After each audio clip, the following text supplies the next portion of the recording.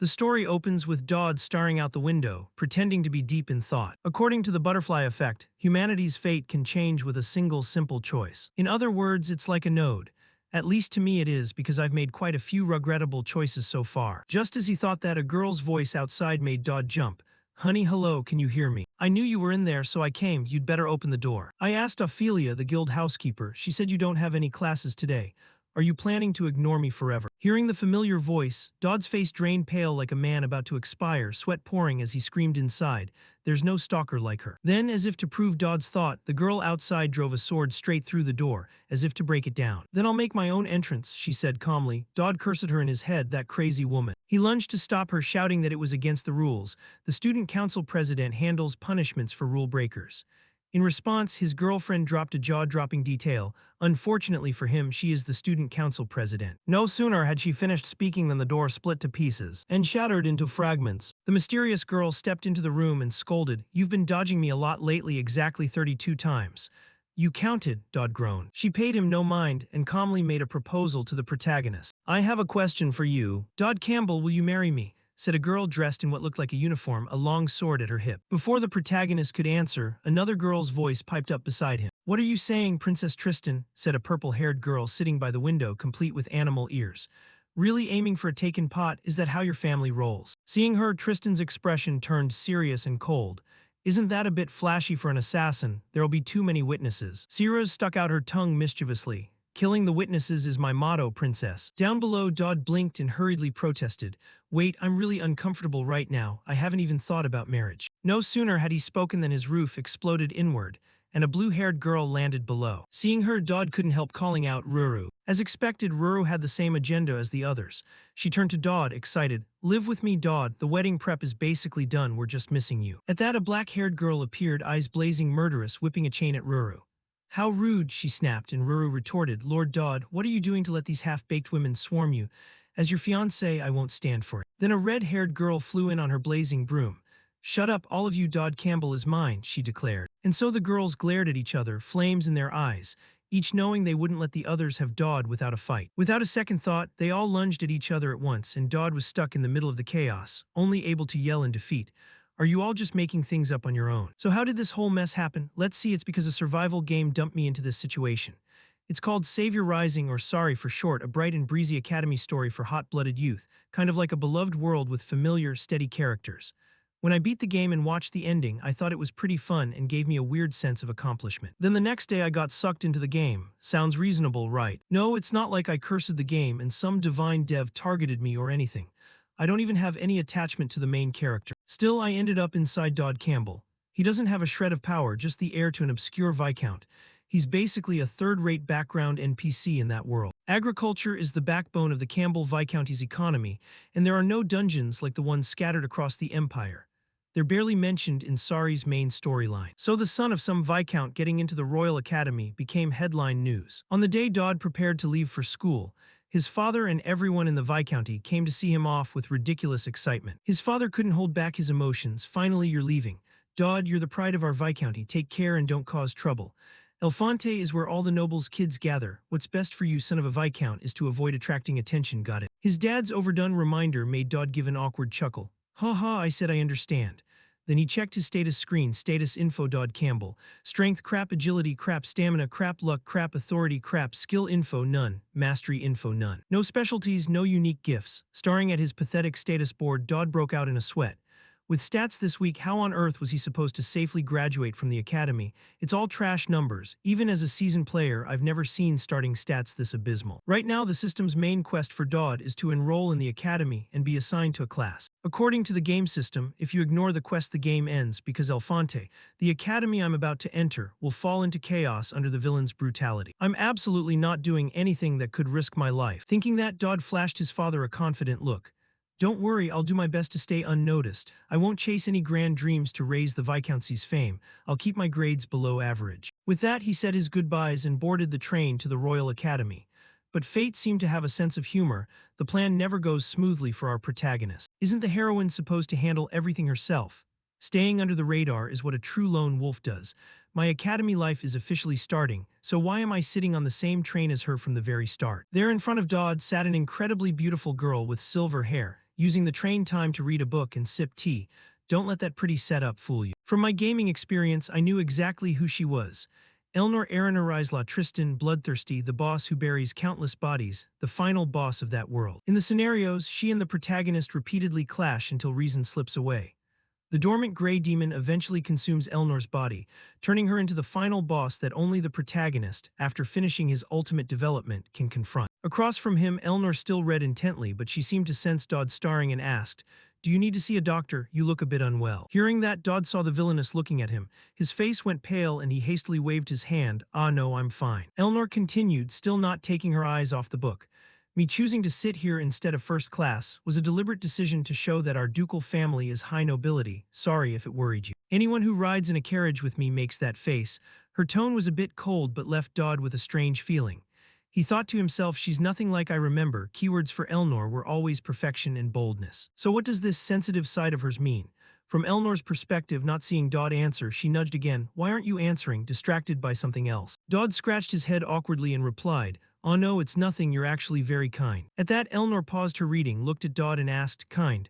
Are you hearing things or did we meet before?" Dodd immediately flushed, cursed himself silently and hastily explained, "Oh no, I just heard you're rather strict." Seeing his flustered state, Elnor sighed and returned to her book. "You're a strange one." Dodd forced a crooked smile. "Yeah, I've heard that one a lot, heh." Then he secretly prayed to whatever gods existed. "I'm just a background extra, stay away, don't get involved with me. I should stay quiet and stare out the window." Then again, the scenery looked majestic, there's even a boulder rolling toward us. Realizing that, Dodd snapped awake. His eyes bulged and the giant rock hurtled right toward the glass. With no other way to save himself, Dodd immediately turned to beg Elnor, "Student Council President, forgive me." Saying that, he reached toward her. A second later, the massive rock slammed into the carriage, causing a huge explosion, smoke billowing straight up. But despite the sudden crash, Dodd and Elnor were safe. Some sort of necklace was protecting them. Dodd realized this and lunged to hug Elnor tight to get inside the pendant's protective rain. Elnor always carried that gear that recognizes and forges armor for a grown skeleton.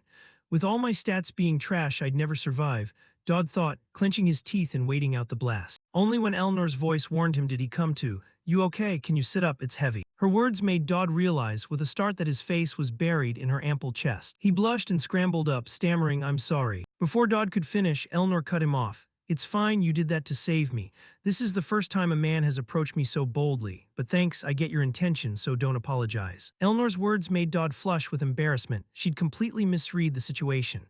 Godly Dodd dove at her just for the armor, she had no idea his true motive. Elnor sat up, adjusted her hair, and asked his name. From the protagonist's view, the question made him uneasy. If I answer, will I keep running into her?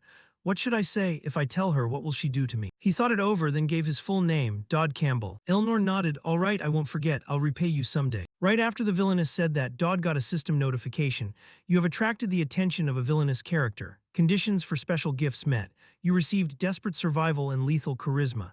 Seeing that message, Dodd's face went completely blank. Time flew by, and a team of medics had already arrived at the train crash site to treat the wounded. Was it because this train was from Alphonte? Thanks to special security measures, casualties were few. Those checked over can now walk away. Next, Dodd climbed into a carriage to continue his journey. While traveling, he took the chance to review the special gift notifications. Gift 1, Linked Fate.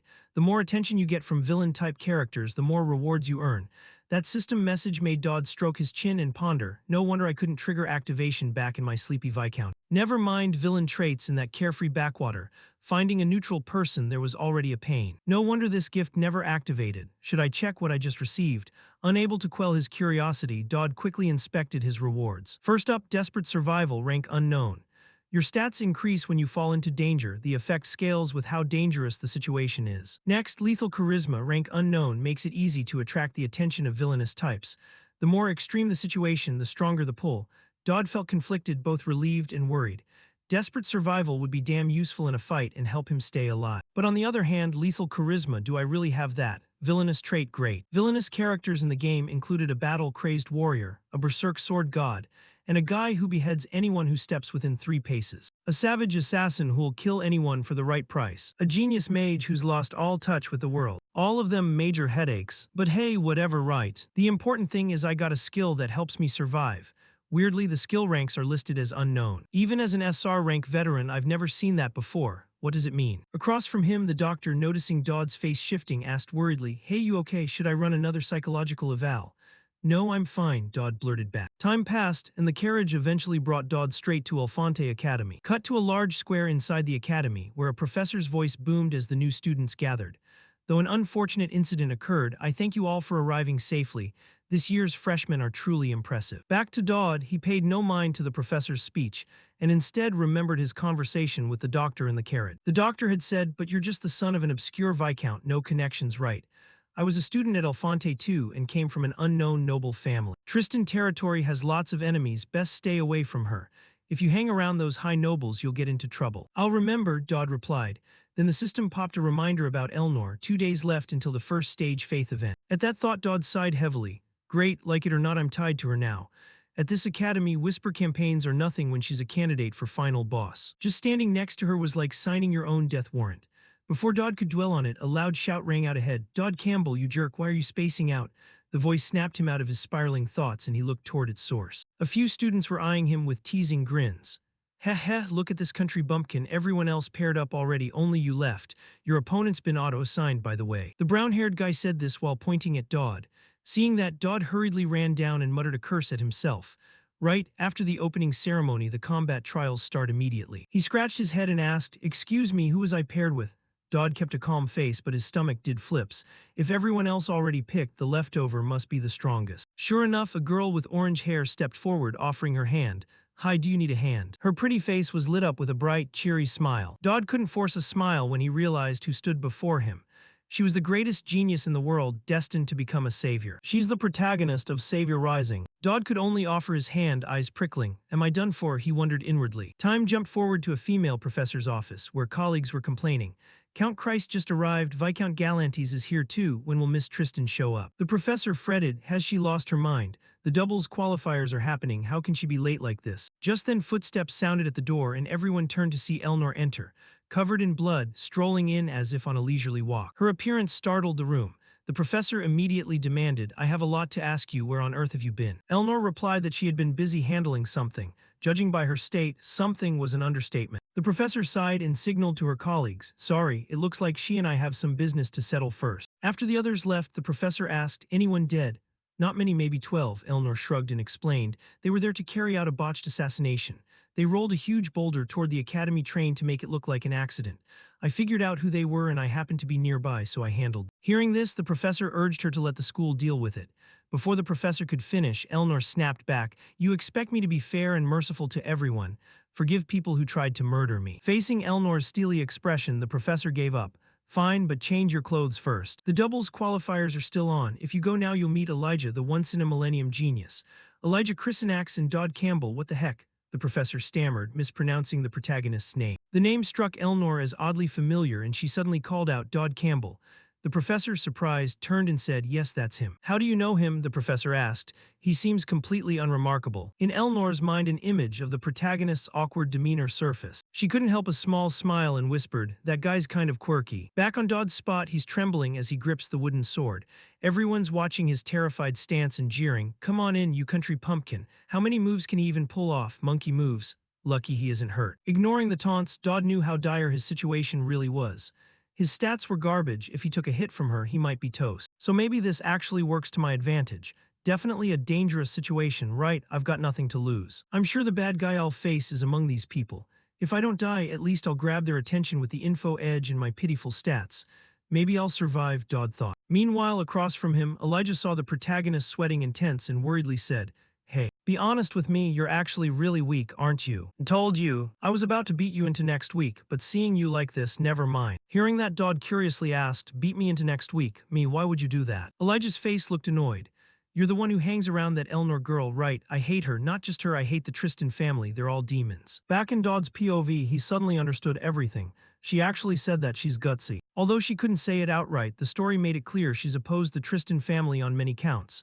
"I get it, family scandal." Thinking quickly, Dodd explained, "I was just in the same place as her, that's all." Elijah didn't buy the excuse. "But you remind me of her face, you annoy me, so I'll hurt you." "But shall we pretend to fight?" Hearing that, our hero could only give a bitter groan. Honestly, that offer sounded kinda tempting. "If I don't get stronger in 2 days, my life is on the line. The only way to survive is to make everyone here notice me." With that in mind, despite being terrified, Dodd forced his shaking body calm and managed, "I guess I can go all out against you. Actually, I kinda like her," he added.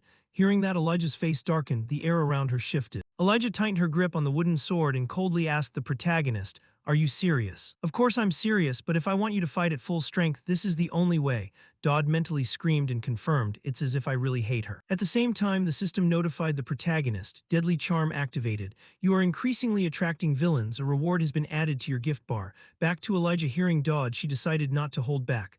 "Oh, fine, I won't regret this." She loaded power into her legs and shot forward like an arrow, pulling her sword back for a lightning swing. At that speed, her attack instantly sliced Dodd's sword tip in two. Luckily, he kept his eyes wide on Elijah's movement, so he could barely duck his head back and dodge at the last second. Though Dodd couldn't hide the panic on his face, his dodge surprised Elijah a bit. "Oh, you dodged that, so you're not completely weak. Then I'll hit harder." Elijah took up an attacking stance again, and this time she was serious. Just looking at her sword stance made Dodd's hair stand on end. A stream of red system alerts kept flashing, danger detected. Danger isn't life-threatening, activate desperate plea for survival.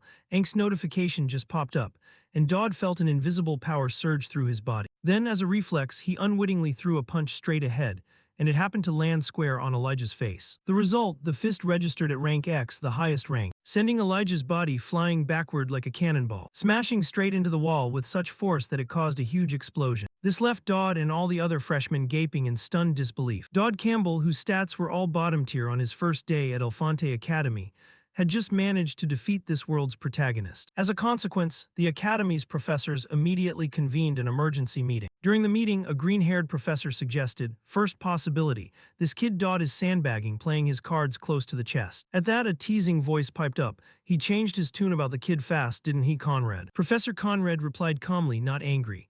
"Either way, this doesn't add up. Everyone here is sharp enough to know he had no combat skill or power before the doubles match." "But that hit packed a punch." "What do you mean packed a punch?" asked a professor opposite. Conrad paused 2 seconds, then elaborated. "What I mean is, not just Elijah Chrysanax. No one would have come out okay after taking that blow. First, I estimate the chance he beat future warrior Elijah Chrysanax normally is 0. But through banned substances, tools, or some method, he temporarily boosted his strength. The other possibility is that he really is a prodigy." His words fell silent over the other professors in the room. No one had an immediate rebuttal. After a dozen seconds, a pretty blue-haired professor adjusted her glasses and added, "His victory is hard to accept. Kendrid, the border marquis and Elijah's patron, won't sit quietly. But if we ignore a student with such huge potential, it'd be a great loss for our academy. Soon we'll know whether he's a fraud or not, so let's wait and see what unfolds." Her remark made Professor Conrad puzzled. "What do you mean?" The female professor answered evenly. "This year's intake has some interesting kids. Some are so unique we must treat them specially. If this student truly is special as you say, I'm sure he'll find his place among this year's freshmen." And so Dodd defeating Elijah with a single blow sparked a wildfire of gossip, even hitting the hot news. All eyes turned to him. Dodd Campbell, who is he really? Maybe the son of the Imperial Knight Commander, maybe the greatest talent the Academy has ever seen, a shocking new star who stumbled into fame on his first day. Staring at the newspaper in his hands, Dodd sighed like a man about to die. The news back home and in this game, are they for real? He tossed the paper aside and checked the system notice about character info rewards for Elnor Aranariz La Tristan. Trust level 1 rose to trust level 2. Reward, character event D1 from Count Lupin, curiosity level 1 granted 50 points. From Count, interest level 3 granted 140 points. Reading these lines, Dodd quickly pieced a few things together. So curiosity becomes interest, then trust, and I can spend the points I earn in the points shop. The one who's the most curious is Elnor, but why the final boss? The person who should have 0 interest in me is suddenly so into me. Despite freaking out inside, Dodd quickly claimed the reward. It was Elnor's gift. He'd unlocked the Tristan family swordsmanship trait. The unexpectedly sweet prize made his eyes pop. The family famous for swordsmanship, let's see about that. Sure, their clan's tied to demons, but screw it. After speaking, he also noticed that the girl Elijah was now as curious about him as a cat with laser pointers. But he still couldn't figure out why he was here with them. The reward's only for villains who show genuine interest in me, and she's not a villain nor is she that interested. Just as he thought that, and before he could swap it for Dodd to study further, a knock suddenly sounded from outside, making him jolt and turn around. Then a familiar voice called out, "Is this Dodd Campbell's room?" "It's me, Elijah Chrysanax, mind if I come in?" Back in Dodd's view, he had sworn to himself he'd avoid main characters and villains, so when this heroine approached, his face went pale.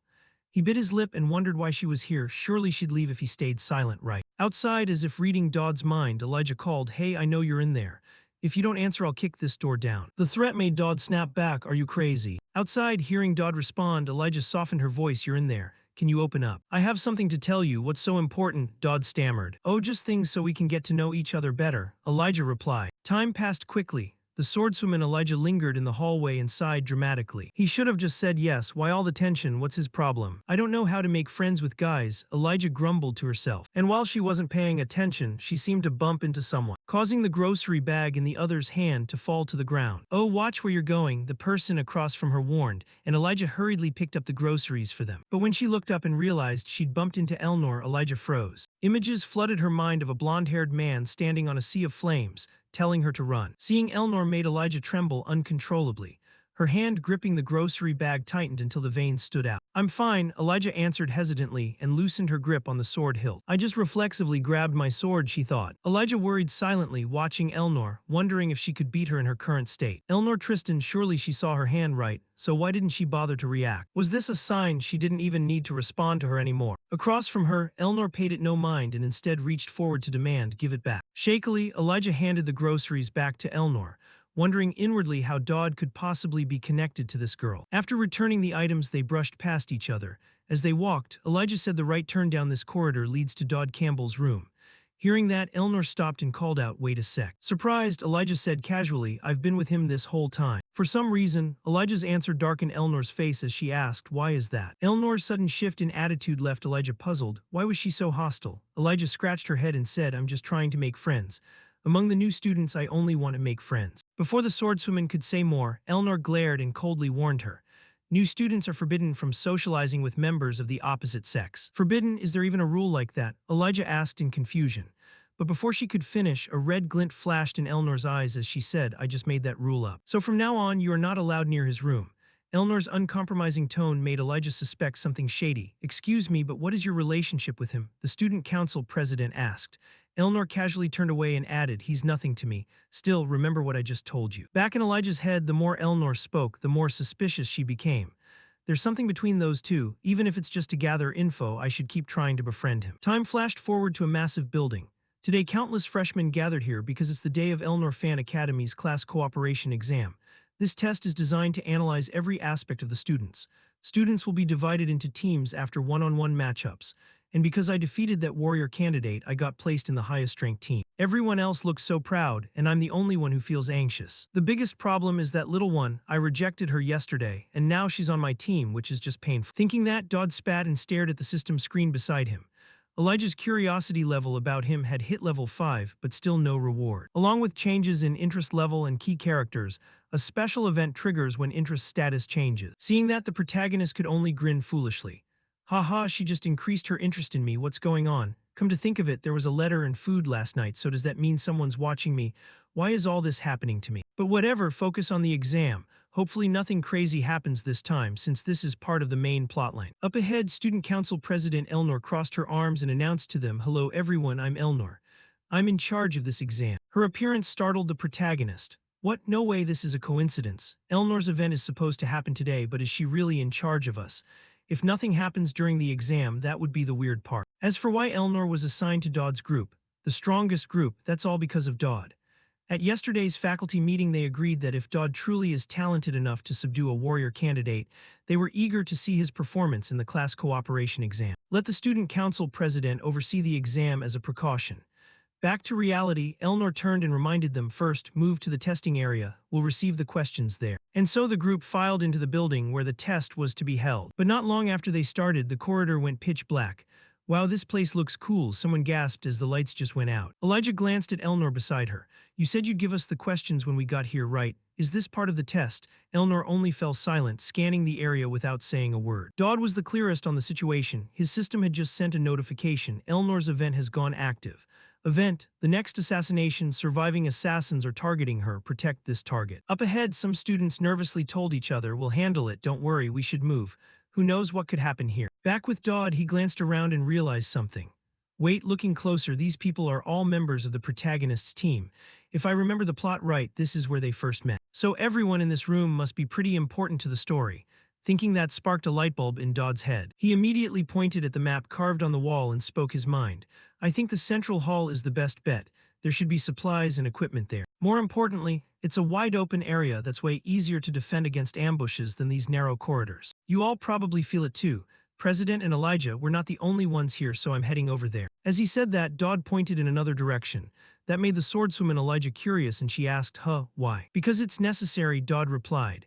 Elijah still didn't really get his plan and pressed, why do we have to? That way is totally away from the central hall. Dodd answered with a very serious face. I can't say, but this is important, I'll explain later. Yes, very important. I'm not lying to them, what could be more important than saving my own skin, right? So even without fully understanding the protagonist's motives, the group quickly split up. Elnor's team moved to the main hall while Dodd took a completely different route.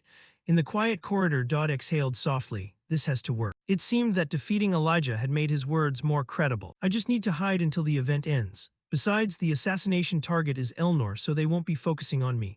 I'll find a corner and quietly wait it out. That was Dodd's plan, but if everything went his way all the time, life would be boring. Suddenly a voice rang from behind him. I'm here to fix the lights, can you show me the way? My eyes aren't great in the dark. Hearing that, Dodd glanced at the guy and the system immediately warned him. Danger detected. Back with Elnor's group, they'd reached the grand hall area. By now, every freshman in the group sensed the presence of assassins hiding in the shadows. Then a girl dressed like a cleric in the group nervously asked, Hey Elijah, do you think Dodd can handle himself alone? What if something happens? Elijah, fully trusting Dodd's plan, replied confidently, whatever he's up to, he must have a plan. Besides, something's about to go down for us anyway. Back at Dodd's position, he was leading the stranger behind him. As they walked, the assassin thought, the vanguard was wiped out by that cunning witch already. But that would only be if we weren't. Even this guy was easily deceived. A pro assassin like me can size up someone's skill just by watching how they move. This guy's a total amateur, I can toy with him before I finish him. I'll take over his body and off Miss Tristan. With that thought, the assassin dropped his disguise to reveal a different face, drew a short razor-sharp blade, and coldly told the protagonist, nice work, time to reward you. Back in Dodd's corner, seeing the assassin's true face, he breathed a sigh of relief as if all his worries drained away. Phew, thank the stars, so it's you, Hazem. If the opponent had been any stronger, I might have been in real danger. I'm honestly so relieved. Your swagger's still the same crusty booger I remember. Desperate survival. Across from him, the assassin grew a bit irritated at Dodd's nonchalance. What the hell is he saying? I'm speechless. Still, he's just a weakling. I'll finish him right now. No sooner thought than done, the assassin lunged forward without a second's hesitation. Meanwhile, Dodd gripped a wooden staff. The duel between them officially began. Cut to Elnor's group. Their fight with the assassins was underway, more like the assassins were getting beaten to a pulp. Each assassin's body was tossed into the walls. Spells, swordplay, and incantations exploded everywhere. The assassins' cries and groans rang out non-stop, as they couldn't withstand the students' overwhelming power. What the these guys are weaker than I thought, a red-haired student called out. Elsewhere, the swordswoman Elijah barked orders, Falkas, freeze them. Then she shot a glance at Elnor. With a single swing, she easily sent 4 assassins crashing into the wall in front of her. The blow was so powerful that when their bodies hit the wall, it left huge gouges. Next, Elnor plunged her sword into an assassin's arm and demanded, besides you, was anyone else sent? If you don't answer, I'll snap your neck. She twisted the blade slightly, opening the wound further. The assassin screamed in agony. Unable to bear the pain, he spilled everything. After hearing that, Elnor asked again, you mean Hazem of the Crescent Moon? Is he in this building or nearby? The assassin, still not beaten enough, stayed defiant. I won't tell you. As soon as the words left his mouth, Elnor stomped his face into the floor and warned, he's here with us, right? From below, the assassin felt like his skull was about to be crushed. With no choice left, he betrayed Hazem. Yes, he's following behind us. Watching this, Elijah asked curiously, why would you go that far? Elnor slowly turned back and reminded them they tried to kill me. And Hazem of the Crescent Moon is an assassin who can take someone else's form by killing them.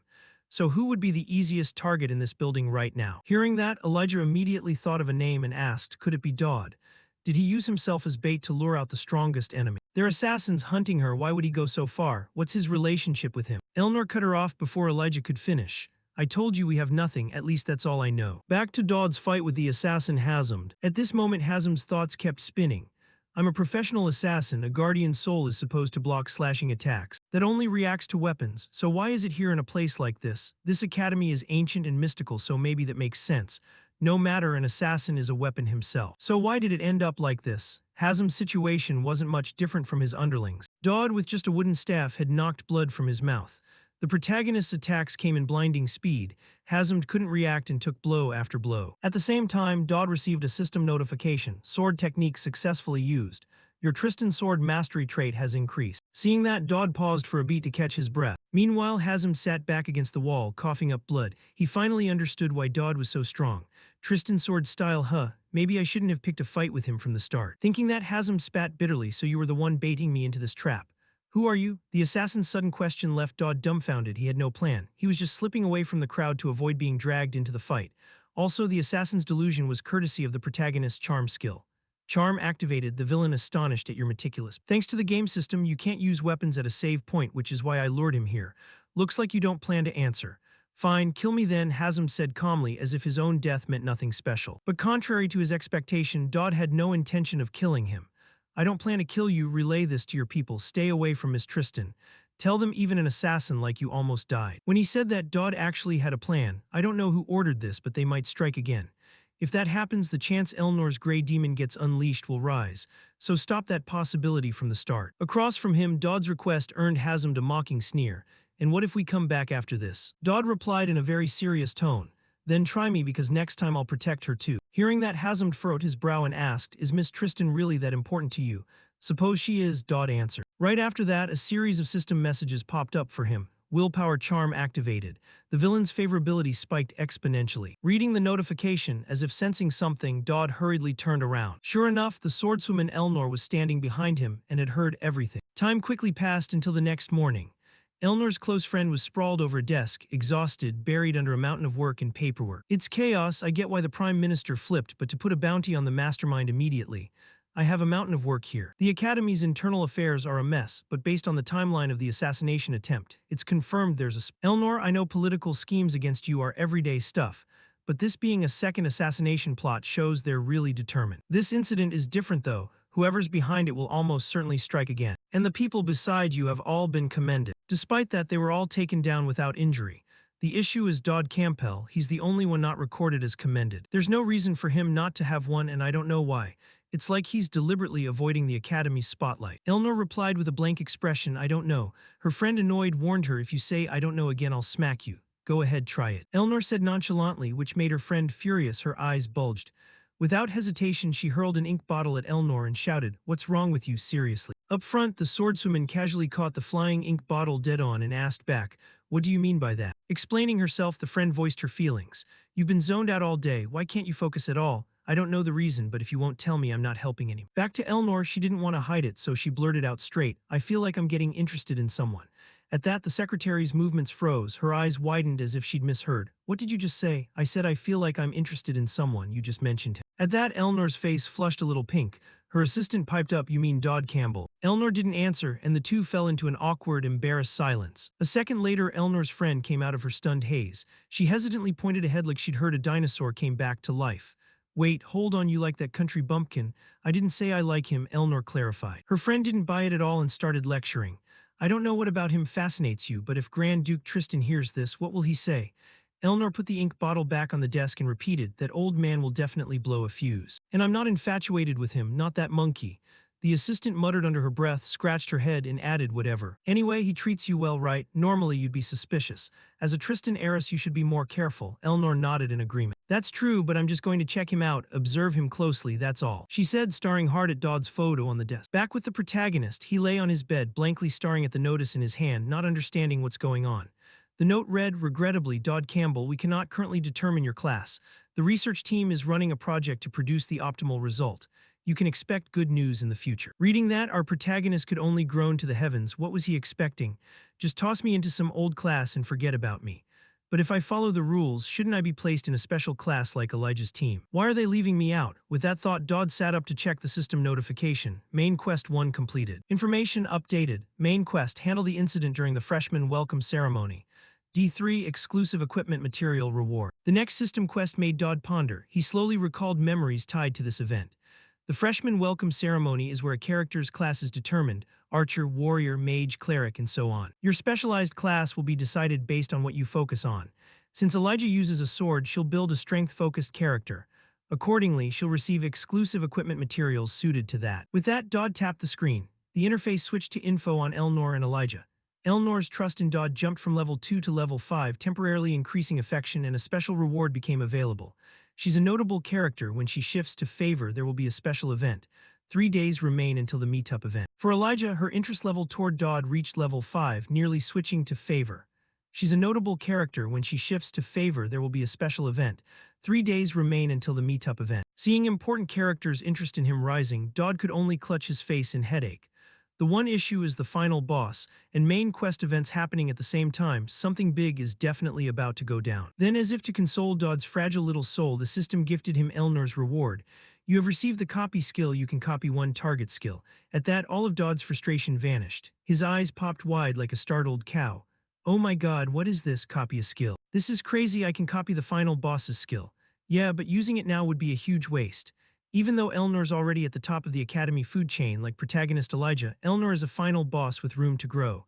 She'll get more broken skills later, so there's no reason to waste the copy skill right now. For now, I'll prepare for the event in 3 days. Luckily, I already know some things that will help me survive. Thinking that, Dodd's eyes lit up. Time quickly passed until evening. Cut to the old gear warehouse. Our Dodd was wearing all black with a half-face mask. He'd used a low-tier agility potion, a glossy mask boosting agility at low level, and lightweight silent boots at low level, all bought with shop points. Feeling his body go light as a feather, he nodded with satisfaction. Using shop points really is great. After getting past the security, I finally reached the so-called treasure farming spot for the grindfolk. With that in mind, he crept up to the warehouse and immediately climbed the wall and jumped inside. At the same time, he ate a stamina cookie that restored vigor faster than anything else. Sounds like an ad, but the effects are real. Time to poke around. Dodd whispered and dove into the pile of old gear stacked in front of him. While munching the cookie, he carefully inspected each item. I found everything else, but the most important thing is still missing. Saying that, he slid out a small box and immediately found what he needed. What he was looking for was a golden censer. There it is, the ultimate divine relic, an ancient censer housing millennia-old power. Nice, finally I have everything I need. With that thought, Dodd hurriedly pulled the censer from the pile. Of course, nothing ever goes smoothly as he thought. Though small, the censer was actually what kept the whole stack of junk standing. The moment Dodd pulled the censer out, the pile's stability was gone and it started to wobble wildly. And of course, what had to happen happened. A second later, the entire heap of old gear came crashing down, kicking up a cloud of dust in the warehouse. And by coincidence, when the dust settled, Dodd found himself holding a beautiful girl with glossy black hair. But our hero had no time to admire her looks. He recognized who she was. She was Yuria Greyhunter, Chapter 2 boss, nicknamed the Cursed Sword Goddess. The things I just picked up were hers, so she hangs out here. Thinking that, Dodd started sweating from nervousness. Then Yuria's body flashed, and she immediately sprang out of the protagonist's arms. At the same time, Dodd got several bright red alerts. Danger detected, life-threatening situation, desperate plea activation level. As faced with that, Dodd could only stammer, sorry for waking you. Before he finished, Yuria's silhouette appeared behind him. She whipped the chain attached to the sword in her hand toward Dodd with a wind-rending whoosh. One swing shredded the wooden crates ahead, and Dodd had to snap backward to dodge the attack. Faced with Yuria's stormfast, overwhelming strikes, every hair on Dodd's body stood on end. Our protagonist had no choice but to run away like a frantic duck. Yuria has incredibly long reach, so even if he wanted to fight back, he couldn't get close. Last time was just a match with Elijah, but now it's life or death. Even with special grade power, my body still hurts. Thinking that over, Dodd realized he couldn't run forever. So to save his own sorry life, he raised his hands in a calming gesture. It's a misunderstanding. I wasn't going to do anything, please. Across from him, Yuria seemed not to hear a word. She kept whipping the chain sword like a machine, the blade gouging the ground into unrecognizable furrows. Meanwhile, Dodd bounced around like death incarnate, dodging the sword by hairbreadths. But no matter how he dodged, there are limits. Gradually, Yuria was cornering him. Then the swordswoman hurled the blade forward at a wind-tearing speed. But for some reason, just before the sword impaled Dodd's face, it suddenly froze midair and wouldn't move another. With no choice, Yuria yanked the sword back. Actually, Dodd had planned for this. He knew how to avoid being sliced to bits. It was all because of a curse she bore. Within a 3.5-step radius, any enemy would be killed, but she herself couldn't take another step. That's the curse's mechanic. Yuria pointed the sword at Dodd and whispered, "Could you take one step forward?" Of course, Dodd immediately understood what she wanted and refused at once. "Why, so you can chop me up?" "Exactly," Yuria admitted calmly. Dodd stared at her determined face and nearly peed his pants. There was no way out, was there? Just as that thought hit him, a weird sound came from Yuria's stomach. Grumble, grumble, and her face flushed with embarrassment. But that gave our hero an escape idea. Wait, this is her spot, where she isolates herself from everyone. Teachers rarely come here either. That gave Dodd an idea. He tentatively asked, "Hey, want a cookie?" Then produced his stack of stamina cookies as bait. But Yuria was sharp. A little annoyed, she snapped, "I won't fall for that. Are you trying to bribe me with food?" Back to Dodd. Dodd didn't bother arguing. He tossed a cookie forward, and Yuria's mouth automatically opened to catch it like a little puppy. Seeing herself act like that, Yuria blushed and stammered that was a mistake just now to Dodd. Her behavior didn't surprise him in the least. Anyone would be hungry in that condition. You can't reason with a starving person. After feeding the swordswoman until she was full, Dodd finally breathed a sigh of relief. "Hugh, I almost bought it." Yuria, between mouthfuls, asked, but still, who are you? Why are you here? Our protagonist couldn't exactly admit he came to steal, so his big brain cooked up a cover. I'm looking after you on behalf of someone. An acquaintance asked me to care for you. An acquaintance, Yuria said with a puzzled look, waiting for Dodd's answer. Dodd did some quick thinking. That line could be useful later. No way he'd meet Yuria this early in the game, so he kept up the act. Oh right, don't worry, your sister is doing fine in the Holy Nation. The Emperor won't bother the two of you for a while, and you know that without me saying it. For now, stay hidden, I'll come back later. As he said it, a memory about the swordswoman's background popped into his head. Yuria originally came from the Holy Nation. She fled into Elfonte because of the sacred emperor. Her sword is infamous for its evil nature, and as its wielder she also suffers the three-step curse. So it's better to tell her about the only family she has left. She might endure a lot just for that tiny hope. With that, Dodd lucked out, took the sensor, and exited the warehouse safely. Time flew by, and next morning, the new students were rounded up on some cliff ledge. In front of them, a stunning blonde professor smiled and said, "That's the school, that's the training hall, and that's the magic building. Can everyone see? You'll pick your major and minor at the freshman welcome in a few days. Knight, mage, production engineer, and cleric, you all know the options, right?" Down below, a student piped up. "Do the tribes study here with the Holy Nation too?" The teacher nodded and explained, "Yep, that's right. We teach the same things for war and diplomacy here, so don't expect to transfer out. Heh, I'll explain majors in more detail." Dodd already knew most of this, so he calmly crossed his arms and let his mind wander. "This is the info session about the world, but I can't skip it, otherwise all my prep so far will be wasted." Then a brown-haired student asked what Dodd was thinking too.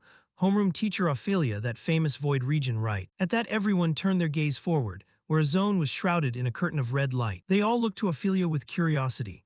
Not keeping them waiting, Ophelia nodded and explained, "Yes, but that area is off-limits. Go there and you'll be punished."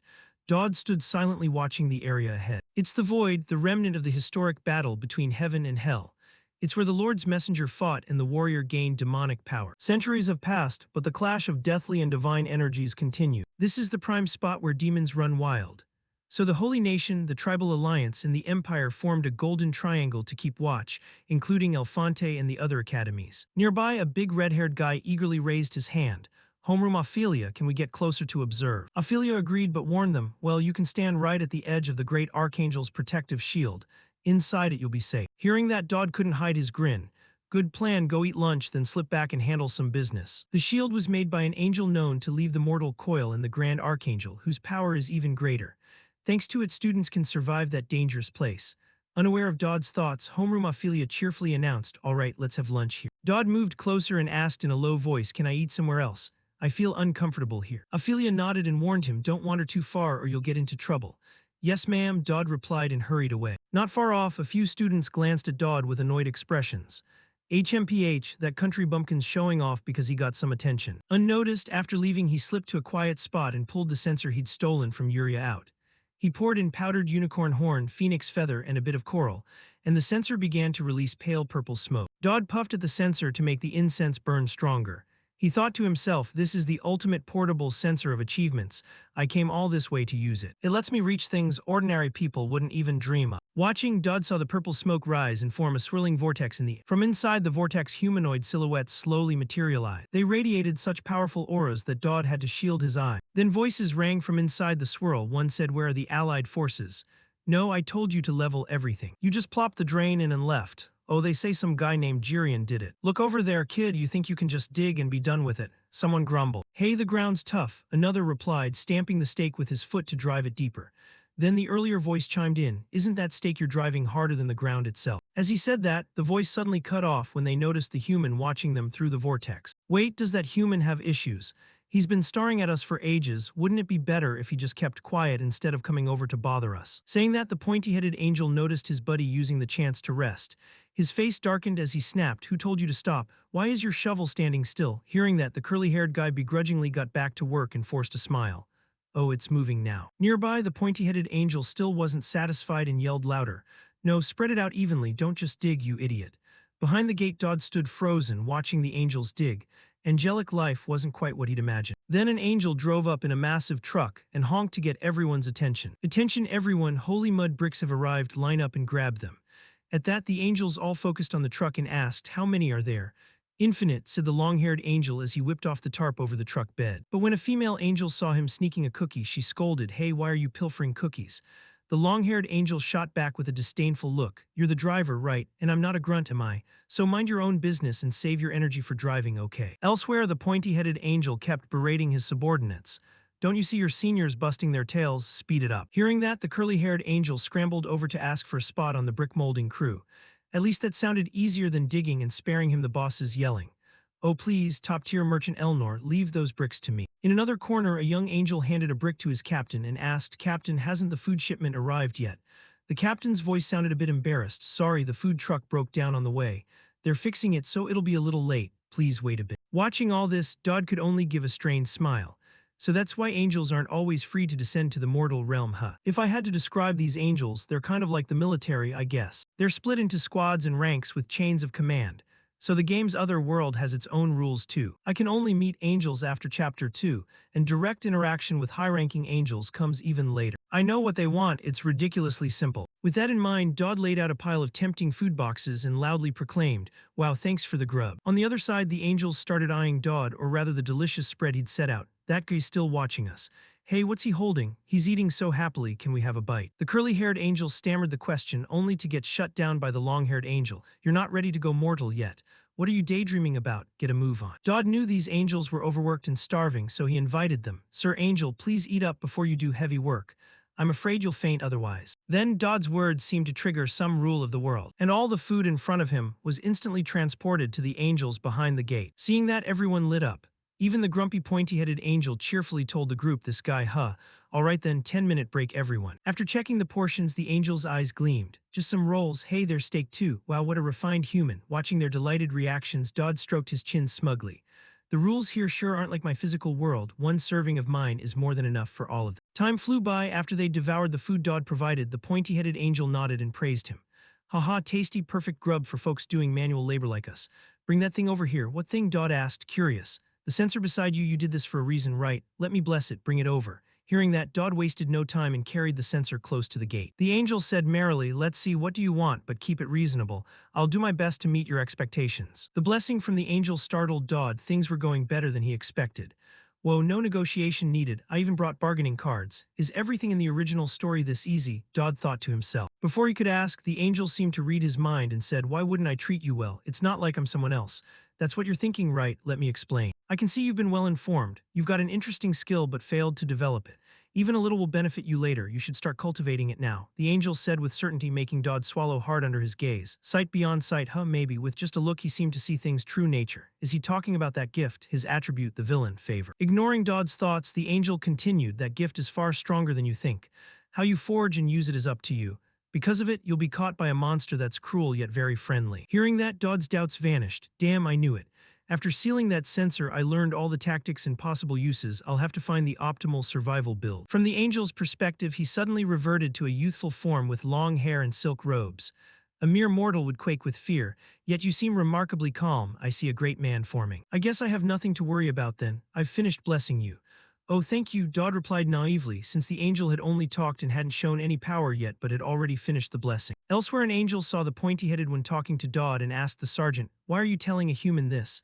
The angel's annoyed look was met by the pointy-headed angel. Have you finished moving those holy mud bricks? Yes, sir, I'm almost done, the other answered and hurried away. As for Dodd, he still didn't fully grasp the angel's cryptic words, cruel but strangely friendly. What on earth does that mean? And a great man, is he overrating me? Dodd wondered. Before disappearing, the angel called out encouragement. Trust yourself, even the smallest things I pass to you. Immediately after those words, the gate in front of Dodd retracted. Back to Dodd, he stood stunned by the earlier words. I'm only trying to survive, I don't want to die. Still, it was a warning from an angel, I should think it over carefully. Thinking that, he turned to inspect the sensor to see what had been blessed. Quickly, notification screens popped up before his eyes. Holy Sensor Grade C contains special power from a divine entity of another world and grants 2 skills. Asceticism Grade C uses a small amount of mana to temporarily convert all bonus points into reserves. 20-second cooldown can be evolved with a Proof of Destiny. Protective Shield Grade C uses a small amount of mana to create a one-time shield and grant a beneficial effect. 20-second cooldown can be evolved with a Holy Mark. Reading these descriptions, Dodd was a bit surprised that a bit of food could buy such a tasty blessing. That angel gave me some really handy perks. The Constitution stat scales with HP, so it'll directly boost my survivability. My Desperation for Life skill also raises stats. I'll milk these skills for all they're worth. And the crucial part is evolution. In this world, crafted things can naturally improve. Getting something like this early on is insanely lucky. But the catch is both skills only need a tiny amount of mana to use. It's basically a dream come true for someone with no mana-related attributes. If I can't use much mana right now, I'll need to find another way to supplement it. And that's exactly why I came here. Dodd stood in a plaza-like spot with countless other trainees all around. The person in front of him complained when he saw Dodd zoning out, not focusing. Is that your special talent or something? You said you wanted to form a duo, right? You do know what a two-person team is, don't you? So where's your teammate then? Dodd smiled confidently and said she'd be here soon. His confidence made the staffer snort. Who would come for a nobody like you? Seeing the doubt on the guy's face, Dodd doubled down. I'm not lying, this place will be packed soon. My teammate isn't just famous, wait and see. He checked his watch, thinking that according to the plot she should show up about now. As if on cue, Elijah's voice rang out from behind. Hello, is this the monster study room? Hearing the familiar voice, our protagonist turned, waved, and greeted her. This change in Dodd came from his meeting with the angel. Truth is I didn't want ties to the protagonist, but maybe I've changed, especially after that angel's advice. From the opposite side, Dodd's greeting made Elijah feel a bit weird. Dodd also proactively offered what he'd mentioned earlier about getting acquainted. So we can be friends now, right? Back to Elijah, she stood stunned by Dodd's words. You're something else, Dodd. Nothing you try here works out and now you remember me. Because that tactic that made them jealous gave me so much trouble. How delusional is he really? She scolded herself inwardly. Time passed quickly as the scene cut to the simulated dungeon at Alfonte Academy. Dodd and Elijah were paired up and inside a simulated battle. Seeing red eyes glinting in the dark, Elijah asked with concern, Dodd, are you sure about this? Hearing her, our protagonist groaned like he'd just woken up. Trust me, I thought you wanted to be friends with me. You remember when we first met and you wanted to beat me up, right? I remember, even though I was the one who got hit, Elijah replied hesitantly. Then, as if sensing the monsters starting to attack, Dodd immediately ordered, if you want to be friends, follow my lead. At 9 o'clock, there are 3 in total. On his cue, Elijah turned to 9 o'clock and promptly saw a wolf barreling toward her with jaws full of fangs. Thanks to the earlier heads-up, she only had to swing her sword to effortlessly decapitate the wolf. But before she could catch her breath, Dodd from behind grinned and added, there are 2 more coming from above. Time sped up and now they faced gigantic roaches. Using his knowledge, Dodd quickly recognized the monsters and called the counter. Their weak spot is on top, aim for the body, not the wings. Hearing that, Elijah in front swung her sword and split the roach clean in 2. But she grit her teeth in annoyance and snapped, stop bossing me around and help me out a little. Dodd seemed not to hear the complaint and kept issuing orders. 2 daggers will fly at you from left and right, just flick them aside. Hold on for 10 seconds, Elijah replied, swinging her sword to bat the 2 flying daggers aside. Dodd smiled and gave the next command. Good, next is a paralyzing toxin, there's a sprayer on the right, destroy it fast. Then dodge the arrows coming from my direction, just stand still. 3, 2, 1 and attacks coming from behind. The rapid-fire directions started to overwhelm Elijah. She barely turned back and luckily blocked a strike from a giant one-eyed monster. Its heavy blow shoved her petite frame backwards. Elijah was furious that all the heavy work fell to her while Dodd stood behind giving 5-fingered orders. Unable to hold back, she yelled, if you knew all that, why don't you do it yourself? We'd level up faster if we actually worked together. From behind, actually Dodd doesn't not want to help, he literally can't. Look, I want to help too, but I can't. I'm a trash-tier character with F-rank stats across the board. To explain, in a simulation there's no intent to kill, so the desperation for survival skill won't trigger. These are artificial entities following pre-programmed action. Because desperation for survival isn't an all-powerful skill, I need to quickly raise my stats. Dodd muttered a reminder to himself while Elijah in front shouted to psych herself up. Come on. She gripped her sword and lunged at the protagonist with a fierce look. The move froze the smile on Dodd's face. Am I being mean? But contrary to what he thought, Elijah was actually protecting him. There was a monster sneaking up on Dodd from behind. Luckily, she reacted in time and with one stroke beheaded the one-eyed creature, saving him from disaster. The sight stunned Dodd for a second. Then confetti strands of many colors suddenly shot out from both sides with a celebratory chime. Speed too fast, you broke the front record. Elijah looked incredulous and asked, what's happening? I fought alone and broke the record. This is a 2-player trial, what on earth is going on? Dodd just smiled nonchalantly in reply, just luck maybe, the next area will be a bit harder, let's keep going. Good luck falling on your face. His casual remark lit Elijah's wrath like gasoline. She ground her teeth, eyes ready to eat him alive. Meanwhile, in the observation room, professors watched Dodd and Elijah's battle through some magical device. After reviewing their performance, a girl wearing the head mage's robes purse nodded and said, Looks like we should allocate more budget to simulation trials next year. Do you think so? Conrad responded, gently patting some man on the head as he answered, probably. This was designed by the department, right? More importantly, I seem lucky that the person I'm watching is the one doing it. Perce blinked in surprise at that. You mean that girl, the chosen one for the next round? They're progressing ridiculously fast, definitely worth watching. Conrad, seeing Perce had misunderstood, clarified, not the girl, him, Dodd Campbell. Hearing that, Perce glanced at Dodd with a bit of disdain. Criticizing that island rocket, isn't he just clinging to the warrior candidate? Conrad sighed over here, immediately guessing Perce didn't get it. That's the problem with wand-twirling mages like her. A warrior candidate can never break records on their. Any normal person would see the warrior candidate as stronger and the key player in a fight. But he's the real key. His teammates' positioning, how he gives orders at just the right moment, his seamless support. Every move he makes shows a freakishly accurate judgment, like he's fought on battlefields 1,000 times over. Thinking that, Conrad couldn't help but suggest, hey Perce, wanna bet? Cut to Dodd and Elijah's location. Suddenly they hear Conrad over a loudspeaker. I'm Conrad Balthador of the Knights Department. After watching you two, I have to say I'm intrigued. The head of the magic department and I made a bet. Can you two break the record we set as rookies? If you actually pull it off, I'll grant you the right to make any one request of Perce. But if this pressures you, I won't force it. Your current record is already an amazing achievement. The challenge was nearly impossible from the start. Dodd didn't need the teacher to say more. He took the bet immediately. No problem, we can do it. Dodd's quick agreement left Elijah standing there stunned. Professor Perce thought Dodd sounded a bit cocky and mocked him. Oh, look at him, not paying attention to that. Conrad added, I bet he'll win. Now get going. Cut to the training area. At that moment, Elnor's close friend complained. What's going on? I get you're here to blow off steam, but you've been overdoing it lately. What's really going on with you? Up ahead, Elnor, sweating from training, spoke up. There's something I want to remember. When I was little, my mother taught me this move, but I can't remember it, so I'm relearning it from scratch. A demon dwells in Tristan blood.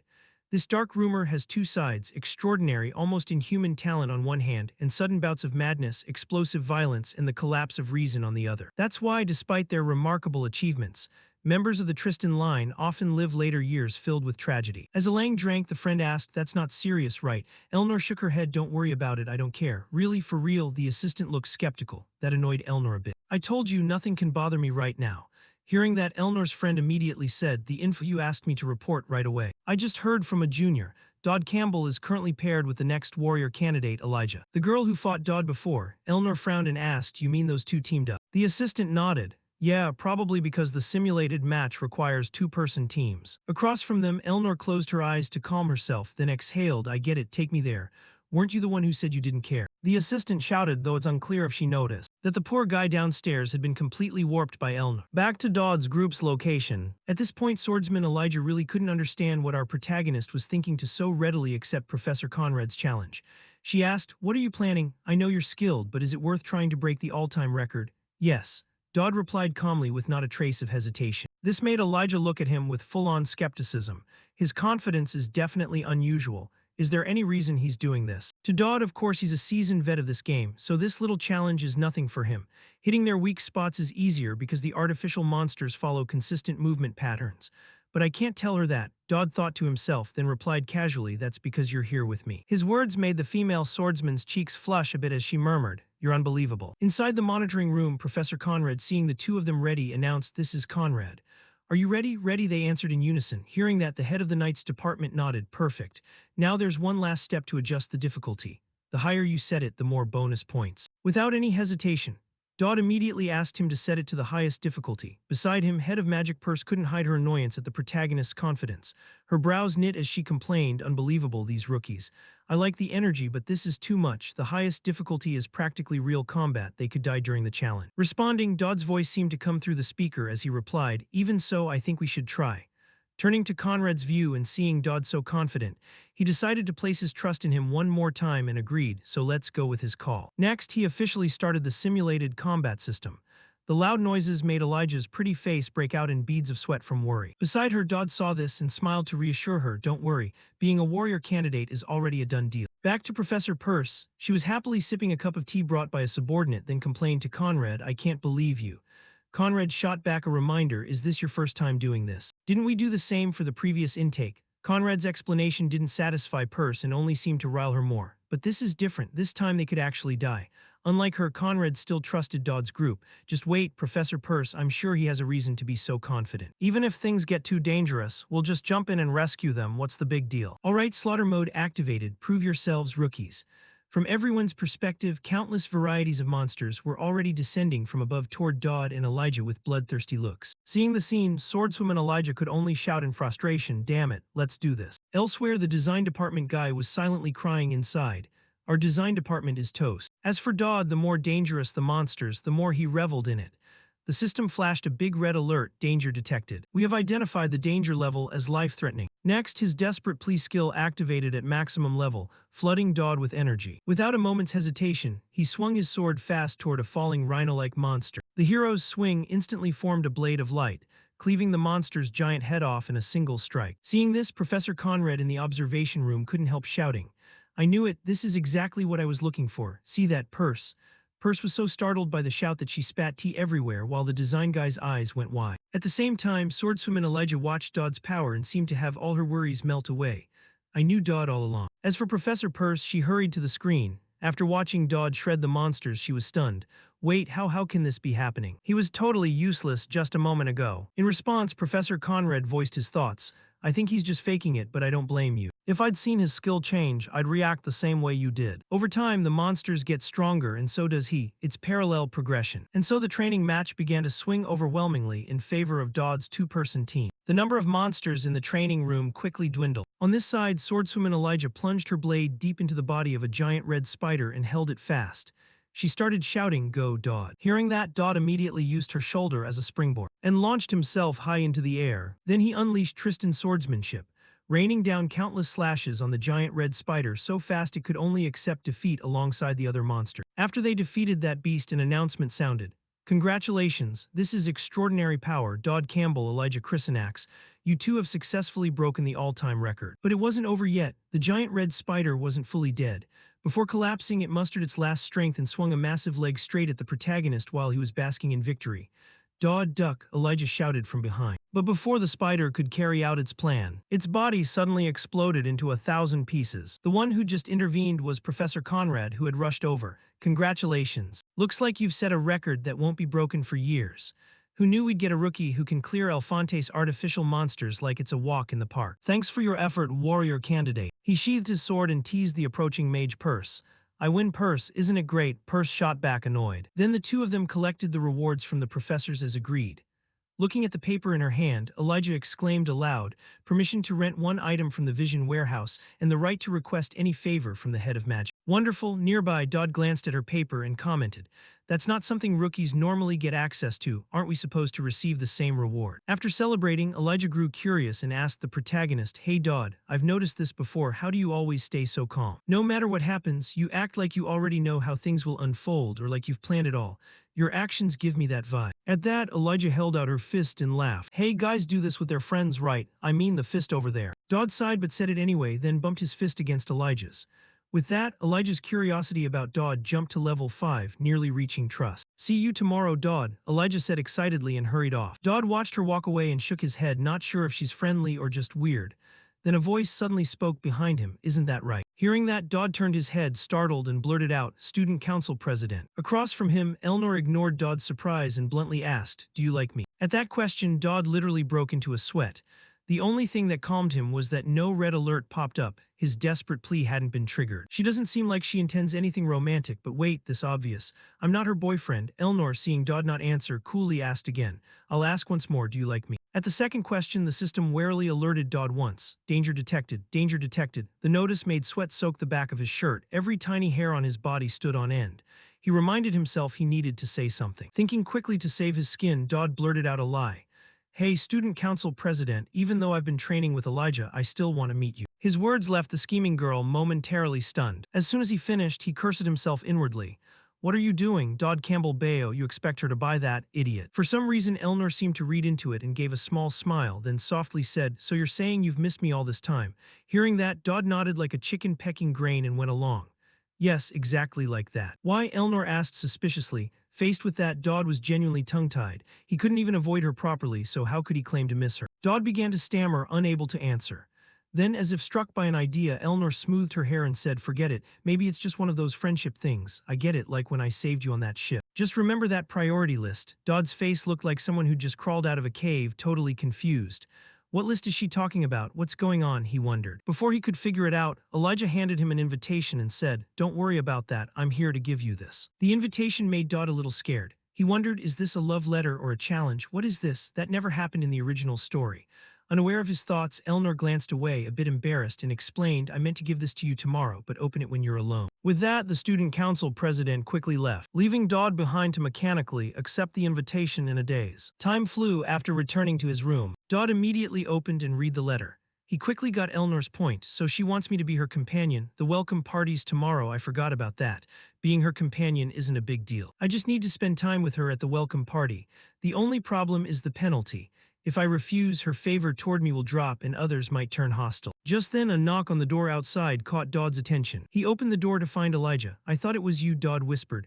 Elijah's eyes brightened. She stroked her chin and smiled. "You've caught on pretty fast." "Here," she said, handing him another invitation. "This one again." Dodd complained, prompting a curious look from Elijah.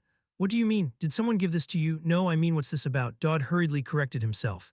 Inside, he already guessed the invitation's content and nearly died on the spot. "Please don't tell me she's asking you for something too." From Elijah's perspective, she didn't explain much and just said with a playful face, "What do you think? A surprise. I already decided during that simulation I have to run.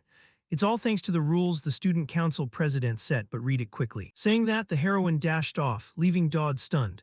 In the end, he could only hold his head and go back to his room to check the letter. How are there so many weird people in this world?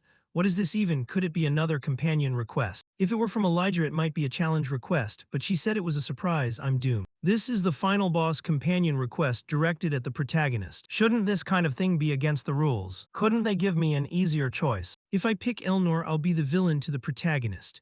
If I pick Elijah, I'll make a rival final boss and might die because of the priority list or whatever. What if I refuse both? I have no idea what to do. Maybe this is happening because both are still in the interested phase. Big problem, should I accept both? The more Dodd thought about it, the more he felt like choosing one and abandoning the other would be like waving at the Grim Reaper. Time flew to the day of the welcome party, cutting to an opulent grand hall packed with students. A voice began to call out, "Hey, aren't you a student from Class A? I'm a Class A student, professor, they're here." Among the crowd, swordswoman Elijah, looking stunning, fanned herself to beat the heat and complained, "Phew, so many people. This is a pigsty. But anyway, thanks for coming with me, Dodd," she said, turning to the protagonist. Dodd, hair parted at the sides, replied with a cold face, "Yeah." Cut to some fountain where another Dodd with a different hairstyle was sitting. To explain, the Dodd accompanying Elijah was actually a clone the protagonist created. It was a 1,000-point decoy Dodd bought from the Point's shop. It creates a copy and grants the clone the original's beneficial effects. At the same time, the system sent an event notice. The two decided to date both people. Great, don't get discovered until the event ends or there will be penalties. Back to Dodd, looking at his info on the system screen, he sighed. "I had to spend all my points, but even if it's only me, maybe it'll work. But even with many people around, the plan could still fail miserably. If anyone sees me and the duplicate in the same place, I'll be exposed. I'll set the clone's personality to the cold gentleman option." Before Dodd could finish thinking, a fierce roar came from nearby, the sound of some monster trapped in an iron cage. It startled Dodd. It was just a monster brought in from outside. It seemed they planned to experiment on it and then it would escape. That would trigger the main event, and all I need to do is survive. With Elnor and Elijah around, it shouldn't be too bad, right? Then, for some reason, the system popped another reminder. "Pheromones, you are no longer just a boy. Purchased, applied." The notice left Dodd dumbfounded, not understanding what was happening. At that moment, Elnor appeared. "You're here, what's that smell? Did you spray something?" She frowned as she asked. Dodd awkwardly replied, "No, the flowers here just have a natural scent." Before Dodd could finish, Elnor's face flushed bright red. She confessed, "I know that scent is from you, but it drives me crazy." Seeing Elnor's flushed, love-struck face, Dodd's biological alarm started blaring non-stop. The warning made him flap his hands like he wanted to brush the scent off. "What the hell are you saying about pheromones? Please stop," he shouted in his head. But in response to his words came some bad news from the system. The pherome effect has been applied to the target, Elnor. The target is doing everything she cannot to be interested in you. Beside him, the icy Elnor started giving the protagonist flirtatious looks and spoke up. "Dodd Campbell, I'm wondering why I'm only realizing this now, but he's more manly than I thought." Hearing that, Dodd couldn't feel happy. He seemed to sense death itself closing in a step. He silently prayed, "Please just stop." Next, to break the tension, Dodd suggested, "Why don't we go to the event? We could swing by some nearby booths, how about it?" For Dodd's suggestion, Elnor saw no problem and nodded in agreement. Fine, lead the way. Back to Dodd's point of view, his offer to take Elnor out had been premeditated. By now, the duplicate and Elijah have probably met. I have to make sure we don't run into them. Please let nothing go wrong. Maybe nothing would happen if this kept up. All the duplicate and I need to do is escort the two of them. Thinking that, Dodd suggested again, hey, how about we grab some snacks from that food stall? Hearing this, Elnor gave him a meaningful glance and replied, all right. Then Dodd led Elnor to the barbecue stand and said, try this wild boar skewer. That was the worst possible suggestion for Elnor. You take care of your figure. I have to lessen the effect of the Pharom. That's Dodd's plan. However, as if fate were cooperating with him and the villainess, her eyes brightened and she asked softly, how did you know I like this? Was it just a coincidence? At that, Dodd started screaming in his head. Oh God, if she thinks I don't like wild boar, I have to both maintain this relationship and keep my distance, and also make sure Elijah stays as far away as possible. After that, they went to a booth selling decorative accessories. Looking at the glittering items, Elnor's steps halted and she said to Dodd, hey, looks like they sell accessories here.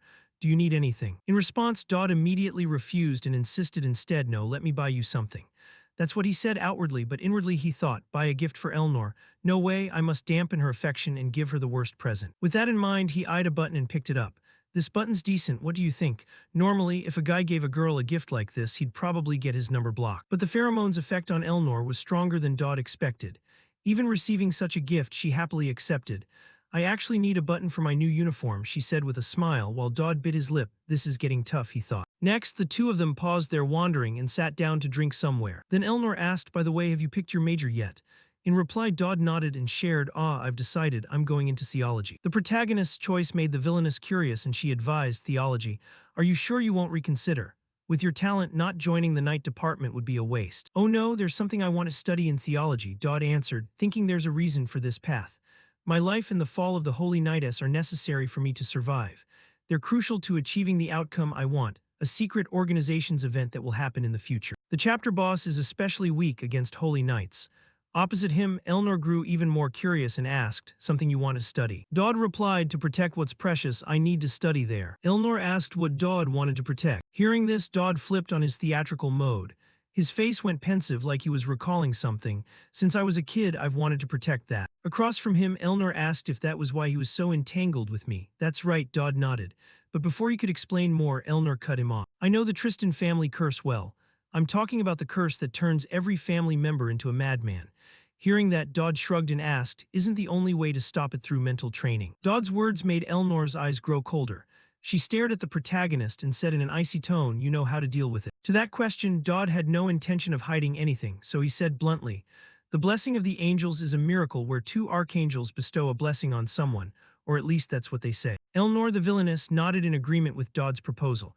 Yes, it's that difficult. So even though the Tristan family achieved a lot, we still fear it. Then how can you be so close to me? Why are you always there when someone tries to assassinate me? What's your angle? Back to Dodd, he fell quiet for a moment, then answered, the thing I want to protect is you. When she heard this, Elnor's shoulders trembled once.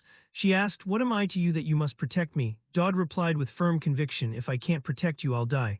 That's it, I have no other reason. Elnor brushed her hair back and forced a laugh, ha, I knew it. But you really are weird. Dodd exhaled heavily and complained, I've said it so many times. I've told her the whole truth, nothing held back.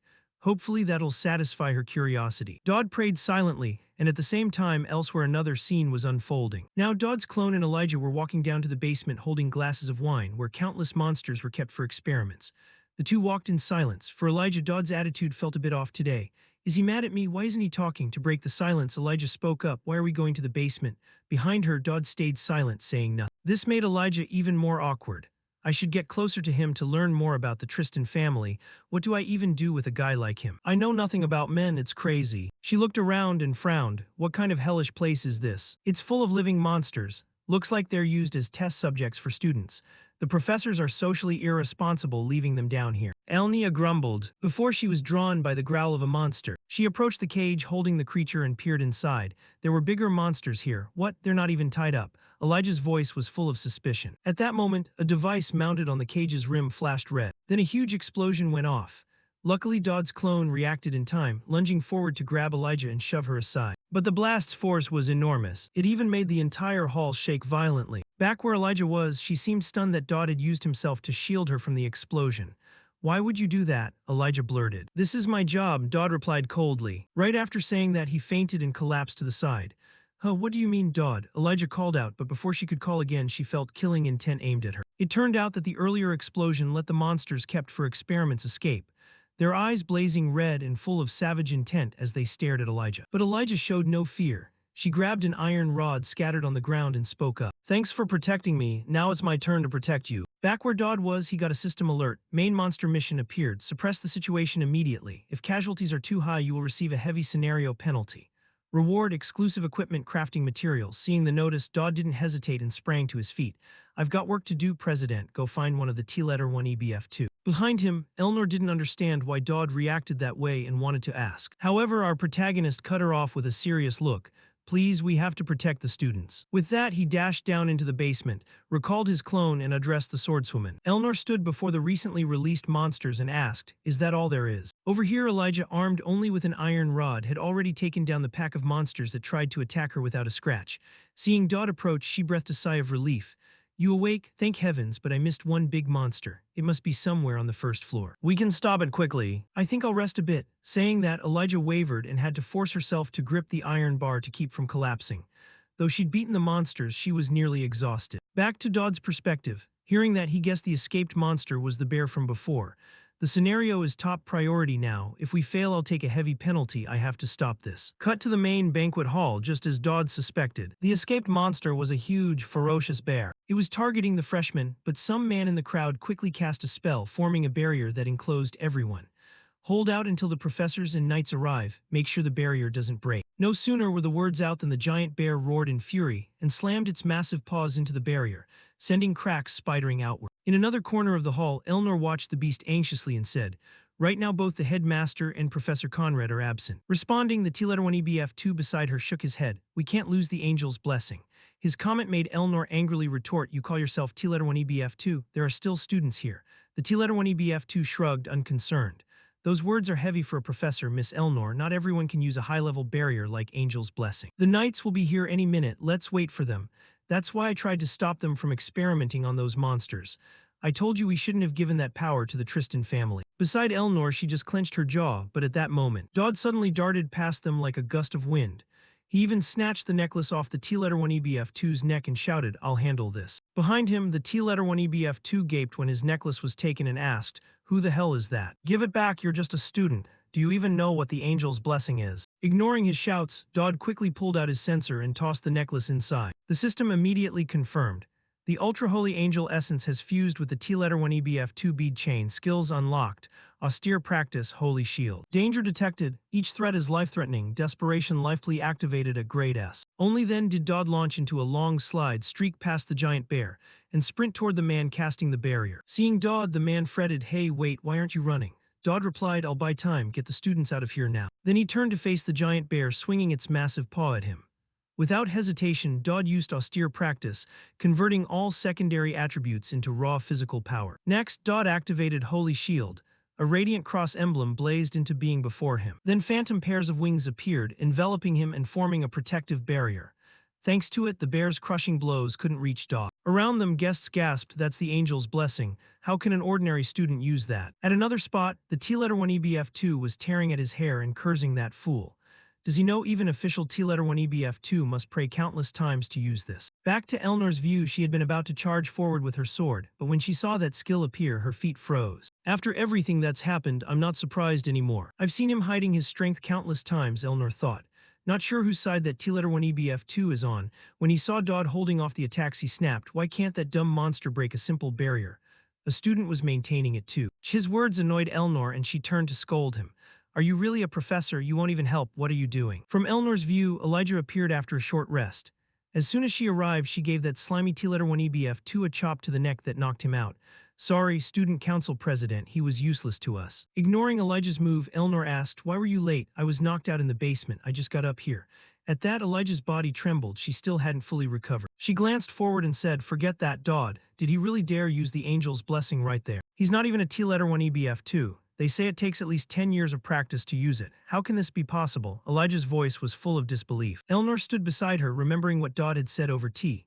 Holy power usable only after 10 years. Elnor's face showed complicated feelings. With just a glance, Elijah seemed to guess her thoughts and added, "Even if that angel's blessing was engraved, There should be limits to how much he can control. You must feel pretty lucky, huh? He does all this for the Tristan family and for you. Otherwise, there's no reason for him to do any of this. Elnor isn't stupid, so she could vaguely piece things together. I've had a hunch about this from the start. He really is a strange one. Inside Elnor's dark inner world, a ray of light seemed to appear. Opposite them, Dodd was gritting his teeth to maintain his holy shield while the giant bear treated him like a punching bag.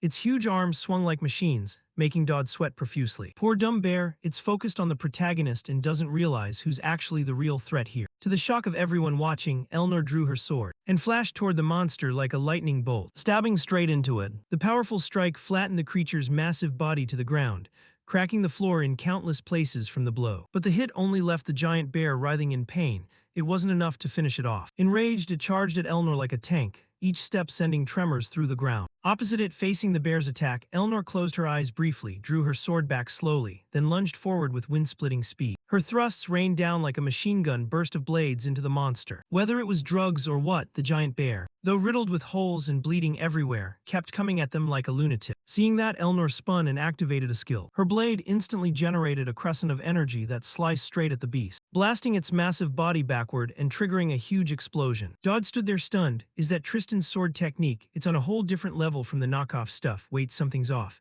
In the original story, Elnor never got involved in scenes like this. As if to confirm matters, the system pinged. Main mission: defeat the monster, 0 casualties, achievement unlocked. Knights will arrive in 30 seconds. Ignoring the notification, Dodd watched Elnor anxiously. All the professors who defended experimenting on live monsters are supporters of the Tristan family. If Elnor gets involved, it basically means she's admitting her own family's guilt. Elnor doesn't care for political maneuvering, so why is she helping us? I don't get it. Finish the mission quickly, deal with that later. Elnor sheathed her sword gently and murmured to herself, "It's over." But surprises never end. Dodd's eyes went wide and he shouted, "Princess, behind you." Following his gaze, Elnor saw the giant bear rear up from the flames, its bony arm swinging straight at her. Like a reflex, Dodd lunged in, activating his holy shield to block the blow for the heroine. But facing a full-force strike, Dodd coughed up blood and passed out on the spot. Time passed quickly. Dodd woke up in the infirmary and a voice nearby said, "You're awake." Hearing that, Dodd rushed to ask, "What about the monster and Elnor?" The blue-haired girl reading a book calmly explained, "The monster was defeated and Elnor is fine. Of course the other students are fine too," which surprised him quite a bit. She closed the book and said, "She's Prime Minister Adelante." And of course our protagonist quickly recognized her identity, Adelante, the immortal who's lived over 1,000 years. Why would someone like her come to see me? Because I used the angel's blessing, Dodd wondered to himself. Unaware of his idle thoughts, Adelante spoke up. "After the first year's confrontation, I never got a chance to talk to you. I'm here to bring some bad news, and some very bad news." She gave a small smile, prompting Dodd, a little worried, to ask, "What is it?" Explaining, Adelante's tone shifted and grew serious. "You've attracted more attention than any other freshman so far. There's never been a case racked with this many problems. From my experience, you're going to run into plenty more trouble in the future. And about the other bad news, what do you know about demons?" Adelante's question left Dodd remarkably calm, as if he weren't too surprised to hear that name mentioned. His reaction amused Adelante, and she said with a smile, "Interesting response, Dodd Campbell. Even with the Prime Minister bringing it up, you don't seem worried at all." Dodd answered with an utterly bored look, "I don't think I should reveal too much of what I really know. If I do, I don't know what you'll try to plot next." "Plot? What do you mean?" Adelante countered. At this point, Dodd began complaining about his own problem. "I'm the only one who still hasn't been assigned a class. Even attending lessons isn't possible." Adelante in front understood why Dodd was upset. "So that's it, you're frustrated because of this situation." "Because of recent events, I had to clean up the aftermath." As she spoke, she snapped her fingers. Immediately, a pitch-black space enveloped them both, ensuring no one could overhear their next conversation. Then Adelante's voice grew very serious. "You may not realize it, but right now the ruling powers have little control over our society. This is a bad time for them. They'll do anything to recruit talented individuals, even dragging them up from hell if necessary." Hearing this, Dodd, drawing on his gaming experience, immediately understood what she was hinting at and added, "The tribal alliance coup changes within the Holy Empire's structure and the heir to the throne. Aren't all the recent incidents because of these? That's the reason for the upheaval." Adelante couldn't hide her surprise at Dodd's clarity, though she nodded in agreement. "You're right, the Golden Triangle may seem like friendly neighbors on the surface. But underneath that veneer there's a fierce competition to snatch up talent. Most students wouldn't care about any of this." Dodd continued, "Exactly, and that's why the whole continent is affected. Everything you're involved in has certainly caught their attention. Even though events have happened, they've taken no action. That makes no sense unless someone's deliberately controlling the information flow. Adelante was even more surprised to hear that Dodd was politically astute. Unaware of Adelante's thoughts, Dodd pressed on. So does that mean if I draw their attention now it would be very dangerous? A cold voice answered, yes, the world could be destroyed. As she spoke, the ground beneath them transformed, showing a scene of countless houses below engulfed in flames. Adelante then pulled out a paper with a strange symbol printed on it and asked, do you recognize this seal? That's why I asked you about demons. Opposite her, Dodd of course recognized the mark. It was the Purifiers' seal. The Purifiers are an organization that worships demonic gods, operating in the shadows. Their sole goal is to summon demon deities to destroy this world. Both Elnor's failed assassination attempt and the monster's escape are suspected to be their doing. Both plots aimed at the Tristan family. There's no guarantee it won't happen a third time, Adelante said calmly, while Dodd, puzzled, asked why she was telling him this. To Dodd's remark, the female professor didn't explain much. Instead, she pulled out a black card with white markings and handed it to the protagonist. I can't tell you why, but I want you to take this. Seeing this, Dodd reached out to take the card. Because he recognized the item, it was the Interdynasty Key, a rule-breaking treasure that can open doors to other worlds. From Adelante's perspective, seeing Dodd neither shocked nor questioned the card, she remarked, judging by your face, I'm sure you know what it is already, right? Keep it safe and show me how far you can go. If I'm pleased with your progress, I'll give you a few more gifts. Keep our conversation secret. With that, Adelante snapped and dispelled the dark space. Dodd hurriedly promised he wouldn't breathe a word about their talk. Next, while pouring herself a cup of tea, Adelante seemed to recall something and asked, hey, how are you getting along these days with the warrior candidate and the Tristan heiress? Her question carried an implication that made Dodd wince. He didn't understand why Adelante was asking, but he answered, we're fine. Adelante smiled back, I hope you stay that way. Why is there any reason I should do that? Dodd asked curiously. Adelante's smile stretched until her eyes nearly shut. Yes, if you don't, the world will end. Again, why is the world so fragile? Dodd shouted. Adelante burst out laughing at his reaction. Haha, I'm not lying. Anyway, the final goal of this plan can only be achieved through the three of you, she thought to herself. Time passed quickly. Dodd looked at the black card in his hand and sighed with resigned weight. Phew, Apocalypse, I'll think about that later. But I can't believe she gave me this. Players aren't supposed to have this item, so something's wrong with the main script. A sense of dread began to creep into the protagonist's mind. Before he could dwell on it, Professor Conrad's voice called from behind. Oh, there you are, I've been looking for you, Dodd Campbell. Hearing that, Dodd turned and replied, you're looking for me. What's the matter, sir? As he spoke, he quickly hid the black card behind his back. Conrad, knowing Dodd was worried about not being assigned a class, had come to sort it out. You may not be placed yet, but I can't let you skip school forever. This is a temporary assignment. Starting tomorrow, you'll study with these people, he said as he tossed a sheet of paper to Dodd. After just a glance, Dodd's eyes widened, because he realized he'd be in the same class as the two people he least wanted to be stuck with. First, Class President Elnor Aaron Arislaw Tristan, and Vice President Elijah Chrysanax. Seeing those two names, sweat immediately broke out on Dodd's face. The apocalypse is coming, he shouted. Back to Dodd, he could only sigh inwardly. Those two have been like this for a while, and thanks to them all the attention ended up on him just because he's stuck between the warrior candidate and the Tristan family. Whatever, focus on your own business, he muttered as he checked the system screen. Elnor's trust in Dodd had just shifted from trust level 5 to favor level 1. A reward is ready to claim. Oh snap, Dodd yelled and hurried to check the reward.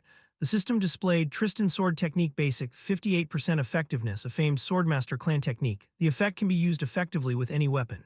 Basic Deep Breathing Technique, a breathing method that pushes endurance and physical stamina to the limit.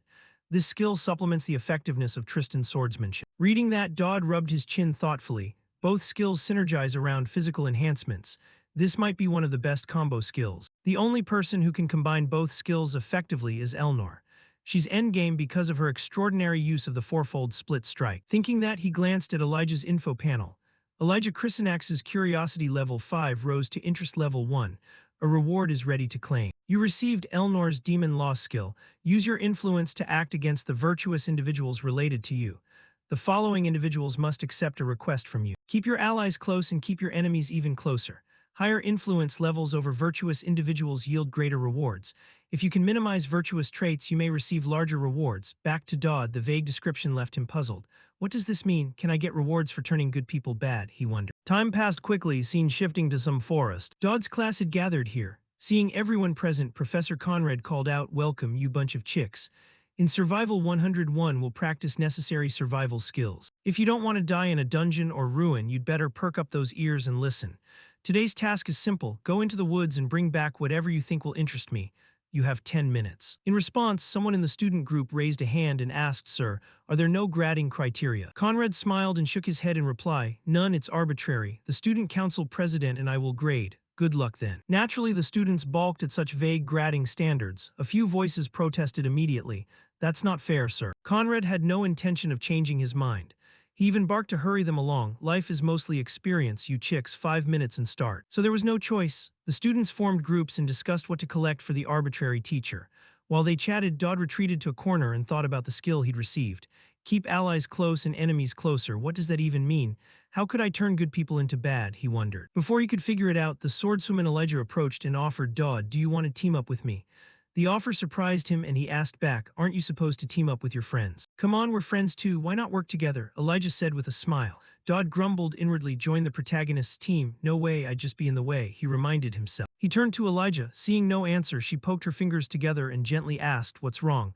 You not feeling well today? Dodd responded with a cold face. No, it's just that we're not that close. His words made Elijah's smile stiffen and fade. Then, whether out of annoyance or something else, the heroine spun on her heel and walked away. Tough luck, huh, fine by me. Not far off, the nun watched this and felt a little worried for her close friend. Meanwhile, Dodd glanced at Elijah and thought, that sounded harsh, she looks annoyed. Just then, a long-haired guy came over to bother Dodd. Dodd Campbell, what's your relationship with the warrior candidate? He heard the call, looked up, and quickly recalled the info about the person standing before him. Tullian Arman. He's the second best in the class after Elijah. Later, he even becomes a mid-boss in Chapter 1. What's his problem? Dodd wondered inwardly and replied, just a little acquaintance. Tullian's face grew angrier and he said coldly, there's a lot of ugly talk about the outcome of that fight.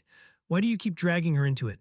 At the same time, a notification popped up reminding the protagonist, Elnor's devil law has pulled a virtuous person in thanks to your reputation. Reading that notification, Dodd started to catch on. A glint lit his eyes and he thought, a status updated. Looks like I met the condition by pissing him off. He might be a future sub-boss, I could use him. And that also activated the devil law. Unaware of Dodd's schemes, Tullian ground his teeth and demanded, tell me the truth, was that fight fixed? Don't try to hide it from me. Dodd stood and leaned in to whisper with a loaded tone. Yes, it was rigged. Either you wanted it that way, watching your target lose to a pathetic swing. Have you noticed the gap between us? Dodd said with a mocking smile, while Tullian's eyes widened in fury. As if to teach Dodd a lesson, the blonde Tullian proposed. So why don't we bet? Let's wager on who scores higher in this exercise, what do you say? Dodd, not one to pass up a bet, accepted immediately. All right then, perfect. Back to Professor Conrad and the Student Council President Elnor. The professor seemed to notice something and said, hey, Student Council President, didn't I tell you to help grade? Don't you think this is a bit arbitrary? Elnor shrugged and replied, I've been serious from the start. Her nonchalant answer made the professor stare in confusion. Really? Then explain why Dodd Campbell already has a dark Dodd score before submitting anything. Because he deserved it, Elnor said, glancing aside as if avoiding Conrad's gaze. Of course Conrad couldn't accept that. He shouted, what did you just say? Ahead, Elnor gave Conrad an irritated look and asked if he wasn't happy with her grading. Conrad replied, why don't you try seeing it from my perspective? Elnor shot back, then why don't you observe him yourself to verify why he deserves a dark Dodd score? I'll be right back. With that, she turned as if to leave. But Conrad wouldn't let her go so easily. He grabbed her shoulder and pulled her back. Hey, wait a sec. I know you're trying to get close to him. Elnor, Conrad said. Elnor replied with a bored face, of course not. I just don't want her alone with the warrior candidate. Something could happen between them. Let me go check. Conrad responded firmly, fine, even if I forbid you to join, I can totally kick you out. How's that? At that, even the villainous Elnor fell silent. Cut to the nun's position, Elijah's close friend. She watched Elijah with worried eyes. Today she seems unusually off. From the nun's perspective, Elijah was fighting the monsters with full gusto, like she was using them to beat the heck out of her frustration. Not far off, the big red-headed guy exhaled and remarked, all the strongest monsters are clustered here. Did something special move in recently? The blonde archer nodded and explained, you guessed it, this is a rare mineral zone. If we can snag some gems, we'll avoid low grades. Hearing that, the brown-haired guy with glasses gave orders, all right, pause the hunt. Luca, help me move those mineral deposits. Up front, Elijah's inner irritation seemed to swell, and she unleashed all her anger on the monsters. Every punch sent a wolf flying sky-high. Weirdly, a blackish-purple light was gathering in the center of her chest. The only one who could sense it was the nun behind her. It made her uneasy, the color of darkness, thick emotion, I can see it all. Though she kept it hidden, she was definitely very angry. With that in mind, the nun couldn't let it go on and asked, hey Elijah, how have you been lately? Elijah wiped the scowl from her face and replied, nothing special lately. Hearing that, the nun couldn't hide her worry and added, still, if something bothering you, I can. Elijah brushed off the concern. What are you talking about? Nothing's wrong. The nun felt a bit stumped. He says that, but I worry his emotions could overwhelm his reason. She thought to herself and said, I know something's bothering you. Opposite her, Elijah sat down at the tree root and sighed, admitting it. Phew, was it that obvious? I can never lie to you, Trisha. Then the nun Trisha quickly picked up the Dodd Campbell situation. He keeps his distance from you. Does he just want to be friends with Dodd? Beside Elijah, someone replied, a little annoyed. We've been through a lot together recently, but I don't think there's any need to put up a boundary like that. To that, Trisha asked skeptically, maybe it's not Dodd's true intention after all. Hearing that, Elijah shot a glance over and said, you're not serious. What do you even mean by that? To answer that, Trisha voiced her thoughts. He's just a guy from a minor noble family and you're a candidate warrior. If people see you two together, they'll have a field day gossiping. At this, Elijah's small face shifted and he panicked, asking again, is this how he's trying to help me? Although Trisha wasn't sure if it was true, she went along to calm Elijah. Right, he's probably worried he might cause unnecessary trouble. Even if he keeps his distance now, once his reputation's solidified, he'll still consider you an important friend. Does he really think that? Elijah rubbed his chin, wondered for a beat, then brought up Dodd. Right now he's hauling ass to escape Talian's attack. Meanwhile, a flood of system notices popped up beside him. Talian's rage is peaking. You've made him suffer utter humiliation. Your negative influence has become permanent. You've triggered the demon rule and received an order reward. From behind, I tightened my spear and charged forward as fast as I could. His voice and face were full of fury. You bastard, I'll kill you. I'll skewer you like a kebab. Saying that, I gritted my teeth and lunged the spear forward like a machine gun, making Dodd's scalp tingle. You grit your teeth and pour every ounce of energy into accelerating. Seeing Dodd only run and refuse to fight made Talian even angrier. Don't just run, fight like a real man. Why do you always take the finishing blow after I've done the heavy lifting? Up ahead, Dodd heard this and suddenly spun around, holding up a hand to stop me. Wait, hold on. His words made Talian freeze and wait for the protagonist's next line. But once again, Talian was disappointed when Dodd's reply turned out to be teasing. If that's the case, wanna split the loot? Looking at Dodd's obnoxious face, the blonde guy seemed to have reached his limit. He slowly pulled the spear back and went into a throwing stance. Magic condensed at the spear tip, sending errant bolts of lightning crackling outward. Then, without hesitation, Talian put his weight into his arm and threw with all his might. The spear sliced through the air and plunged forward. However, before it had gone several meters, it collided with some sword, the spear's tip being sliced clean in two by the blade. The surprise left Talian staring blankly, while the protagonist forgot all about fleeing. Turning to see who had intervened, it was none other than Elijah.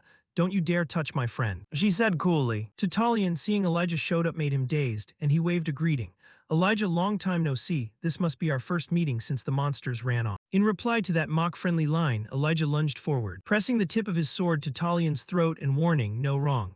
This is the first time after you lost to me. Beside them, Dodd watched this sweating, thinking to himself, where on earth did she come from? Back to my perspective. Looking at the blade at my neck, he forced out, ha ha, great to see you again. Elijah wasn't about to waste time on pointless pleasantries and cut straight to it. What were you planning to do with Dodd just now? Don't tell me you were harassing him. No, Elijah, I was just, he stammered an explanation. But the swordswoman didn't even give him time to finish and executed a leg sweep, sending Talian sprawling to the ground. Then she planted a foot on him, pointed her sword at his face and warned, I don't want to hear your excuses down there. Talian looked like he was about to soil himself. I get it, but why are you always protecting him? A talented guy like you, if he tried to give advice and you weren't having it, you'd cut him off. You don't need to care who I befriend. I hate people who act superior and then get mad at others. But he's deceiving all of us, Talian shouted. Then he shook his head, denying it. He's only doing this to teach us a lesson. He's not some senselessly cruel person. Dodd isn't like that. Do you want to be taken out in one hit like last time? Elijah said, staring at Talian with a razor gaze. Those words seemed to snap him awake. Could I have died? At the thought, the hairs on Talian's arms stood on end. All his fighting spirit evaporated, and he hurriedly turned and knelt before Dodd. Sorry, Dodd, I won't come near you without permission anymore. Elijah, seeing Talian accept defeat, sheathed her sword with relief and calmly said, try to get along okay. With that, she left as coldly as she had appeared, which left Dodd a little pensive. As a candidate warrior, she's excellent at teaching people a lesson. Makes you wonder if we're still friends. At this moment, I guess we're still friends, at least for now.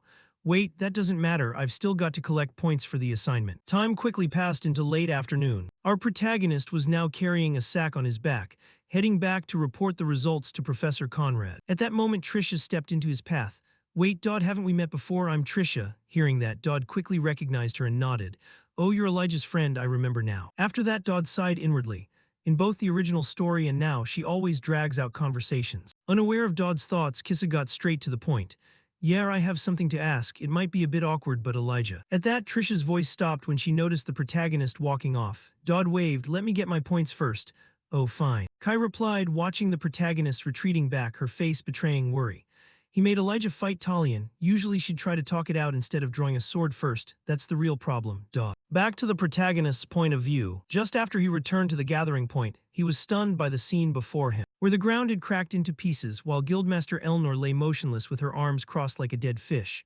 Dodd couldn't help but shout, what the hell happened here? Explaining the situation, Professor Conrad groused, that damn guildmaster insisted on entering the woods, so I told her she had to get past me first. Turns out I won, seeing Elnor still unmoving, he teased. But you've improved, hey, were you playing dead? Conrad smiled while Dodd screamed in his head, this school's crazy, just punish her already.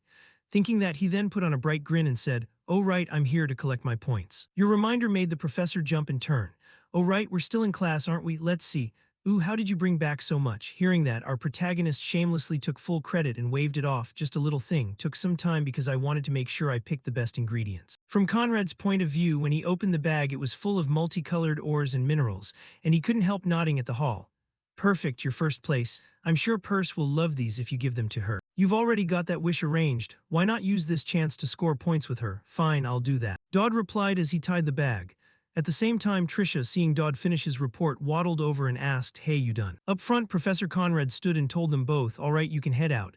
Class is dismissed, but Kai, take care of her, okay? Yes, sir. Kai hurriedly answered and then turned to Dodd. Dodd, please look after Elijah, but don't be too nice to her. Every time she talks about you, she goes all gooey. I'm worried this could get worse. To that nun's warning, our Dodd could only manage a crooked smile. I'm grateful for the heads up, but honestly kinda scared too. Thinking that, he waved and agreed. All right, don't worry, Trisha, I'll do my best. You better if you want to survive this. She might not even notice. But I do, if he slips even once, Elijah can go off the deep end. Trisha told herself, then began using her magic to heal Elnor. Time flew by and the scene shifted to the magic department, where Dodd was now present to meet Professor Purse and lay out his request. The professor, sipping her tea, raised an eyebrow and asked, you want to use your wish this early? Yes, I need something from the goddess of magic, Dodd said with a grin. Purse asked, can't you wait a bit longer? Dodd said Purse wasn't the only one tasked with fulfilling requests. Purse replied that nobody's stopping anyone if Dodd doesn't use his wish. Putting silly remarks aside, Dodd hadn't come to casually ask Percy for favors. He wanted to prepare for what was coming. To survive the upcoming purge fight, he needed every advantage. Not knowing Dodd's true purpose, Purse sighed and said, I've been ordered by Chancellor Adelante to support you as much as possible. As long as it's not used for other purposes, I'll help. What do you want? Hearing that, Dodd involuntarily gulped. He began remembering the rewards he'd received in Professor Conrad's class earlier. You received a reward from Elijah, 500 points. You received an evil seed. You can exchange it for a special skill in the points shop. The list of purchasable skills has been updated. Elijah Chrisenak sealed a negative once. You can use the evil rule once. Talion Man sealed a negative once. You can use the evil rule once. The special skills effects are far better than any item. That's fine for now, but there's still a lot to prepare. Dodd Campbell is far too weak to withstand the Purge's Dodd-type attacks. That's why I need it. Thinking that, Dodd rubbed his chin and described what he wanted. I need a cannon that could blow this whole academy away. Across from him, Professor Purse heard his request and her face went blank. She stared at Dodd with dead fish eyes and a few seconds later seemed to come back to herself. She stood up straight from her chair and demanded, Dodd, are you out of your mind? Creating it is one thing, but where do you plan to use it? Hearing that, Dodd could tell Purse was about to explode with anger. He immediately pulled out the signed agreement and cut her off. Wait, Professor, it's clearly stated in the agreement that you must carry out any normal request. Something that simple can't possibly stump the head of the magic department. Purse's eyes narrowed in response. She stared at the paper and complained irritably, you want me to craft a weapon? That's not a normal request. Dodd kept persuading her, a promise is a promise, right? I'm not going to use it to hurt anyone. I just have something that needs to be destroyed in one hit, otherwise it'll be a huge hassle. That makes me even more worried, you idiot, Purse yelled. But then, as if remembering Adelante's instructions, the professor sighed. Fine, I suppose you must have your reasons. And since you've helped deal with the recent monsters, I'll make the cannon for you. Dodd Campbell. Yes, thank you, Professor Purse, Dodd replied. For some reason, the female professor then murmured absent-mindedly. Unbelievable, not only do you apparently have 4 people in your harem, but you make people think you'll save the world too. A harem? Dodd asked curiously. Purse suddenly realized she'd slipped up, went flustered and scolded Dodd. Oh my god, what's wrong with my head? I lost focus just talking to you, it's all your fault, Dodd. All because Professor Purse is 30 and still single. Honestly, that's an alarmingly high number for any woman. Seeing her panic, Dodd quickly tried to calm her. Please, calm down, I've got one more request for my wish. The professor promised Elijah and me that she'd give each of us an item from the Phantasmal Archive. Can I claim mine now? Time flew. Dodd walked down the corridor thinking about his next steps. Great, so I'm allowed to build the cannon. Now I just need to gather the materials. I can collect all of them with the interrealm key. Looks like things are going according to plan. At that moment, an orange-haired gentleman dressed like nobility, carrying a cane, called out to him, "Hey kid, you're Dodd Campbell, right?" Hearing his name, the protagonist looked up and answered, "Yes, that's me." The stranger smiled when Dodd confirmed and said, "Fancy running into you here, what a coincidence. My name is Galdier Riverback. I'm from the Purification Charity Fund." Facing Galdier, Dodd couldn't help sweating nervously. He quickly realized who this guy was. What a joke. That fund is just a front for money laundering. Galdier Riverback is the chapter's big boss, also known as the Purifier. He's the leader of the Fires of Wrath. Unaware that Dodd already knew his identity and background, Galdier still smiled and handed him a business card. "I've actually heard some rumors about you. You single-handedly stopped a monster from escaping, right? That's not something an ordinary person could do without courage or extraordinary skill. Quite impressive. Whenever I meet an extraordinary student like you, I wonder what their future holds. I'd very much like to dine with you. Are you available? I also really look forward to talking with you." Dodd, of course, didn't want to chat with a chapter boss, so he brushed it off. "I think right now is fine for a chat." After saying that, he mentally pondered the plot. In the original story, this guy would approach Elijah and bother her. So why is he coming to me? Don't tell me this system thinks I'm the main character. No way, that can't be right. The more Dodd thought, the more tangled he felt. He scratched his head and said, "I'll think about it." Across from him, Galdier took Dodd's hesitation as agreement and turned to leave. "Meet me at Sunset Eye in 3 days, I'll be waiting." Seeing him decide for them like that, Dodd secretly cursed 18 generations of his ancestors under his breath. "Hey, I said I'd think about it, damn it." Then he glanced at the shiny business card. Its gold-plated glare nearly blinded him. "Ouch, my eyes," he thought. "Fine, I'll go," the protagonist muttered inwardly. The truth was, he had no way to dodge this event. As before, things were either on or off. What I can do, what I know, what I don't, and all the risk factors. If I weigh everything here, beating the Purifier isn't impossible, but I still don't get why I'm stepping into Elijah's role. Maybe I messed things up from the start, but for now I'll handle the immediate stuff and worry about the rest later. With that in mind, and to make sure he survived the meet with that Galdier fellow, Dodd went to get his health insurance sorted. Outside a certain room, Dodd ground his teeth. He raised his trembling hand, knocked on the door, and called in, "Elnor, are you there?" Hearing the familiar voice, Guildmaster Elnor sounded a bit surprised and asked back, "Dodd, what are you doing here?" Dodd hesitated and replied, "Oh, you don't have to come out, I just have a small favor to ask. Are you free in 3 days?" At the same time, Elnor's assistant was in the room, complaining about returning books on time. "Guildmaster, you haven't even read any of them, they're just collecting dust. Did you rent them just to admire the covers? Don't I have to pay late fees because of you?" Elnor put a finger to the assistant's mouth to stop her from going on. Unaware of that, Dodd continued, "Guildmaster, I want you to come with me somewhere that day. Just the two of us." Elnor asked again. "Yep, that's right." Dodd nodded. "Where to?" Elnor asked. "There's a place called Sunset Eye, do you know it?" Dodd named the spot where Galdier had arranged to meet. The assistant's eyes went wide. "Hey, that's a famous date spot." Before she could say more, Elnor shoved her aside and asked Dodd quietly, "I know, so why do you want me to go with you?" Explaining, Dodd only stammered that he'd tell Elnor when they met that day. Cut to some time in Elijah's past, she sat sulking on a hill of flowers. A voice called from behind, "Hey Elijah, so you're here after all." Elijah muttered back, "Shut up." The voice went on, "Come on," I said, "I'm sorry, I won't tease you anymore." At that, Elijah spun around, eyes rimmed with tears. "Liar. You think pushing me down the hill was a joke?" Her brother could only scratch his head awkwardly. "Well, next time I'll attack you while you're still on the ground." "Stop bullying your sister," Elijah shouted. Her brother rubbed his hands and laughed it off. "Haha, I'm just joking. I just want you to get stronger, right? I don't want my sister to get beaten by someone. Here, try some cookies I brought from the Baron," he said, offering a paper bag. But Elijah, still annoyed, said no thanks. Still, she snatched the bag away and asked, "Did you steal these?" "Hey, don't say steal, I only took the leftovers," the brother hurried to correct. Then he sat beside Elijah and shared, "Thanks to the Baron, I'll be promoted to squire right away. I'll go to the battlefield, get to try new things, and see the world. Who knows, maybe I'll even earn the title of guard." Elijah chewed a cookie and said skeptically, "Keep dreaming.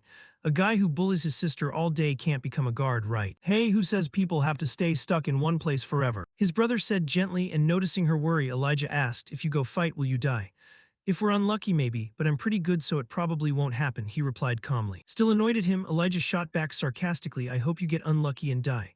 "Go on then, you're always teasing me, bothering me, never listening to mom and dad, running around swinging a sword. I hope death waiting for you." Gosh, she spat. To that, her brother just smiled softly and reassured her. "If I become a guard, I'll always be there to protect you." Back in the present, Elijah was asleep in her room when someone's call woke her. A bit tired, she got up, opened the door, and asked the person outside, what's going on? The visitor was none other than Dodd. He awkwardly scratched his head, sorry. I'm from the countryside, so I'm still not used to things here. About me saying I don't want to be friends with you, sorry, he said as he offered the bag in his hand. Oh, I brought some cookies from the kitchen, they're pretty good. Elijah fell quiet for a moment, then quickly grabbed the bag and shrugged, why apologize? That's not cool at all, we're friends, anyway go back to sleep. Before she could close the door, Dodd blurted out his real reason. Wait a sec. I need your help with something, can you come with me for a bit? It's urgent, he said looking very eager. Elijah felt a bit uneasy. Is he crazy? She muttered inwardly. Cut to Guildmaster Elnor's location. She was busy with miscellaneous paperwork while her assistant's voice kept chattering nearby. So we've processed all the teaching materials. I'll also double-check the club fee accounts. The rest is about transfer students. I heard we're getting some students from the tribal union. She's from a sect that collapsed after a coup, definitely the daughter of one of the tribal leaders. They're basically exiles now and will bring a lot of retainers. In reality, her whole family is seeking asylum here. Her name is Roro Garuda. Have you heard of her? They say she's pretty famous, probably yes. Elnor replied with a bored expression. From her face you couldn't tell if she'd actually heard of Ruru or was just humoring them. Not paying it much mind, her friend added, and next term a real saintess from the Holy Empire will arrive. She's coming here in person, Elnor frowned. This seems like something Elnor should pay attention to. To answer, the assistant elaborated. They say an envoy will accompany her, but given how things are being handled, the dean probably pulled a few strings. Cut to Elnor's perspective, having two VIPs suddenly transferred to the academy is kind of exhausting. Preparing to host a saintess, and she's the daughter of a tribal leader. This academy is definitely up to something. It's always like this, Guildmaster. The assistant's reminder snapped Elnor awake. That's true, it seems all the trouble gets dumped into this place. Oh right, I totally forgot. The assistant, seeing Elnor so worried, asked why she's stressing. Haven't you only been here a day or two? Elnor sighed and replied, it's just that I'm in a bad mood. Cut to Dodd and Elijah, both of them are lying back staring at the moon together. Who knew the school had an observatory? The night sky is gorgeous. Elijah looked flustered and asked Dodd, do we really have to do this right now? Dodd replied calmly, I don't have another choice. It's the only way for everything to line up perfectly. Okay, wait a sec, he said as he checked the controller in his hand.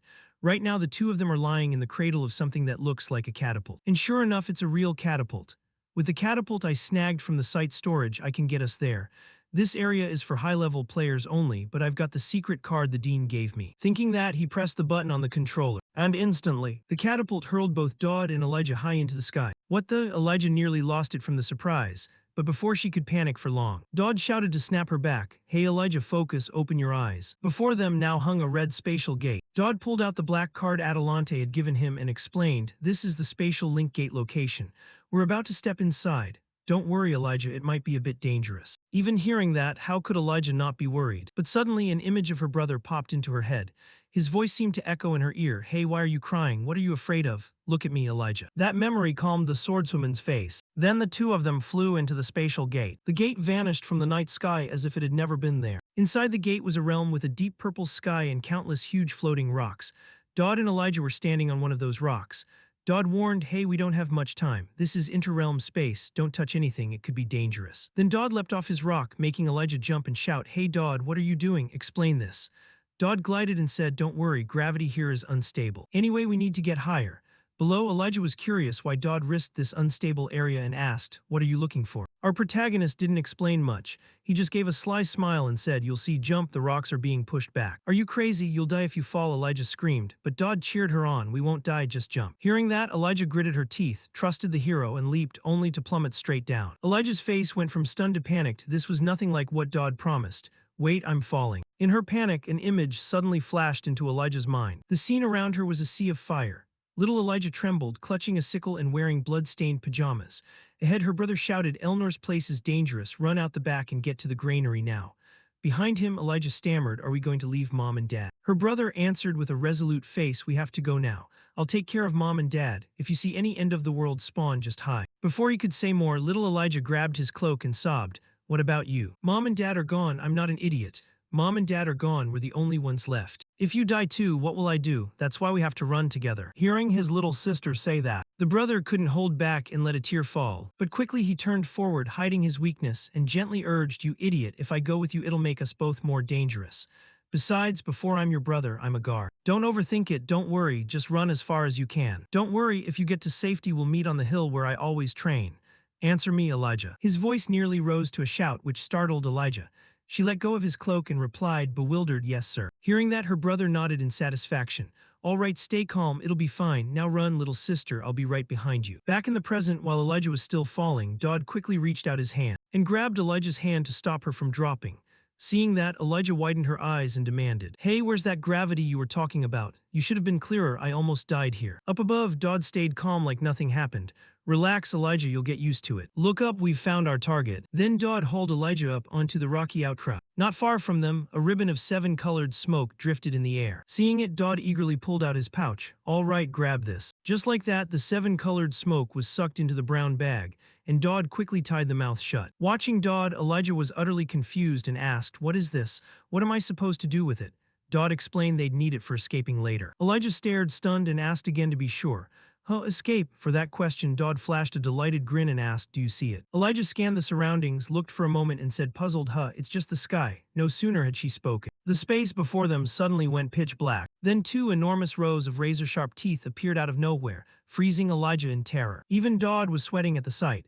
He struggled to say, this is an interrealm space creature. Looks like it's time for us to leave. From afar, the creature attacking Dodd and Elijah looked like a giant whale with blood-red eyes and a mouth full of razor teeth. Dodd could feel that if they hesitated even an instant longer, he and Elijah would be that monster's dinner. He hurriedly said, we need to make sure we collect everything it spits out. Like this? Elijah asked as she widened the bag's mouth, trying to suck up the strange smoke pouring from the giant fish. But the weight of the weird stuff being sucked in made her grimace. This is gross, she shouted. Instantly, Dodd grabbed her hand and lunged forward. Behind them, the giant fish gaped its enormous mouth as if to swallow them both in one bite. But just as those razor teeth were about to snap shut, Dodd and Elijah passed through a spatial gate, escaped the purple sky, and landed safely on solid ground. The thrill of having death nipping at his heels made Dodd sweat. Just as I'd calculated, the card's timing worked perfectly. Thinking that, he turned and asked, hey Elijah, you okay? Any injuries? Elijah didn't answer immediately. Instead, she angrily pulled her hand out of Dodd's grasp, her eyes blazing with fury. Don't tell me you planned this whole thing in advance, even the escape. Of course, everything went according to plan. Dodd grinned, proud as punch. The Gregory Ghost trick is a pretty simple move for a veteran player like me. But from Elijah's perspective, her anger erupted hotter than ever. Hey, why didn't you tell me we were heading into interrealm space? Dodd hesitated a moment, then casually replied, because I thought you wouldn't follow me here. You were right, Elijah gritted her teeth and flung the bag to the ground. Complaint filed, I've tied it shut. I can't believe you woke me up just to do this. Saying that, she strode straight back to her room without looking back. Dodd watched her retreating figure, feeling a pang of guilt. Finally, he called out, thanks and sorry for not telling you beforehand. But no sooner had he finished than the system pinged him. Elijah's affinity level has sharply increased. Current relationship status, concern level 4. Dodd went pale. Wait, I thought this would lower her favorability, not raise it. What the heck is going on? While Dodd was still spiraling through confused thoughts, Elijah sank deeper into memory. The moment Dodd gripped her hand, confidently pulling her from the monster's maw, her heart involuntarily beat a little faster. Time passed quickly and the scene cut to the headmistress Adelante. She looked like she'd just finished exercising, sweat-drenched and tying her hair back as she asked someone ahead, hey, is this the item I was thinking of? The person opposite replied, I don't know what you're thinking, but yes, this is the spiritual entity. Adelante immediately twigged and asked, so you're using that on the inner space, right? Hearing that, Dodd took the card, held it up, and admitted, that's right. But aren't you the one who gave this to me to do exactly that? Headmistress Adelante responded with a mildly reproachful tone. I didn't expect you'd move so fast, and what's with your hair looking like that? Before her stood a disheveled Dodd with his hair all puffed up. There were still traces of tears at the corners of his eyes from the ordeal. I just got struck on the head by department head Purse's lightning, he said. I was on my way to deliver the spiritual entity retrieved from the interspace when before he could finish, Adelante already understood everything. I see. Purse must have been pretty freaked out. She's a powerful witch, but kind of cowardly. Putting that aside, Dodd casually asked, is this item enough for your requirement? Headmistress Adelante, you said if I pleased you, you'd give me an extra reward, right? Hearing that, the headmistress shrugged and replied, if it were just that item, other magic towers could buy one for me with a mountain of gold, so you don't need to worry about that. Back to the main point, Dodd knew he couldn't fool Adelante with words, so he came straight out with it. It's not really about the gift. Actually, I have a favor to ask. Anyway, a spiritual entity is the consciousness left behind by great figures in this world. I want you to bind it into my item. Can you do that? Adelante was a bit surprised and impressed by Dodd's request. Wow, if you do that, the consciousness will gradually awaken and grow stronger over time. That's genuinely a strategic and clever choice. Dodd, which item do you want me to bind it into? Dodd began to answer, that item is. But before he could finish, Adelante interrupted. there's something I've been wanting to ask you for a long time. How are you so strong? You beat assassins barehanded and knocked out a hero candidate in one go. Recently, you even stopped the demonic beast from attacking people. And now this. Why are you so obsessed with power? She said, staring at Dodd, waiting for his answer. But our protagonist only fell into thought. The extra antagonists appearing in this main plot are on par with demon lords, and the script's ending is tightly tied to Elnor and Elijah. I've inadvertently been pulled into their storyline, so of course I can't tell her that. This is rough, he muttered inwardly. Instead of answering, he flipped the question back. I have a question for you too. Why are you always so nice to me? Hearing this, the headmistress perked up with interest and asked, what do you mean by that? Her tone was teasing and Dodd got straight to the point. Actually, you should be asking me a lot of things, like how I found the inner space location, how I learned about and understood the spiritual entities left by predecessors, or how I managed to defeat assassins, beat candidate hero Elijah, and stop the demonic beast. Ordinary students like me couldn't possibly do those things. I'm just a freshman after all. But lately, I've felt like everything at this academy is revolving around me. Maybe I'm being a bit paranoid, but in every class and every activity, I sense your presence. Like you're saying, just do it, I've got your back, you don't need to worry. So why test me while also helping me like this? Explaining this, Adelante's tone didn't change, still playful. Honestly, I don't get how you can talk to a headmistress like me and say things like that. It's really unacceptable behavior, but anyway, you've noticed, haven't you? Why do I favor you? Maybe it's because I find you cute, perhaps. The unexpected answer left Dodd stunned. He started to complain inwardly. If I'd known she'd say that, I wouldn't have asked. Anyway, she agreed to transfer the spiritual entity to me. Now I just need to nurture it to increase synchronization so the consciousness will awaken. If I keep cultivating from chapter 2 onward, it'll be pretty useful to me. But first I need to finish this mission. Time quickly passed until evening. The mission: host a Purification Guild meeting. To deal with incidents occurring at the Sunset Eye. Dodd was now near the Sunset Eye restaurant area, scanning around as if looking for someone. At that moment, the familiar voice of Elnor rang beside him. You're here. Hearing the familiar sound, Dodd turned and replied. Guild leader, have you been waiting long? Not long, about 6 hours. Elnor said, nonchalantly reapplying her lipstick. She was dressed fabulously, her hair restyled, the red dress clinging to her tiny waist and highlighting her sizzling figure. Even Dodd stood dumbstruck for a few seconds at her beauty. His face flushed a bit, then he thought, wait, 6 hours. She showed up before nightfall. Across from him, Elnor smoothed her hair and clarified with a smile. Yes, full moon nights are rare, so I wanted to have everything perfectly prepared. This is your first time going out off campus to hang out, right? That's right, the protagonist admitted.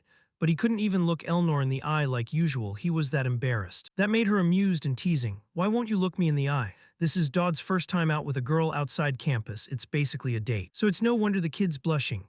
Back to Elnor, she reached out, grabbed Dodd's hand and tugged him along. Come on, we've got a lot to see and the line's long. Before long, they dragged themselves to the Sunset Eye restaurant. But a crowd was already waiting up front. Oh, please don't push. Who knew it'd be this packed? Someone shouted. Seeing the scene, Dodd had half expected it. Yeah, it's super crowded. Can we even get in? He wondered. At that moment, Talion, dressed as staff, checked his list and shouted, Number 27, last call. If you're not here, I'm canceling the ticket. Number 27 canceled, next is 28. Hearing that, Dodd was surprised. Huh, that's Talion, why is he here? Talion saw Dodd and came over to greet him. Dodd, you remember me? I'm working here part-time. My family's stingy with pocket money, so I'm a bit short. Then his gaze flicked to Elnor. Guild leader, you're here too. At that, Talion's tone grew awkward, like he'd had a sudden thought. Weird, Dodd, why are you with her? What's going on between you two? Are you two dating? Before Talion could finish, Dodd hurriedly denied it. No, we're not dating. Then he reminded himself, of course, walking with the guild leader looks like a date to everyone. From Elnor's point of view, she didn't know Talion and asked, Hey, staff, as the student guild leader, do I get priority? Of course, Tyne replied cheerfully. Meanwhile, Dodd noticed something odd on Talion and asked, Wait, Talion, are you wearing a necklace? The blonde friend looked surprised but quickly pulled out a pendant and explained, I'm wearing one the purifiers gave me, you know, it's run by Lord Riverback. Back in Dodd's view, a notification popped up. Target control skill activated on Talion. Just by seeing it, Dodd spotted the problem. He urgently warned, right, don't wear that anymore and tell the other staff not to wear theirs either. Dodd's tone turned serious, and although Talion didn't get why, he nodded. Got it, I understand. Back to the protagonist, knowing all staff were affected by control skills made him uneasy about this meeting. After I boosted Elijah's favor enough, the main script shifted a lot. That means Riverback's attention will turn to me now. Bottom line, I need to be more careful. If the script's changed, I have to act accordingly. If he's targeting me, I need to prepare a counter and teach him a lesson. With that, Dodd and Elnor hurried inside the restaurant. The moment they stepped in, a familiar voice rang out. Lord Riverback had been waiting for them. With polished manners, he greeted, delighted to meet Miss Tristan and you as well. Dodd. And then the sly Lord Riverback said to Elnor, Miss, lend me the student Dodd for a moment, we have some business to attend to. Hearing that, Elnor was momentarily taken aback, but she immediately refused. Oh no, who gave you permission? Before she could finish, Dodd quickly interrupted from behind. He whispered in her ear, Guild leader, it's fine, it's fine. Then he began to add something else into Elnor's ear, which made her eyes narrow, and she turned to look at Dodd with a stunned expression. Unaware of this, Riverback kept jabbering up front. The lady will be escorted to a private room, it will be quick, won't take long. Looks like Miss Tristan and student Dodd are quite close, huh? Once you're done talking, follow me, he said with a smile, eyes squinting, but there was a slyness in that grin. And so Dodd and Elnor were led to two separate rooms. And barely had he sat down, before the protagonist could even sip any water, the old man across from him cut to the chase. Do you know why I summoned you here, student Dodd? Dodd shot back, seeming unwilling to waste time on these villains, so he laid his cards on the table. Isn't it because you plan to cause chaos to resurrect a demon during the full moon? When security is lax, it's easy to slaughter many students, generate strong demonic energy from blood and death, and unleash demonic beasts everywhere. Use assassins to take out the knights, create more chaos and fear to wake the demons sleeping in Tristan's bloodline right. From the start, the assassinations and demonic beast attacks were your doing. But I already informed the headmaster and everything has been handled. What are you going to do now? Dodd asked, staring at Riverback. Riverback's eyes widened. He had no idea how Dodd knew his plan so well. He thought to himself, what? Now I understand why the prophet watched this one. Harmless on the surface, but with a heart deeper than a venomous snake. He's no ordinary man. Thinking that made his face crease with worry. But remembering what he'd prepared earlier, he regained confidence and said, Impressive, but my men have already subdued Tristan. You couldn't have anticipated that. No sooner had he finished than Elnor burst in, sword in hand, kicking the door down in response to his claim. Her kick shattered the door into splinters, sharp wood flying everywhere. Riverback, seeing her bloodied form, yelled out, Impossible, Princess Tristan, but how is this? To explain this, we need to go back a few minutes to when Elnor had been taken by Riverback's men. Probably overconfident in their own strength, they didn't hide their arrogance as they ordered, Princess Tristan, come with me, we have places to go. Their smug faces reminded Tristan of Dodd's earlier whispers. Guild leader, the demon cultists are about to flood in. About that frenzy, have you felt uneasy lately? I don't know what'll happen later, but sometimes letting off steam is good. Thinking that, she slowly rose and said coldly to the group, Under imperial law, demon worshippers can be dealt with immediately and reported afterwards without issue. Behind them, a brown-haired huntsman reached to touch her pale shoulder and taunted, But do you have the ability to handle it? All right, hurry up, I'm planning to capture her alive, so behave. His words hadn't finished when his face froze. From Elnor began to radiate a terrifying killing intent. Her mental state seemed to shift dramatically. You think I can't do it? As she spoke, she grabbed his head tightly and slammed it down so hard the tea table shattered to pieces. All around, the remaining hounds ground their teeth and drew their weapons. Damn it. Don't kill her, she's the most important target in the plan. Injure her all you want, but don't kill her. They rallied and surged forward to overwhelm her. But these weaklings weren't even enough to warm Elnor up. With the terrifying Tristan bloodline power, she kicked each of them flying. Her razor-sharp sword sliced across their throats, leaving the hounds to scream in vain. The more she fought, the redder Tristan's eyes burned, making the thug's hair stand on end. By the end, they realized the person before them wasn't some lackey they could handle. In short, that's what happened when Riverback's men tried to seize Elnor. Back in the present, Riverback's face was blank as he muttered, Impossible. Meanwhile, the protagonist anxiously asked, Guild leader, are you all right? Elnor replied with a satisfied sound, wiping blood from her sword as she nodded. Yeah, actually that felt refreshing. But this was nothing like a stroll. Come out with me again next time, okay? At that moment, Dodd received 2 system notifications. Elnor's affection rose to friendly. The frenzy eased thanks to you, a personal quest appeared, Gideon Law Tristan has noticed you. Hearing the alert, Dodd's heart skipped, what the heck, why would Elnor's father notice me? Oh well, the quest's done anyway, he thought. But things never go as smoothly as you hope. Right then, old Riverback realized he'd failed. To salvage things, he pulled out something like a chunk of meat and growled, I didn't expect I'd have to use this. Dodd took notice and immediately recognized the item, demon essence. How did that even show up? Thinking that, he shouted, Guild leader, don't let him eat that. Too late, Riverback tossed the meat into his mouth and whispered, Receive the god's grace. Then, from outside the Sunset Eye restaurant, a jet of ink-black energy suddenly burst forth, blowing the place to fragments. Back at Dodd's spot, he was crawling out of the wreckage, battered and bloody. At that moment, Riverback's voice rang out again, though it sounded altered. Wonderful, I wasn't going to use this until the prophet finished with you. Dodd Campbell, can you handle this? He bellowed. His body twisted and became a terrifying demon. The chunk he'd swallowed on his chest pulsed with light. With Dodd's experience in this game, how could he not recognize the state? Someone who's absorbed demon essence can tap part of a demon's power. A demon since Chapter 1. This world's officially bonkers, Dodd muttered inwardly. Meanwhile, the system kept pinging, defeat the purifier. Failure occurs if casualties are too high. Up above, Riverback howled like a mad dog as he felt power surging endlessly through his body. From now on, this is the moment of purification. Back with Dodd's perspective, the sound of rapid footsteps echoed from afar, drawing his attention. Seeing who was coming made his face scrunch up even more. Damn, it's not just that guy, those monsters are a problem too. Manator, the demonic followers Elnor had dispatched, had revived. From Dodd's view, Riverback's hounds had transformed into half-human, half-demon forms, eyes blood-red and ravenous as they lunged toward him. But at that moment, a shout rang out, a piercing stab technique. A beam of blue light shot straight at the monsters, shredding their bodies into pieces. And it seemed the one who just struck was their buddy Talion. Surveying the devastation, Talion could only grin foolishly and ask, what the heck is going on? What are these monsters? And where's Lord Riverback? Oh, you like my technique? I welcome crits. In response, Dodd explained bluntly. All of them are your teammates turn like that. If you wear that necklace, you'll become one too. Hearing this, the guy visibly started trembling. Then he looked at the protagonist and asked, could this all be something the Lord set up? Dodd nodded and replied, yes, if you don't want to see actual hell, start listening to me now. Dodd's serious tone changed Talion's expression. He hurriedly nodded and asked, got it, but what about you, Dodd? What are you gonna do? Dodd answered, I have to deal with something else. I need to protect civilians and stop the Lord. Now run, Talion. Talion realized he couldn't help Dodd or Elnor here, so the kid bolted away. After he left, guild leader Elnor looked at Dodd and asked, do you know where the Lord went? Up ahead, Dodd stroked his chin, thought for a few seconds, and said, yeah, I have a guess. The demon cultist's goal is always the same. They sow despair and chaos everywhere, and bring pandemonium, the demon realm, into this world. There's only one place he's aiming for. Time sped up and the scene cut to Lord Riverback. He hovered before a towering yellow energy barrier. Beyond it lay the sealed land where angels and demons once battled. Staring at the massive shield, even Riverback doubted he could smash it completely. I can't break the whole protective barrier, but at least I can cause some damage. With that, he began gathering mana in his palms, forming a black energy sphere that radiated a sinister aura. But before he could unleash it, a cold voice from behind cut through. All right, don't just stand there. The familiar voice suddenly rang out. Riverback couldn't hide his shock. He turned and looked at Dodd, saying, Dodd, how did you know I'd come here? Dodd replied with a mocking grin, it's obvious, your moves are too predictable. You got demon power, so of course you'd head to the sealed demon site. In the scene, Elnor was piggybacking Dodd to get here faster.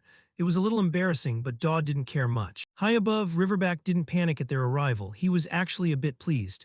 With you here, I don't have to waste time searching. After I kill you, I'll capture Princess Tristan. Back in Dodd's view, he glanced at the guild leader and warned, no matter what happens, we have to survive, got it? Elnor replied with a nod, yeah, and inwardly she thought, the level of trust he's giving me is honestly hard to get used to. But I have to be worthy of that trust, it's Tristan family pride.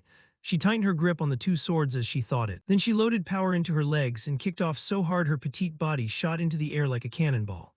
Riverback the demon gaped in surprise, but quickly raised both arms to block. Down below, Dodd seized the moment to act.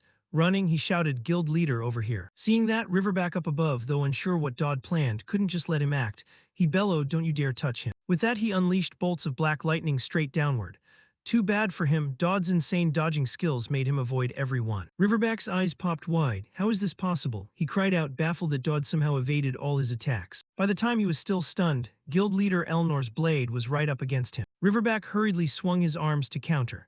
Their devastating blows collided, sending out a shockwave that flung them both apart. Meanwhile, black lightning kept raining down from above. Dodd could only grab his butt and run like crazy. Riverback grew increasingly uneasy and hurriedly chased after Dodd from behind.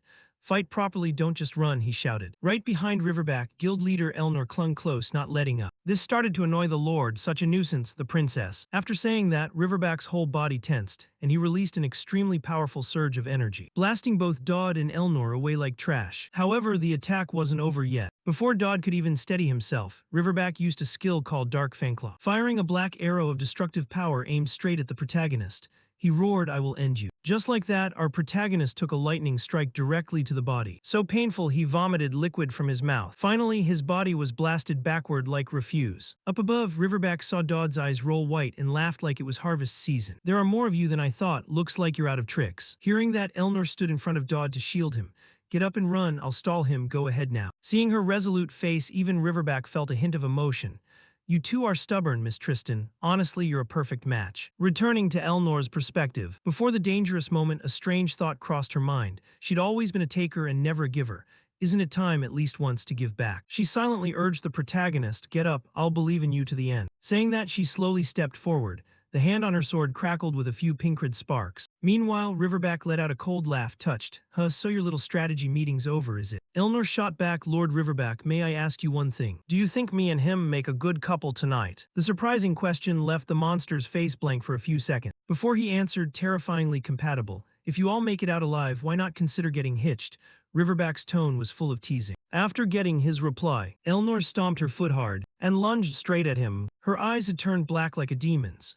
Immediately, Elnor drew her leg back and launched a kick. That sent Riverback's face off to the side. Before he could even recover, Elnor unleashed a flurry of blade strikes at storming speed, leaving the massive monster only able to howl. Finally, Elnor unleashed a new move, backslash. She swung her sword, releasing a terrifying burst of energy that blasted Riverback backward. But the assault was far from over. Right after, a powerful force from the sky slammed into Riverback, shattering the ground around him into fragments. After that blow, the monster coughed up some blood. He glanced toward where Dodd had been lying and saw no sign of him. That bastard Dodd, where did the rats run off to? What else are you hiding? Riverback screamed in confusion and sped off in a direction, seen cutting to inside the city. By now, the chaos caused by Riverback's monsters had been wiped out by the Academy's professors, and the situation was under control. Professor Conrad looked around, saw no more monsters, and nodded. Seems like cleanup done. Not far off, swordswoman Elijah chimed in. Lucky the department heads were here. If even one had been missing, we'd be toast. Above, head of Magic Purse agreed. Exactly. Good thing we listened to Dodd and followed Roz. That guy kept insisting we dine nearby. If we hadn't been here, Elnor would have been in real trouble. Could this really be just a coincidence? A scary level of coincidence like this. The more he thought, the more Uncle Conrad grew suspicious. Back at the protagonist's position, his body had just recovered after taking the monster's blow. He thought to himself, okay, Talion, nice job, Hugh, that really hurt. Elnor, hang on a bit longer, please. Just as he thought that, before Dodd could do anything, Elnor's body flashed past right in front of him. From behind, Riverback's icy voice rang out, not exaggerating at all. Miss Tristan. And student Dodd, you still have plans you haven't used yet, right? If not, it's time to die. As he spoke, he fired a bolt of black lightning that pierced through Dodd's body, blood spraying out. It happened so fast that Elnor couldn't react in time, and Dodd took the hit. At that moment, watching it unfold, her world seemed to turn black and white. Back in Dodd's view, the strike hurt a lot, but it didn't seem fatal. He gritted his teeth against the pain. At the same time, the system popped a notification. Mind-enchanting seduction activated. The message felt oddly disjointed. But Dodd sensed something. He hurriedly looked up and saw that Elnor's appearance had completely changed. A pair of demon horns sprouted from her head. The aura around her felt utterly unfamiliar. The demon inside Elnor had truly awakened. Back in Dodd's view, the moment the demon avatar within Elnor manifested, he immediately realized the situation. He thought, part of the system has been disabled, some abilities are being suppressed. This is an incarnation through Elnor's body, a shard of the gray demon. At the same time, as if the system sensed Dodd wasn't unlucky enough yet, it issued a notification. Deadly charm easily attracts favor from those with evil tendency. The more extreme the tendency, the stronger the effect. With that notice appearing, the gray demon slowly descended before Dodd. She lightly raised a hand to touch his chest and murmured some strange language. Then suddenly, a dark energy began to gather over the protagonist's chest, healing his wounds while leaving a mark on his chest. The system announced, you received the soot seal, effects unknown. Seeing this, Dodd's eyes went vacant. He thought to himself, the time on the wound has been rewound. Such a friendly vibe coming from one of the strongest beings in the world, weird, right? And no matter how the future changes, for now just take whatever's necessary. The pressure was so intense it felt like his brain might short-circuit. There was a burning sensation through the connection to this entity, like flesh on fire. I'll copy a necessary skill right now, and I'll definitely need it later. With that thought, Dodd didn't hesitate for a single second. He used the skill copy reward he'd earned earlier to copy a skill from the gray demon. Whether sensing it or not, the demon girl applauded delightedly.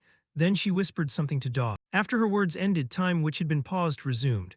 Above, the demon yelled, vanish into dust, Dodd. With that shout, he unleashed a destructive bolt of lightning, firing straight downward, causing a sizable explosion, dust and smoke billowing everywhere. After unleashing that ultimate move, Riverback himself felt a little exhausted and panted. But when the dust settled, all he saw was a large lake cracked into shards by the lightning strike. Yet Gia's body was nowhere to be seen.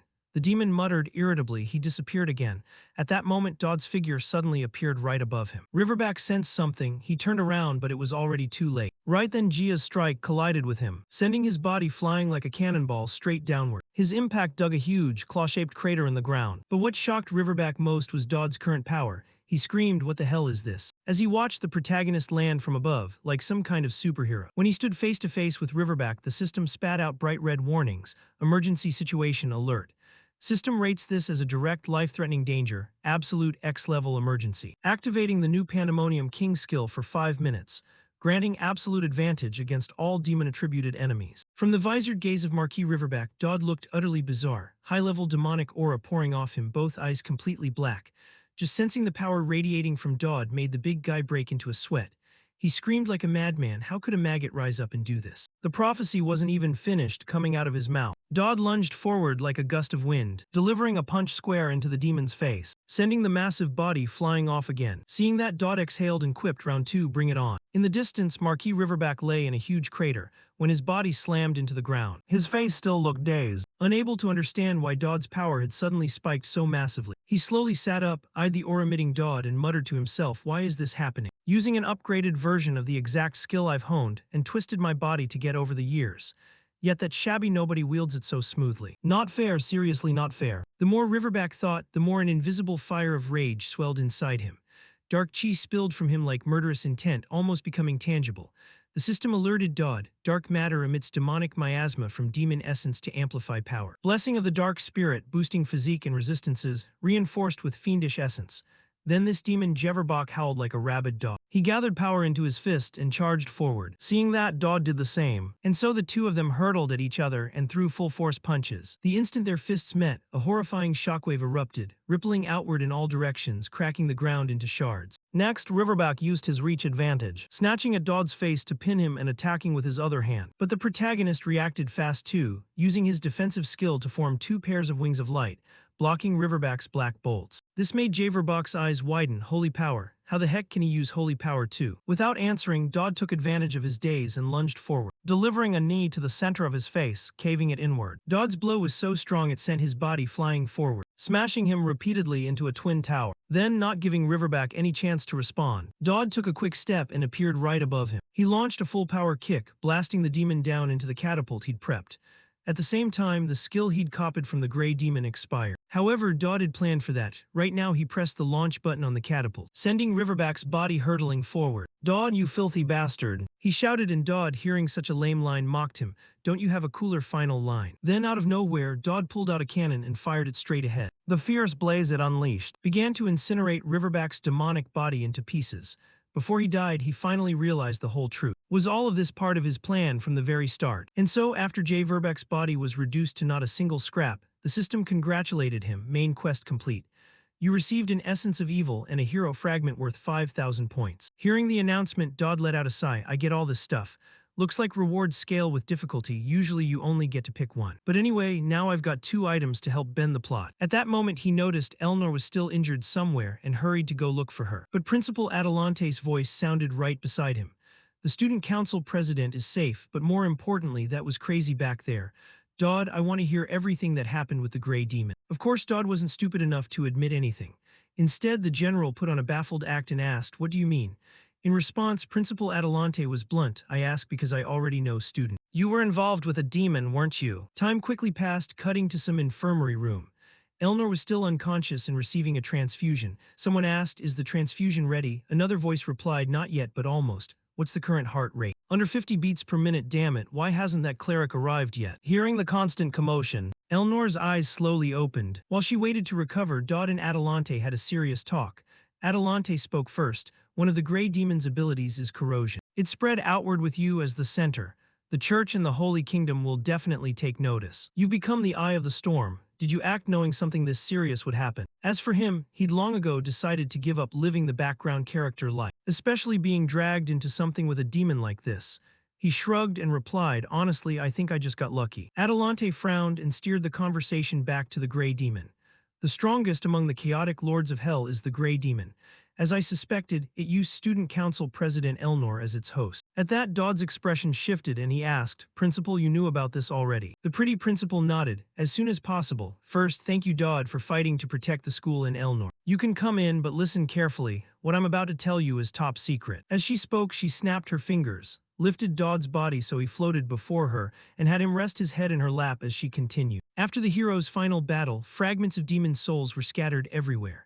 If even one fragment appears in this world, the rest will automatically gather around that person. Because the Grey Demon awakened, even briefly yesterday, the other fragments will soon appear. No need for her to say more.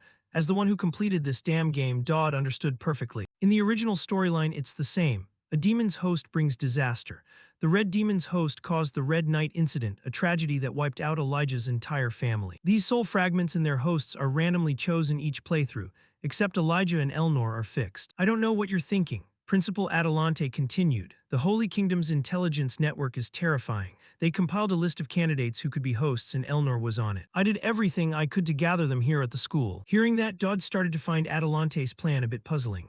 Round them up and gather them in one place. Sounds neat, but corralling a bunch of dangerous people into one spot seems a little reckless. Adelante, noticing Dodd's confused look, explained true love. Once happened, a demon's host truly loved someone, and the demon's soul fragment was completely destroyed. Love wiped out the seed of destruction, and it seems the gray demon really likes you. Hearing that, Dodd suddenly got a bad feeling in his gut. He blurted out in a panic. What are you talking about? No way, that's not, he protested. But Principal Adelante had already seen everything. She said, I saw it all from afar. It healed your wounds and even applauded. Didn't it seem pleased? Dodd stammered back, maybe I just looked pitiful, not letting it finish the sentence. Adelante cut him off. The point is that whatever going on, it's significant. The demon seems strangely attached to you. Dodd, your judgment, knowledge, and actions have proven themselves. So I sincerely ask you to help with one thing. Please seduce the demon host. As she said this, she moved her face close to Dodd. The move made him jump. He quickly jumped aside and refused. What? No way. The principal saw him denying it repeatedly. Assuming he was shy, she added, I'll give you all my support to make your flirting effective, don't worry. Dodd screamed internally. No, that's not the point. Adelante continued to reassure him. Don't worry, all the current candidates are female. This is the perfect setup. Even the demon clapped for you. You can probably pick up some normal girls too, right? Use whatever it takes to seduce them all. And eliminate the demon's soul fragments. Then the world will be saved. Back to Dodd's perspective. If swearing were allowed here, he probably would have. Man, if that were true, I'd already have a girlfriend. He muttered, then asked, wait, didn't you say it needs true love? So how many people do you want me to juggle? Adelante knew how absurd that sounded. Still, besides asking Dodd, she had no other options. It won't be easy. Demon worshippers are targeting them and the hosts aren't ordinary people. But even so, I still must ask you, please save humanity. After saying this, she bowed with deep sincerity, making Dodd wish he could just quit this game. Thinking that, Dodd couldn't voice it and only asked, Principal, I know the answer already, but what if I can't seduce them? Adelante replied, I mentioned this in chapter 14. Humanity will be wiped out, the world torn apart, and a dark demon-ruled empire will rise. Time passed quickly, cutting to Elnor's hospital room. At this time, the student council president had also awakened from her coma. She quickly looked around. Upon realizing she was in a hospital room, she mumbled to herself, did we win? At the same time, someone outside scolded, you can't just barge in like that. A student replied with a groan, come on, I was here yesterday. I even skipped class over this. She wouldn't wake up that early. At that moment, Elnor's assistant rushed into the room and seeing Elnor awake, burst into tears of joy. She hurried over to hug her close friend and scolded, how could you do that?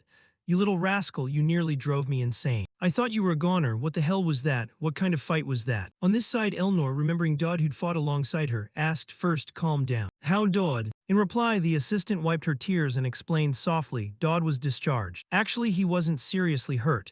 You're the one who got badly injured. We honestly thought you weren't going to make it this time. Her friend's words made the student council president suspicious.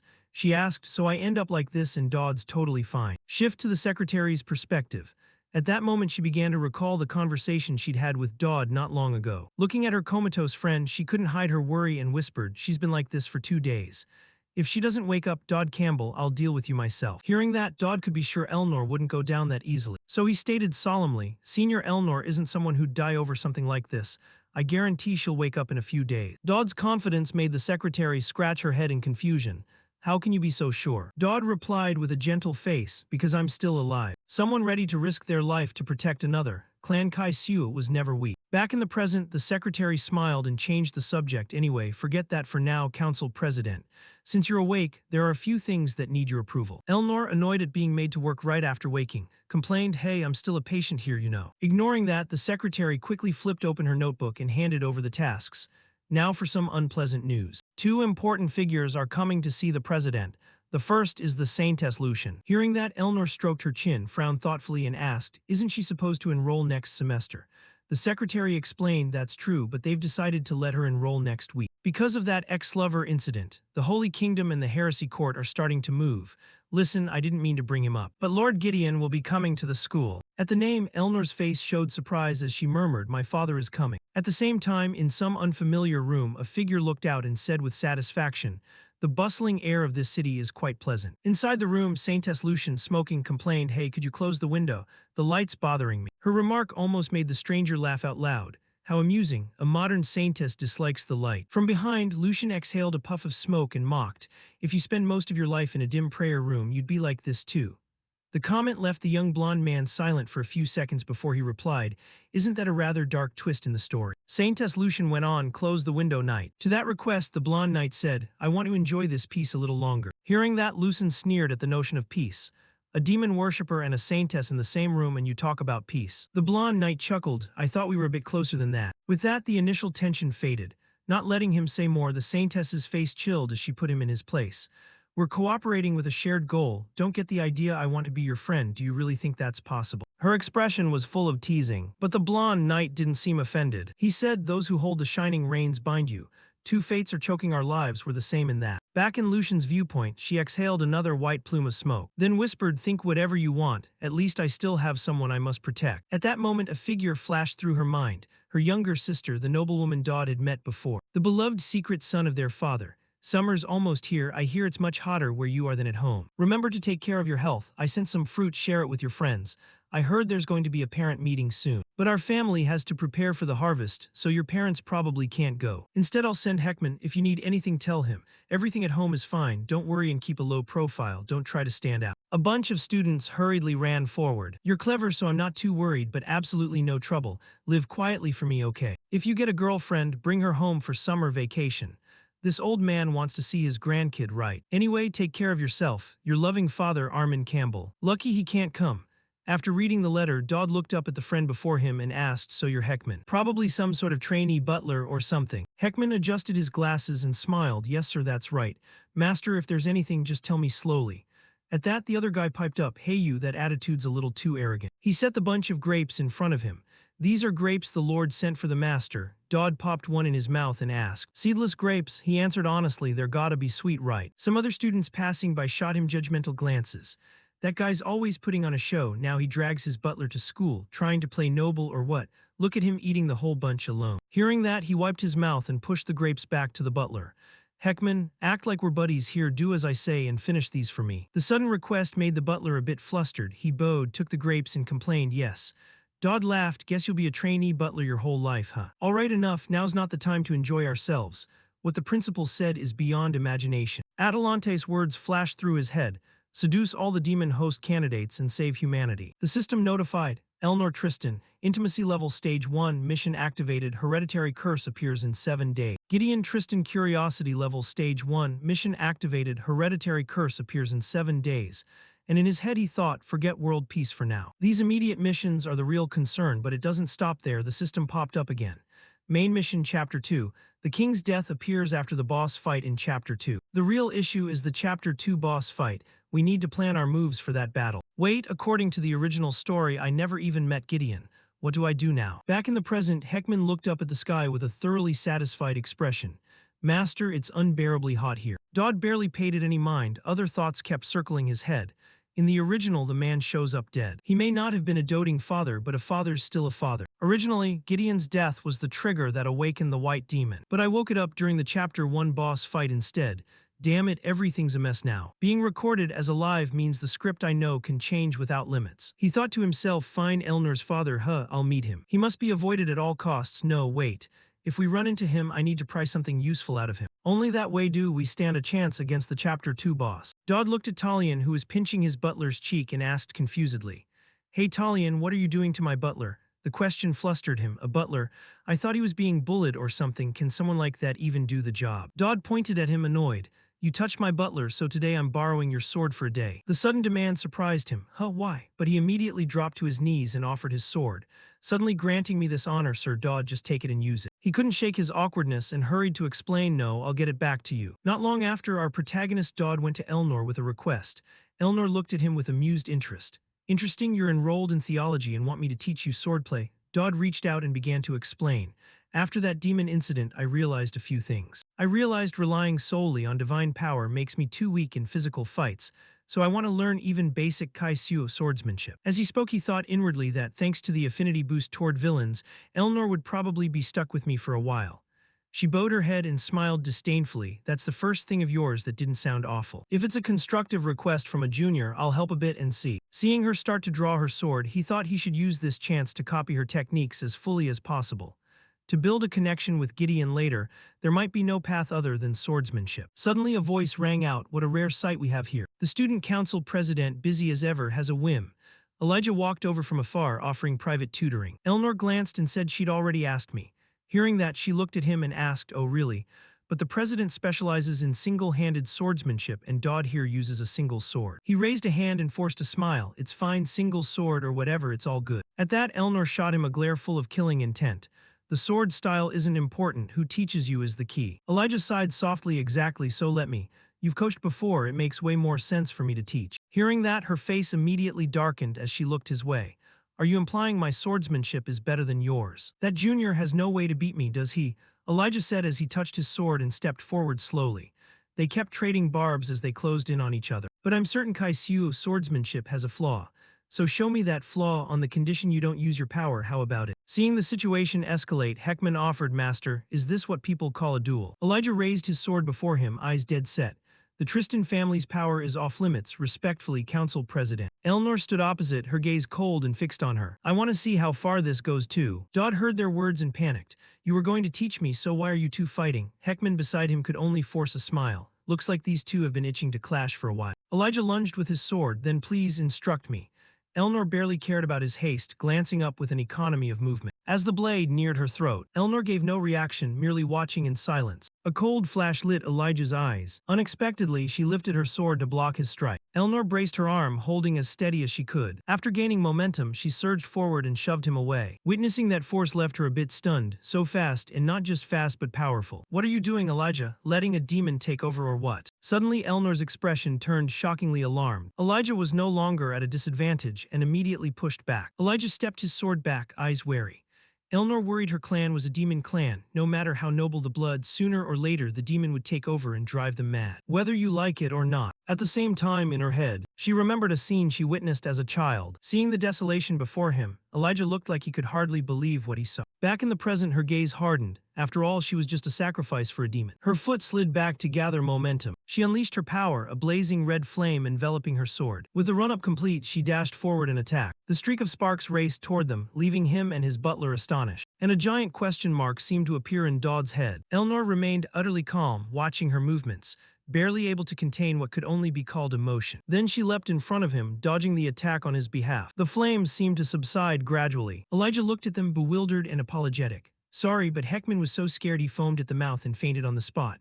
Dodd, stunned, appraised her. Are those human reflexes, faster and stronger than before? Could she already be starting to fuse with the shard? Elnor, seeing no response, heard Elijah try to explain. It was my fault. I went too far. Sorry. Council President Elnor looked at her and said slowly, your swordsmanship isn't bad, but as a candidate hero, you need to train things beyond swordplay too. You can't let your teammates get hurt, right? Realizing she was totally wrong, she dropped her pride and apologized. Yes, Dodd, I'm sorry. Seeing him awake surprised her. Where did he disappear to? In the great forest. Seeing Elnor's condition, there was no time to dawdle. If she slacked off, they'd be doomed. She had to get stronger, even if it meant risking everything. Besides, I never planned to be a pure swordsman anyway. To survive, divine power is essential. Not just swordsmanship, your divine strength needs leveling up too. And to do that, Uriah is intently eating an apple. Suddenly, his voice called from afar. How have you been lately? You look fine, huh? She looked toward him in surprise. He is. Uriah Greyhaunter, the Saintess's blood sister. Now it's your turn to help me. In that deathly space, a strange voice echoed. Still waiting for someone to save you, or hoping someone will be your friend. That kind of hope will only make your suffering worse. You need to realize that soon. Hope is just the overture to despair. Accept it like your sister did. Crimson drops of blood fell straight onto her face. Things around her began to dance under her gaze. It seemed Uriah was falling into a deep pit of despair. A cold gaze looked down at her and a voice spoke. You're just a cursed sacrifice doomed to die alone. It's the path to protect everyone in your mission. A dark space seemed to slowly swallow her. Uriah jerked awake from the nightmare, sweating. She found herself lying on a white cloth. Her face was still drowned in fear. From above, a shaft of light shone down on where she lay. Uriah reached up and plucked an apple from the tree. Then she slowly ate it, bite by bite. When she was done, she pushed the red apples into the basket. Chewing, she glanced over to the side. Dodd stepped up from behind and asked, How have you been? You look fairly well, don't you? Hearing his voice, she immediately turned her head. A chain suddenly appeared. Yuria grabbed it and launched a swift attack toward him. Dodd drew his sword up, then swung down to block her strike. Why did you step into my attack range? You knew it was dangerous. His eyes showed a smugness. The sword slowly revealed itself. Not stopping there, Yuria twirled the chain skillfully, and Dodd was no slouch either. He dodged like a pro. Seeing she wouldn't stop, he kept pleading in his head, "Please back up, I told you to back up." He used his sword to push the chain away, then skidded across the ground. Dodd glanced aside as the chain suddenly whipped back toward him. Startled, he immediately fell over. Dodd sighed wearily and looked at Yuria with admiration. Seeing her swing like that, she's definitely still in good shape. Yuria stared at him in astonishment. His voice rang out again. "I told you I'll drop by sometimes with food for you. You haven't forgotten me, have you? I didn't know what you liked, so I brought a bit of everything. With this amount, you can eat comfortably for a couple of days. Hey, living isolated like this, don't you get lonely? So if I swing by sometimes to keep you company like this, you won't mind, right?" His approach startled her, but then that cold, steely voice suddenly surfaced in her memory, reminding her she needed to realize it soon. "You're just a cursed sacrifice meant to die alone, accept it." Back in the present, Dodd looked at Yuria and urged her earnestly, "Eat up, I'm heading off." That memory resurfaced. He stood before Yuria, speaking words that snuffed out her hope. "Hopping someone will come save you, or that someone will be your friend, will only make your suffering worse." Yuria stared blankly at the pile of food before her. Then she slowly picked up a piece of bread. Her weapon was tossed aside at that moment. Yuria held the bread like it was a treasure. Tears of sorrow slowly fell onto the bread. It didn't hurt, not at all. Time flew and we're back to Dodd. The system notified critical attraction villain affinity increased. Yuria Greyhunter interest level, phase 1 reward available. Dodd jolted awake. What now? Only been hanging out with her a few days and already phase 1. Might as well check the reward. System shows swordsman focus skill B rank increases reaction speed and combat precision. He slowly turned the tap. Not bad, if combined with 1,000-pound hair it'll be effective. Then he thought, wait, is that Heckman kid still sleeping, uselessly carefree? Parents, nobility, royalty, and merchants will all attend. I've been training hard with Yuria, because today the system board showed a school sword style that doesn't care about weapon type, can now trigger a low chance to ignore defense. He turned his head to wake his butler, Heckman, who bleary-eyed slowly answered, "Let's go, master." Dodd quickly fastened the last cloak clasp, excitement written all over his face. Today he only needs to impress one person. In his head he thought Gideon La Tristan, sword prodigy, doesn't appear in the original story. Meanwhile in town, the ironclad man looked to the old man and made a suggestion. "Sir Commander, if the ground's uncomfortable, please step on me."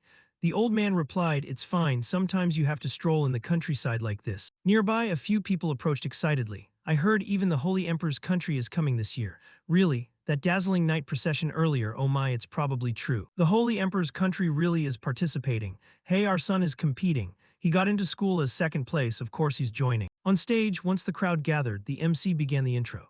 "Dear parents, gentlemen and ladies who traveled from afar, Elefante Academy is the Empire's premier educational institute. We are honored to welcome you to this open session. The traditional 8 Founders celebration will begin soon." A man slowly stepped forward looking startled. Wait, could that be? The two nearby people were equally shocked. "Hey, you kidding? Why is he here of all places? The man supposedly never appears unless there's war. Why attend an open school event? His daughter is the student council president here." "That's true, but rumor says he didn't even attend the entrance ceremony." "Is that true? They say the man is cold-blooded and knows nothing but the sword, so no one dares approach or talk to him." Gideon narrowed his eyes toward the crowd whispering about him. Conrad hurried over from the side and asked, "Isn't that Gideon? Well, what breeze blew you out here?" He folded his arms and said calmly, "Senior, Conrad Balthador, don't you ever get tired of training these kids?" Conrad quickly sat beside him, not bored. "What wind blew you all the way here, practicing in the county? Catching up to the great sword techniques from the first era, how's that going?" Gideon crossed his arms and sighed wearily. "Just training, stepped out for some fresh air." "I'm training according to the old texts. They say you must make Mount Tai your own." Hearing that made him curious and he asked, "That's cryptic, so how are you doing that?" His face darkened as he answered, "First I chop the mountain's peak. That's a brutally crude method." Below, the MC's voice rang out again. "Ladies and gentlemen, please pay attention. The contest will begin shortly. All students participating are volunteer freshmen." Conrad looked down and then explained, "The competition will be held under the supervision of faculty and professional medical staff." The MC smiled at the audience and continued, "All kinds of weapons as requested have been prepared in wood. Contestants, please take the field." Immediately the crowd buzzed. "Our daughter, go for it, you must make the top 10. He slowly climbed the stand thinking, damn, why am I getting nervous right before going out? Did my character feel this way back then? Damn, I shouldn't have signed up. Does he really have to catch Gideon's eye? Talion beside him smiled and said, "In this match, Dodd and I will have the final duel." Elijah, the champion candidate, withdrew, so it's not impossible. The MC's voice rang out, "Contestants who need weapons, please come collect them." Elijah looked ahead, thinking to himself, "Dodd, why are you stubbornly entering this match? Is his hobby to toy with the weak sometimes, or is this some noble duty nonsense?" The announcer continued, "Choose calmly, 1 minute until the match begins. The goal is simple, be the last survivor. That student will receive special points. Those in the top 10 will also gain points." Heckman below called up to him encouragingly, "Master, I think you only need to make the top 10. Dodd sighed to steel himself, thinking Gideon must be sitting somewhere watching. Look at me, look at me. Elijah was nervous too. "I'm watching, so don't worry. Dodd, I trust you, but if anything happens, I'll help." The MC began, all contestants bow to each other. Elnor was up high, silently watching below. In the audience, Gideon glanced up. She announced, "Prepare to begin." As soon as the MC finished, all contestants on the arena seized their wooden weapons and surged at opponents, striking continuously. Talion lunged at him with his sword. "Ooh, Dodd, I won't hold back." The odd move made him puzzled. Why does this guy keep targeting only me? But there was no time to ponder. Dodd reacted quickly and blocked his attack. Dodd glanced over with a smug expression. "What's this about?" The brat in the stands watched silently. Dodd raised his sword into a ready attacking stance. Seeing that, the man frowned slightly. "Those two look pleased, don't they?" The system suddenly flashed a danger warning. Ruru came up and kicked him from behind. The moment he saw her appear, he couldn't help but be stunned. Ruru smiled at him smugly. "What are you doing? Come on in." Ruru Garuda, the second daughter of the great tribal alliance's leading clan. The character will appear in Chapter 5. Talion was hit, his eyes squeezed shut as he cried out. He thought to himself, and above all, Elijah looked forward, puzzled. Who is she? Ruru stepped forward with a supercilious expression. "If you won't come, I'll come." He looked at her, thinking, a brat who likes to start fights. Her magic is the Tribal Alliance's body enhancement technique. Even with my 1,000-pound hair trigger activated, I wouldn't be sure to win. At this point, she's definitely stronger than Elnor. Talion collapsed to the ground, his body unable to stand from the pain. "Did you protect this weakling, Dodd? Are you shielding an opponent fighting you?" Dodd silently sighed, looked up at the sky and thought, why is this brat Ruru entering an event like this? She's not famous yet. Suddenly his attitude flipped 180 degrees.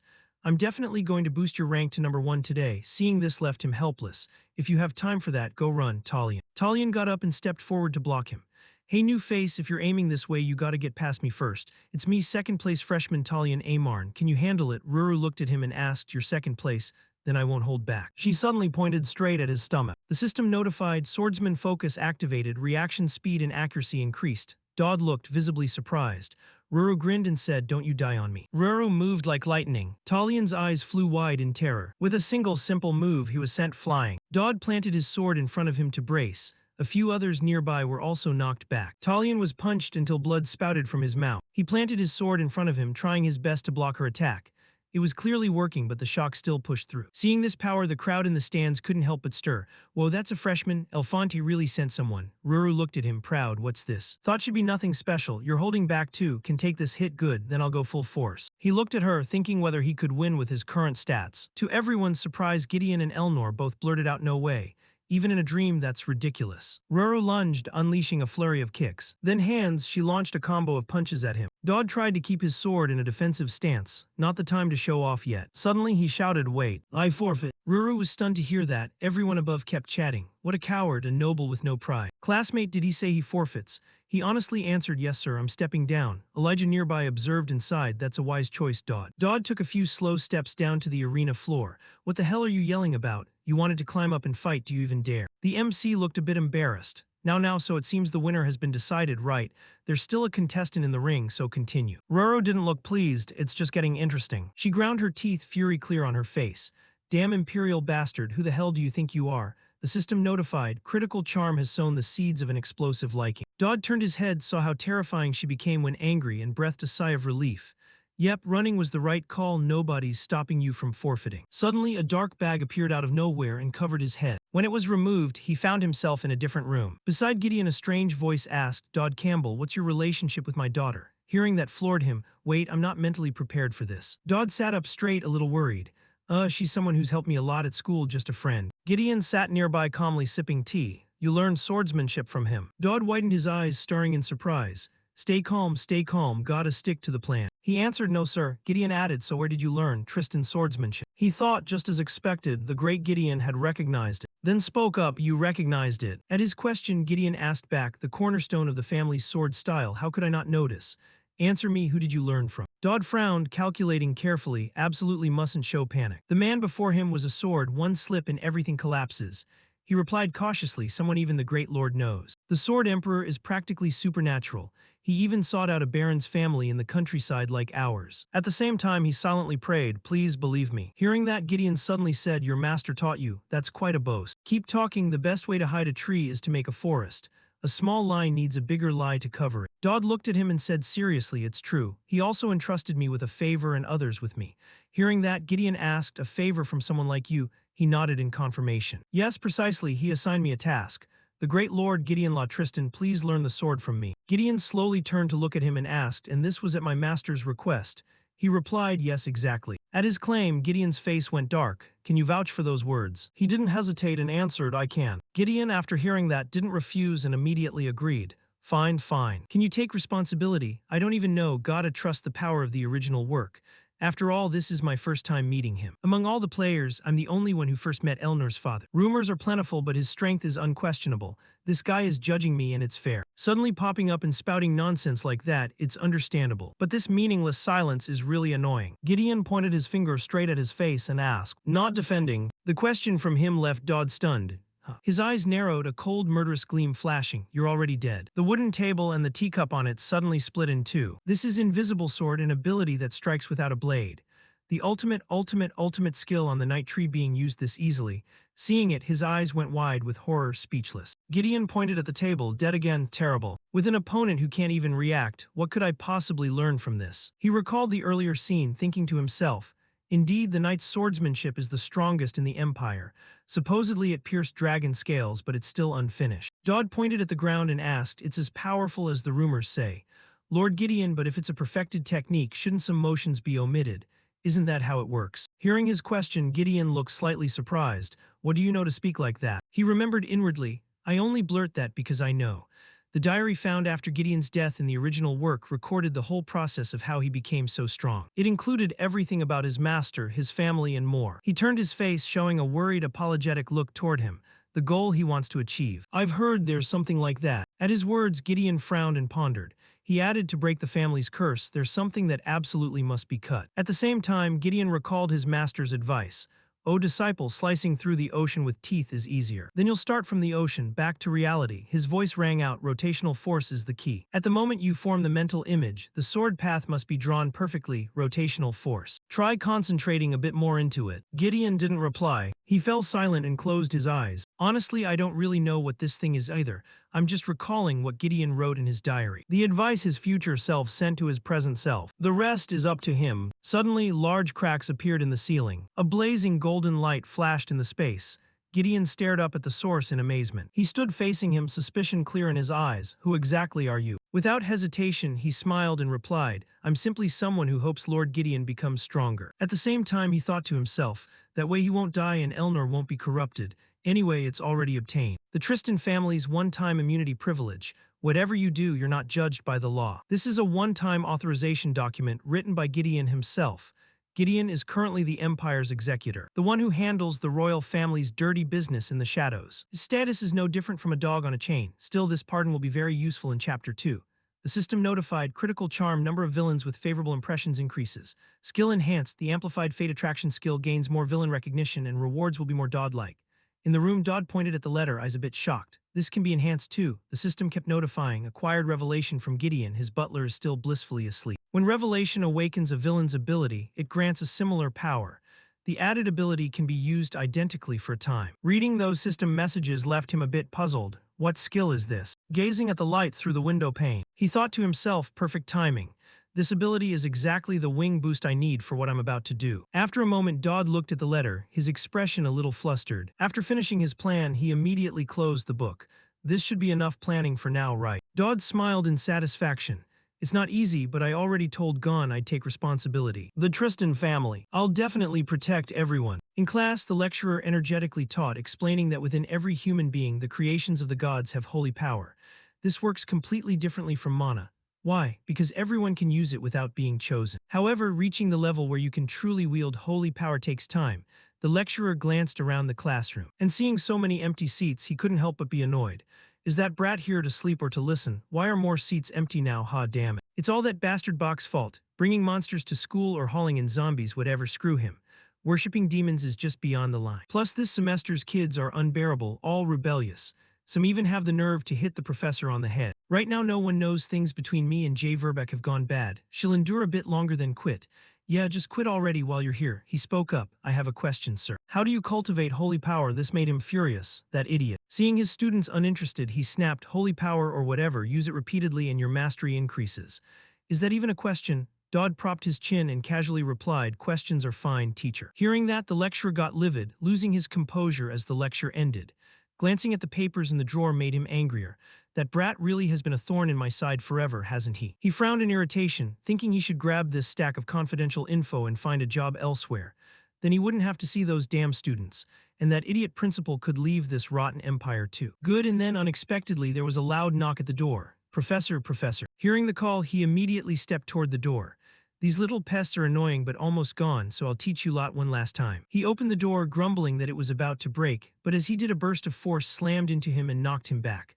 From outside came a voice, still haven't fled. He spun around and shouted angrily, what, are you crazy? You kicked a professor. Eleanor lifted her foot in front of the professor and coolly replied, that just was the door. And the professor is right here now. You guys are insane. One of them called out, what did you say, sir? The theology professor. When he came to, he found himself tied to the front chair. Seeing the two before him, he panicked. Huh, what's going on? Dodd looked up calmly and said, this isn't a joke, sir. We're detaining you now. The more he heard, the angrier he became. What nonsense are you barking now? Detaining me? What crime did I commit that gives you the right? His voice rang out, you're a spy. Hearing that froze him in his tracks. What? Eleanor worriedly continued, accused in the case of the escaped man beasts. I've reported it to the headmaster already. Would a professor just let the Empire's students die? There's only one conclusion, your purpose was never education. One more thing, in Viscount Riverback's house they found letters exchanged with you. Caught out, he still refused to admit it and kept arguing. Ridiculous, what does that pathetic demon worshipper have to do with a priest like me? I was just networking, I'm a victim too. Dodd stood up, inspected and barked orders. Too noisy, no time for this, spill it. Start with the names of spies like you in the school. He snapped irritably, go ask your mother about that one. But he had barely finished speaking when Eleanor lunged forward to attack. Now you'll talk, right? Then start. The injured man trembled as he answered, Guard Badina. Kogani. Dodd suddenly placed a hand on his head to heal him. His pronunciation was bad. Speaking of which, Dodd put a hand on the man's head and began restoring him to keep the guy from keeling over from weakness. Seeing himself recover, the professor immediately craned his neck to look at him. What are you doing, you bastard? Dodd looked up at him with utter coldness. I'm restoring your health, sir. Using the holy power you said needs constant practice to improve mastery. So when there's a chance, I have to try it out. Seeing him about to leave made the professor panic. You crazy fool, where do you think you're going? Dodd turned and replied coldly, this isn't a matter that'll end after nomming a few people. Eleanor, standing nearby, added, search his desk. Something's bound to turn up. He begged, please don't. The tied man radiated a pink energy trying to break free. Dodd held the folder, a bit surprised. What's this? You teach theology and you even know the Empire's military roster. In that case, just enlist already. He lunged forward to snatch the folder. You crazy, give it here. Eleanor wasted no time and swung her arm in an attack. He turned just in time to see it but not react. One simple move sent him flying, his back slamming hard into the wall. Yuria downstairs heard the commotion and couldn't help but be curious. What was that noise, earthquake or what? Watching the papers slowly fall, he smiled faintly. Sir, is this everything? Looks like it. Now hand it over to the school's night squad, right? Meanwhile, he's lying motionless on the ground. Suddenly he objected, wait, senior, I'm still a freshman. I'd like to learn a bit more about holy power. He lay on the ground, breathing heavily. Right now I see why that brat's so disliked. Last time he resembled the one I met with Riverback. He recalled a past scene. He knelt on the ground and respectfully spoke, O pioneer, I bow in your presence. A strange voice from above thundered down, ask about me and you die. Reveal you have seen me and you die, forget me. Then dying would be a mercy. He looked down, a thoughtful expression, thinking to himself, it's definitely that strange, whimsical feeling of alienation. One of them called out, all right, start the treatment now. Sir, he looked at you with a slightly panicked expression, thinking like something is ordering him around. A voice rang through the house, thanks to you, elder sister. My holy powers increased enough to even affect the spirit core. We've caught a rat in a professor's disguise. Elder, did you get to blow off some steam? Eleanor, standing behind him, said, well, I don't get my kicks tormenting old people for fun. The system popped up a notification. Eleanor's meltdown has shown good improvement. He thought to himself, she clearly vented already. Oh well, senior, this isn't something you can reason. Suddenly she asked, isn't there anything you want to tell me? He looked at the keychain in his hand and answered no. Suddenly she stepped closer and asked, you met my father, right? What did you meet him about? Dodd flinched, sweat beading me. What are you talking about? She repeated, I'm asking you.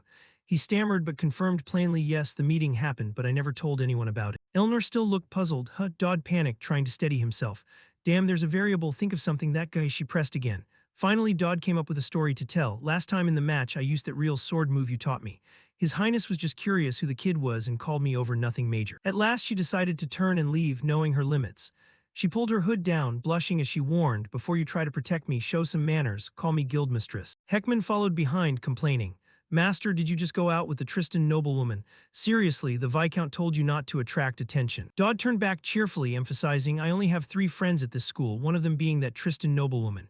Heckman looked worried. Master, isn't that a bit autistic? Dodd quickly corrected, they're not really friends in the usual sense. Dodd changed the subject, curious. And you're pretty flashy for a butler. Where'd you get that? Heckman, half eating an ice cream, explained, they handed them out free outside to cheer on midterms, 31 flavors, sir. Dodd suddenly remembered something important. Right, it's the midterm survival exam, soul cores trials, and when a heroic holy force shard is eligible to fuse, it can awaken a soul's consciousness. He turned and ordered Heckman, orders, go taste all 30 remaining flavors and report back. Heckman promptly obeyed, yes, master. Dodd briefly thought the kid might not actually be a Dodd sat down, brooding. Now he could awaken the ghost of the Gregory estate. He recalled important details thanks to the holy power boost from healing that priest. Dodd sighed, trying to find the answer.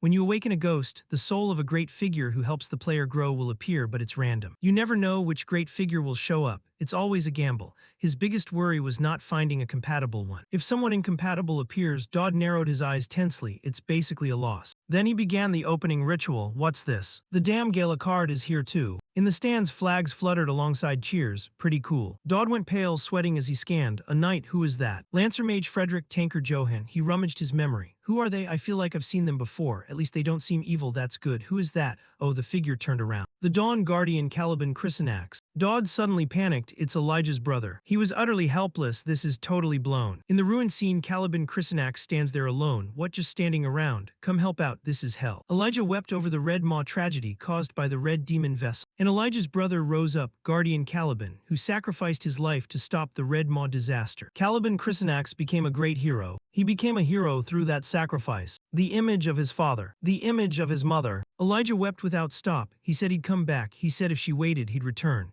From that event, Y followed in her brother's footsteps. But every death was just a tragedy for their family. On the day they lost all their loved ones, Elijah decided to follow his brother's path and become the one to slay the demon that made her an orphan. Cheers rose, pounding harder. The one who ranks first among you will face Elijah. When she came of age, Elijah was bestowed the unique title of Elite Warrior of this National Defense Training. Give Elijah a round of applause, the Empire's official commission. The candidate hero will also be awarded. From then on, she became a hero. The teacher announced their test. The midterm will be held fairly as 4-person team battles. Who are the Empire's main enemies? Magical beasts and demon worshippers. Correct. Efante was founded to oppose them. Combat and survival capability are the main scoring criteria for the mid. Dodd turned to ask, how's it going? Caliban, your sister here is doing fine. Caliban Chrysanax, unbelieving, asked again, so you mean the girl? My sister is currently an official candidate hero of the Empire, he repeated. Yes, officially. Caliban Chrysanax snorted with amusement. That kid was just a green-nosed child not long ago. Dodd emphasized, Elijah's an adult now. Caliban suddenly blurted something odd, worth it. Dodd looked back, puzzled. What? In Caliban Chrysanax's heart there was nothing but happiness. Being resurrected as a spirit, and seeing his sister grown was just a bit unfamiliar. Dodd fumbled and hinted, oh well, I did resurrect you, right? So Caliban, you mean I should cooperate? Yes. Can you help me? Sure, just don't tell my sister about me. Dodd gratefully replied, yes, thank you. Caliban turned and smiled broadly, guided by the instincts of one who's died before. I don't know what rules you've mastered that I haven't, but I feel you're a good person. Keep an eye on my sister, please. I'm counting on you. Dodd awkwardly scratched his neck. For now my goal is to keep everyone from dying. He called Elijah's name. She turned back. Dodd. Dodd cleared his throat and made the midterm team proposal. If you haven't decided on a team yet, would you like to team up with me? Elijah suddenly froze. Elijah, skeptical, asked hesitantly, you want to team up with me? Dodd didn't hide it. I'd really like us to be in the same squad. Elijah, surprised, exclaimed, wait, you said we weren't that close before. Dodd hesitated, then honestly replied, I already apologized about that, didn't I? She started calculating again, brow knitting slightly, thinking aloud, saying it like that means you'll probably make me do weird stuff like last time, right? At that moment he stepped forward, cheerfully lifting the curtain, grinning big, come on, say yes. After all, that girl's been studying you day and night to win. Then he casually added, always calling you teacher, don't you notice? Dodd forced a smile and avoided the gaze. All right, no more formalities, lend me your teammate. She on the other side screamed in excited horror. Over here, please team up with us. But when she saw him get beaten into the dirt, her mother's tone changed.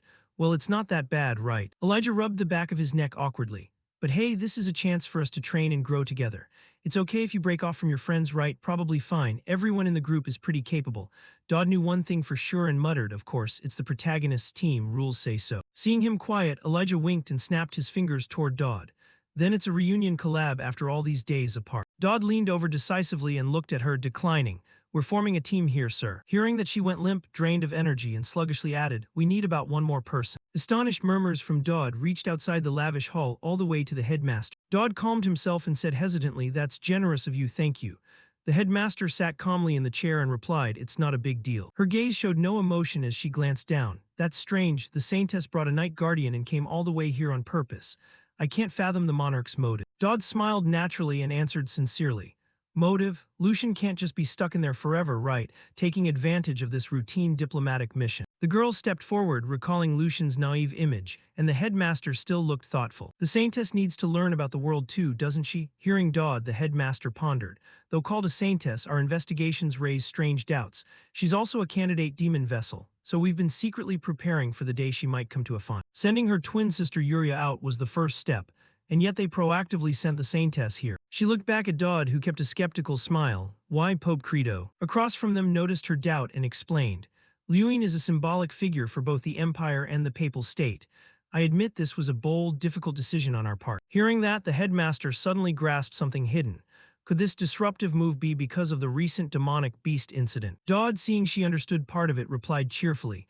That incident played a role, and an Elefante priest was exposed as a spy. They're pretty concerned over there. Finally, unclear how the headmaster felt, she asked, wouldn't this chaotic situation be bad for the Saintess? She inwardly thought it was bait to get a bite, but Dodd answered opposite to what she hoped. No, on the contrary, it's good. Cold resolve flashed in Dodd's eyes as he growled. If she's a true Saintess of the Empire, she must have the courage to face justice and not flinch where evil runs rampant.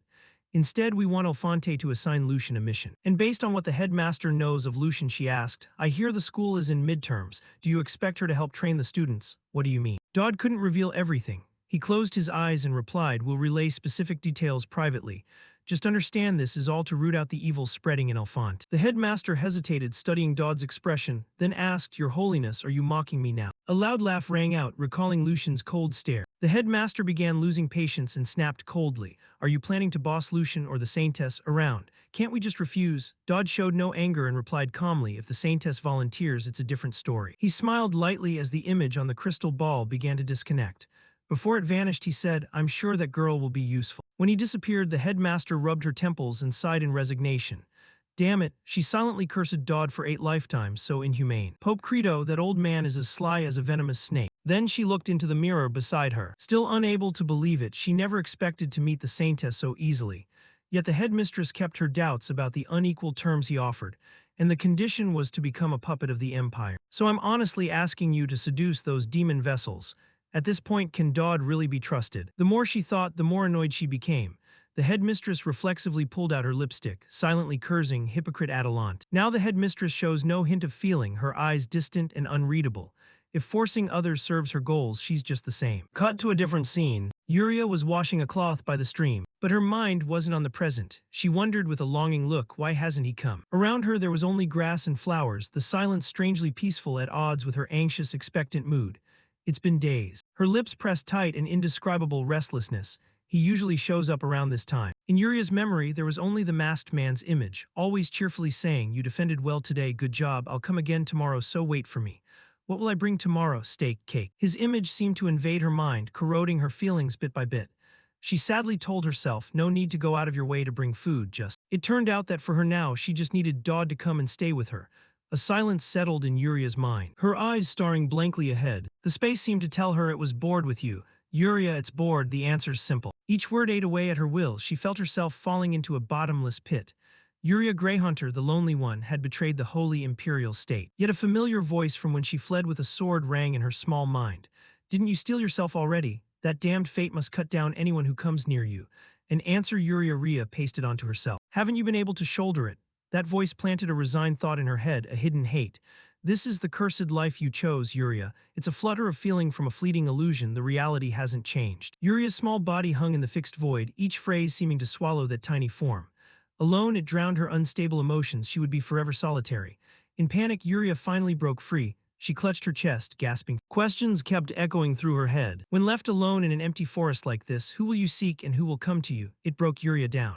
Her beautiful eyes brimmed with tears. The voice kept urging her, you're someone who can't even cry out for help. It tried to steal the gentle feelings Dodd had given her, and it almost succeeded. At that moment, a familiar sound rang out. Why are you crying? It was Dodd. He looked tired, clearly rushed to get here. He held a packet of snacks and hurriedly asked, did something happen while I was away? Ah, the cookies you mentioned weren't for sale.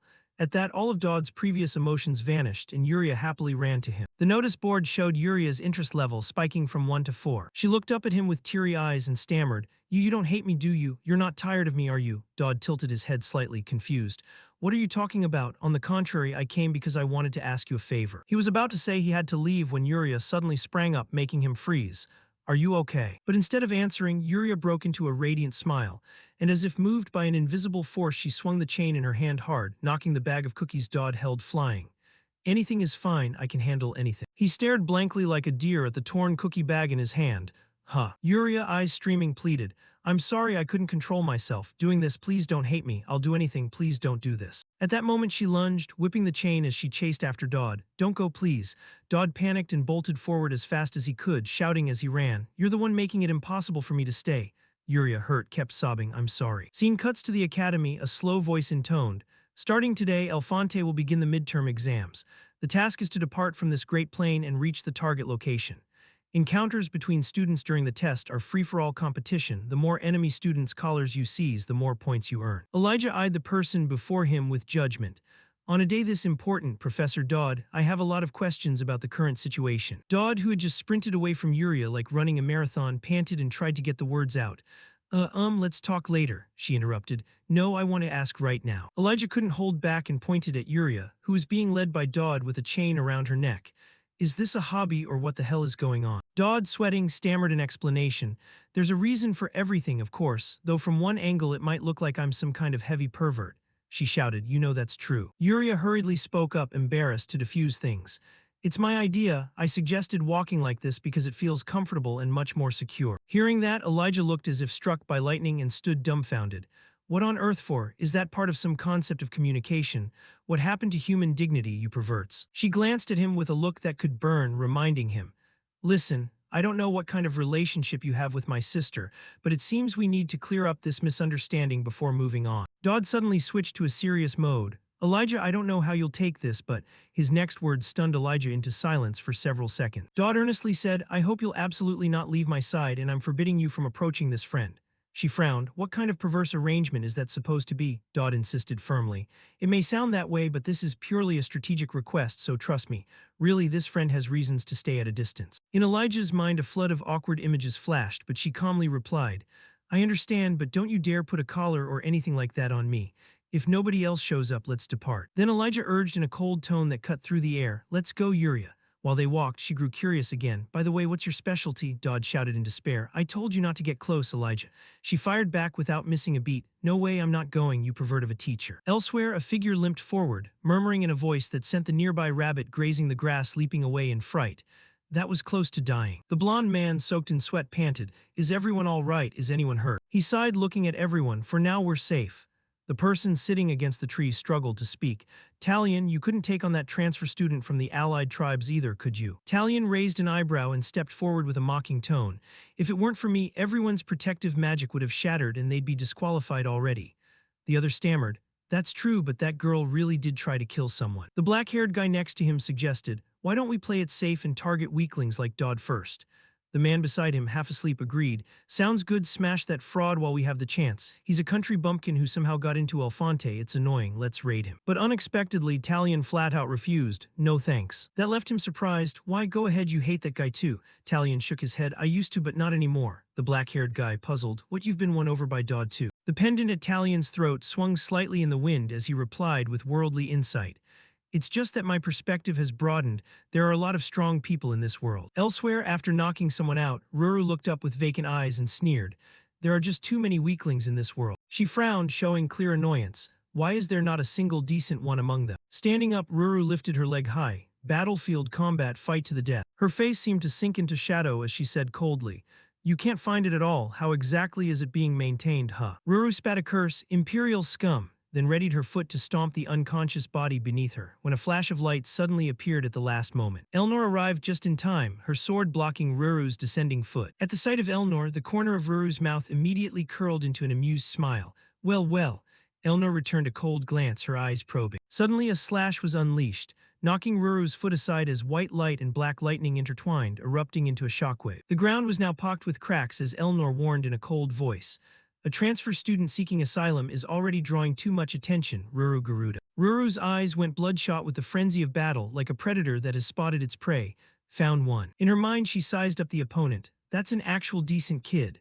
Elnor, still aloof, pointed her sword at Ruru and cautioned, excessive violence can't be ignored in my role as supervisor, control yourself from now on. Ruru laughed contemptuously, taunting, don't like it, so what? Elnor held her sword steady and said, if this were a battlefield, your head would already be split open, but since it's not, I'm only warning you. Ruru scoffed and stepped up to the blade, nearly pressing her forehead to the steel.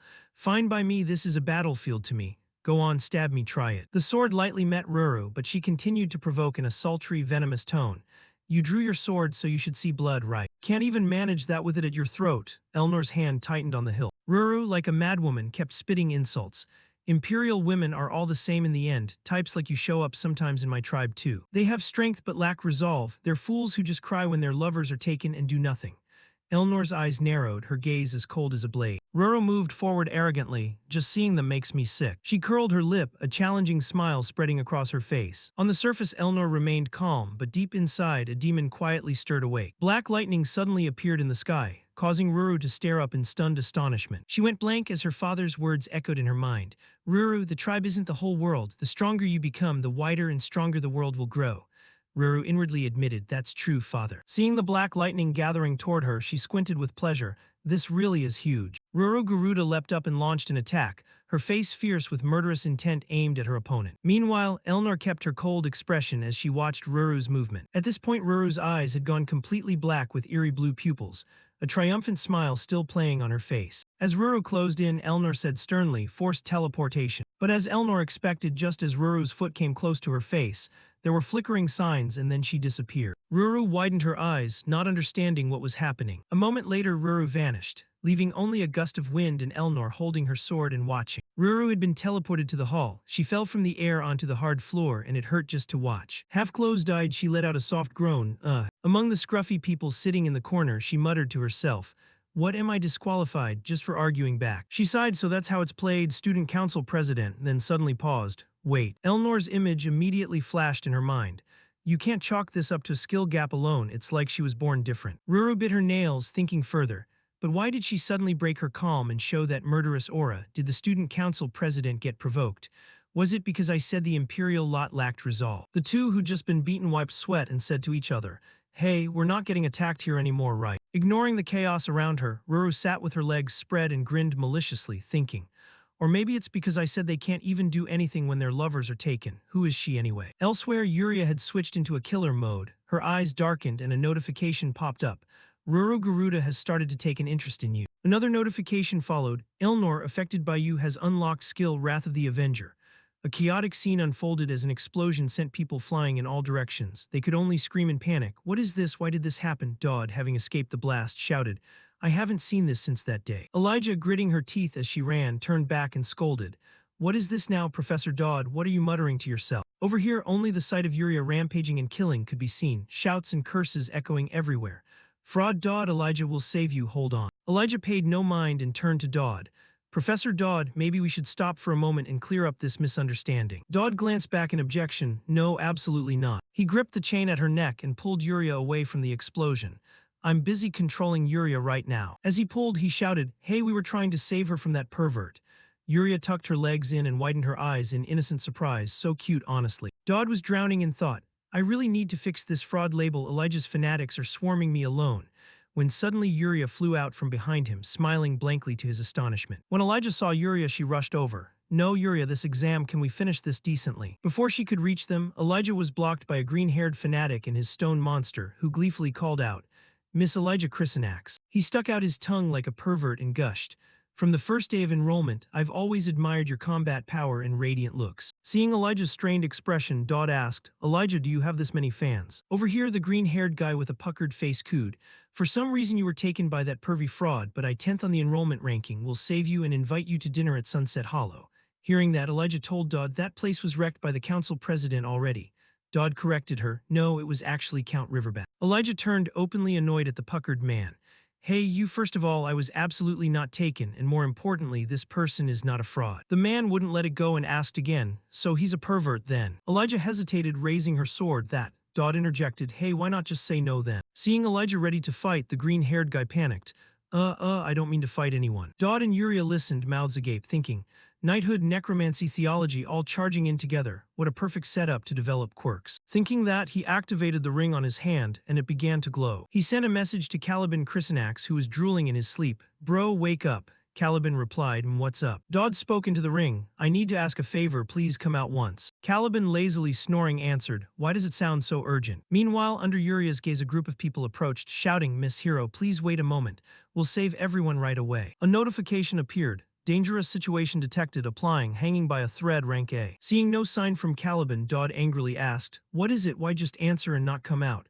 But the disappointing reply was, it's just kids fighting, who do you think I am, a guardian? At that, Dodd pulled his trump card. Seriously, my sister is fighting a stalker right now. Hearing sister, Caliban suddenly snapped awake. He flew into a rage and demanded, Elijah has a stalker, who is it? Then a blinding light appeared in the sky. It was Caliban, his fury radiated power. Skill, World Beacon activated, buff will be shared with party members in the nearby space, share skill, hanging by a thread, rank A, receive strength. Elijah set off, charging the green-haired man. She yelled in anger, I don't need fans like you.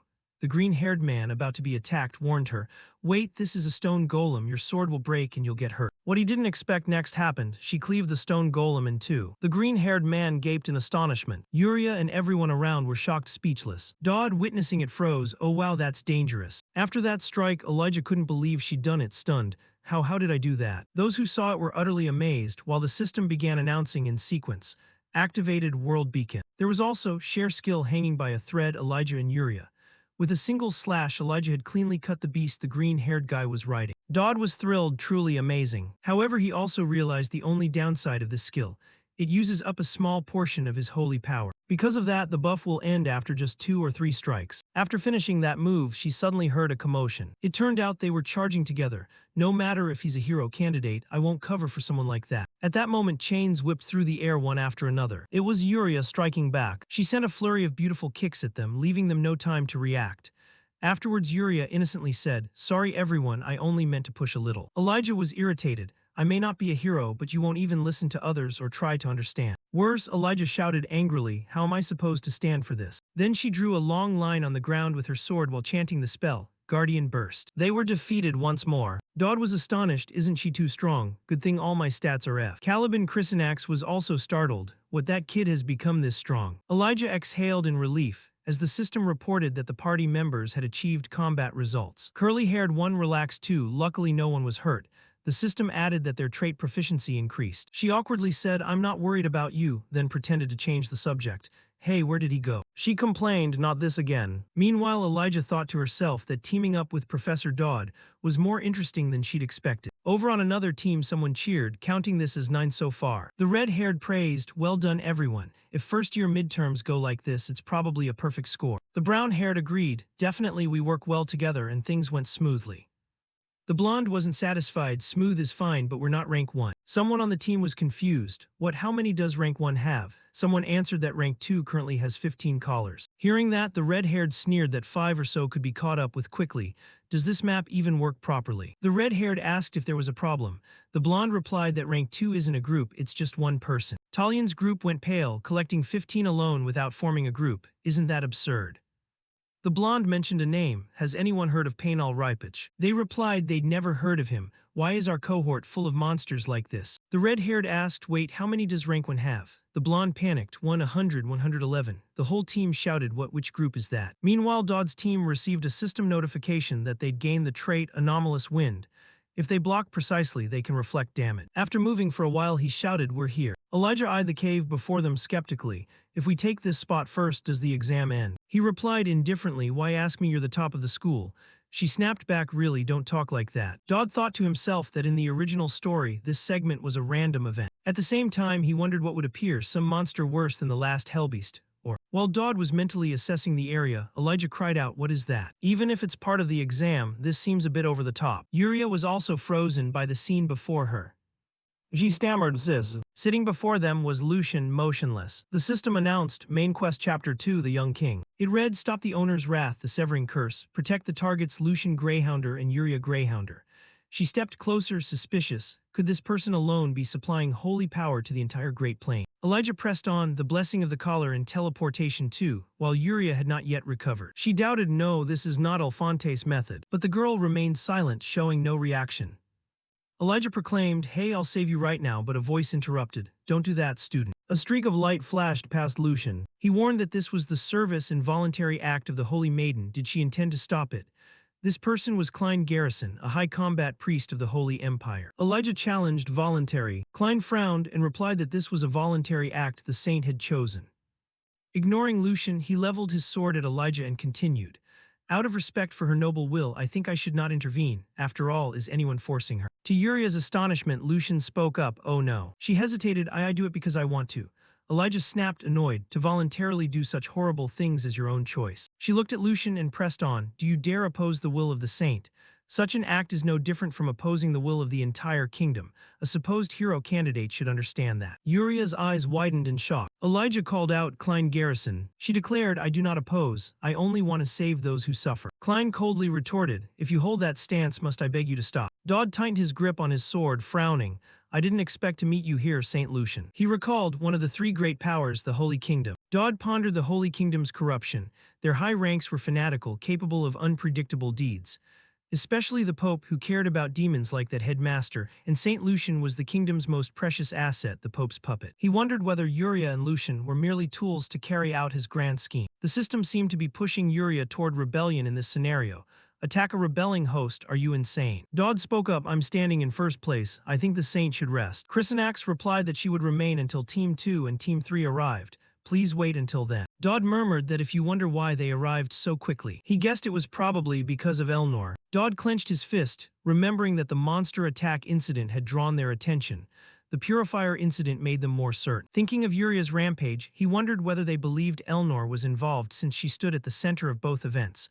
What if Yuria lost control too? Dodd frowned, realizing the Pope would begin to intervene in Alfonte. He told himself, no, hasn't Yuria already been discovered? If so, there would be no other choice. Suddenly, a glove flew up into the air. The glove was thrown toward Klein. He frowned and asked, what's this about? To the shock of Yuria, Lucian, and Elijah, Dodd said, perhaps you don't understand what this means in the Holy Kingdom.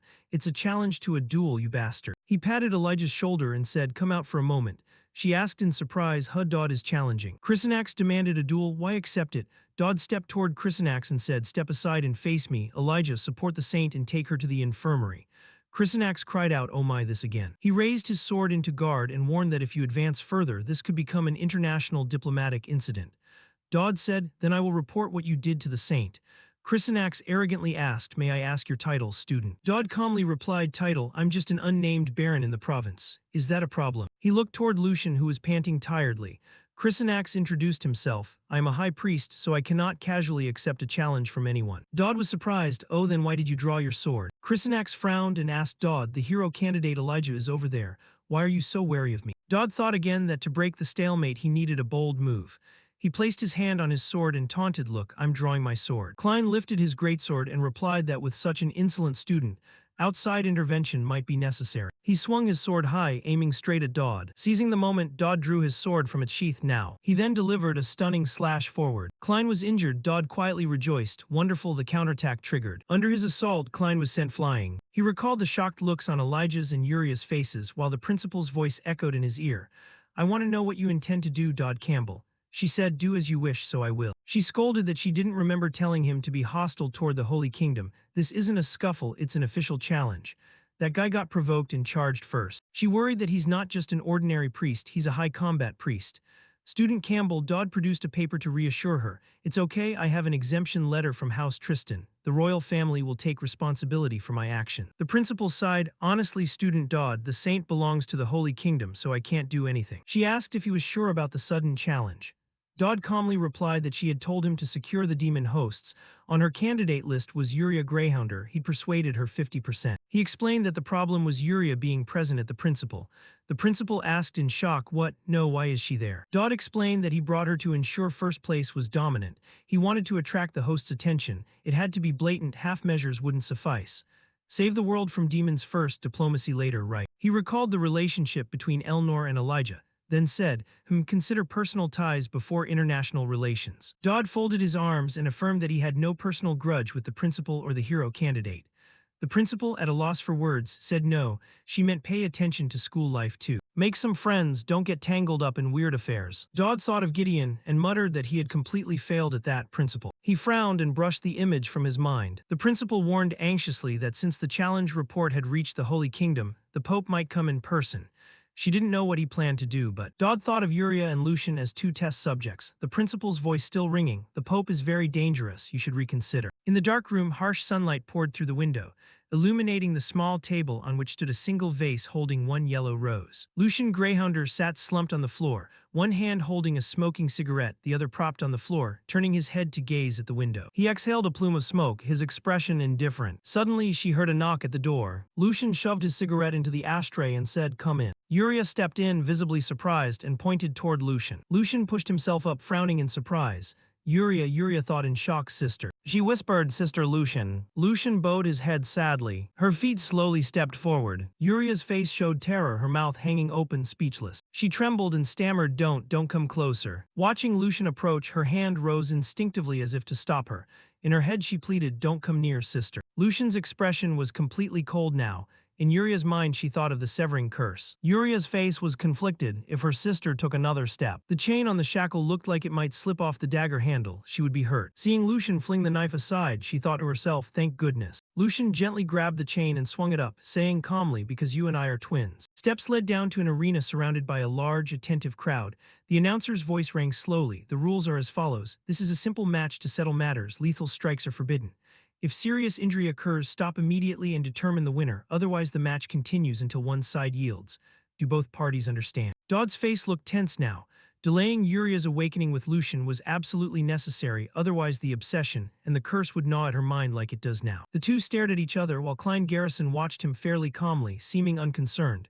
Yuria's mind would collapse. The principal's gaze was fixed on the arena. For that reason, this match was very important. Outside, the guards were tense.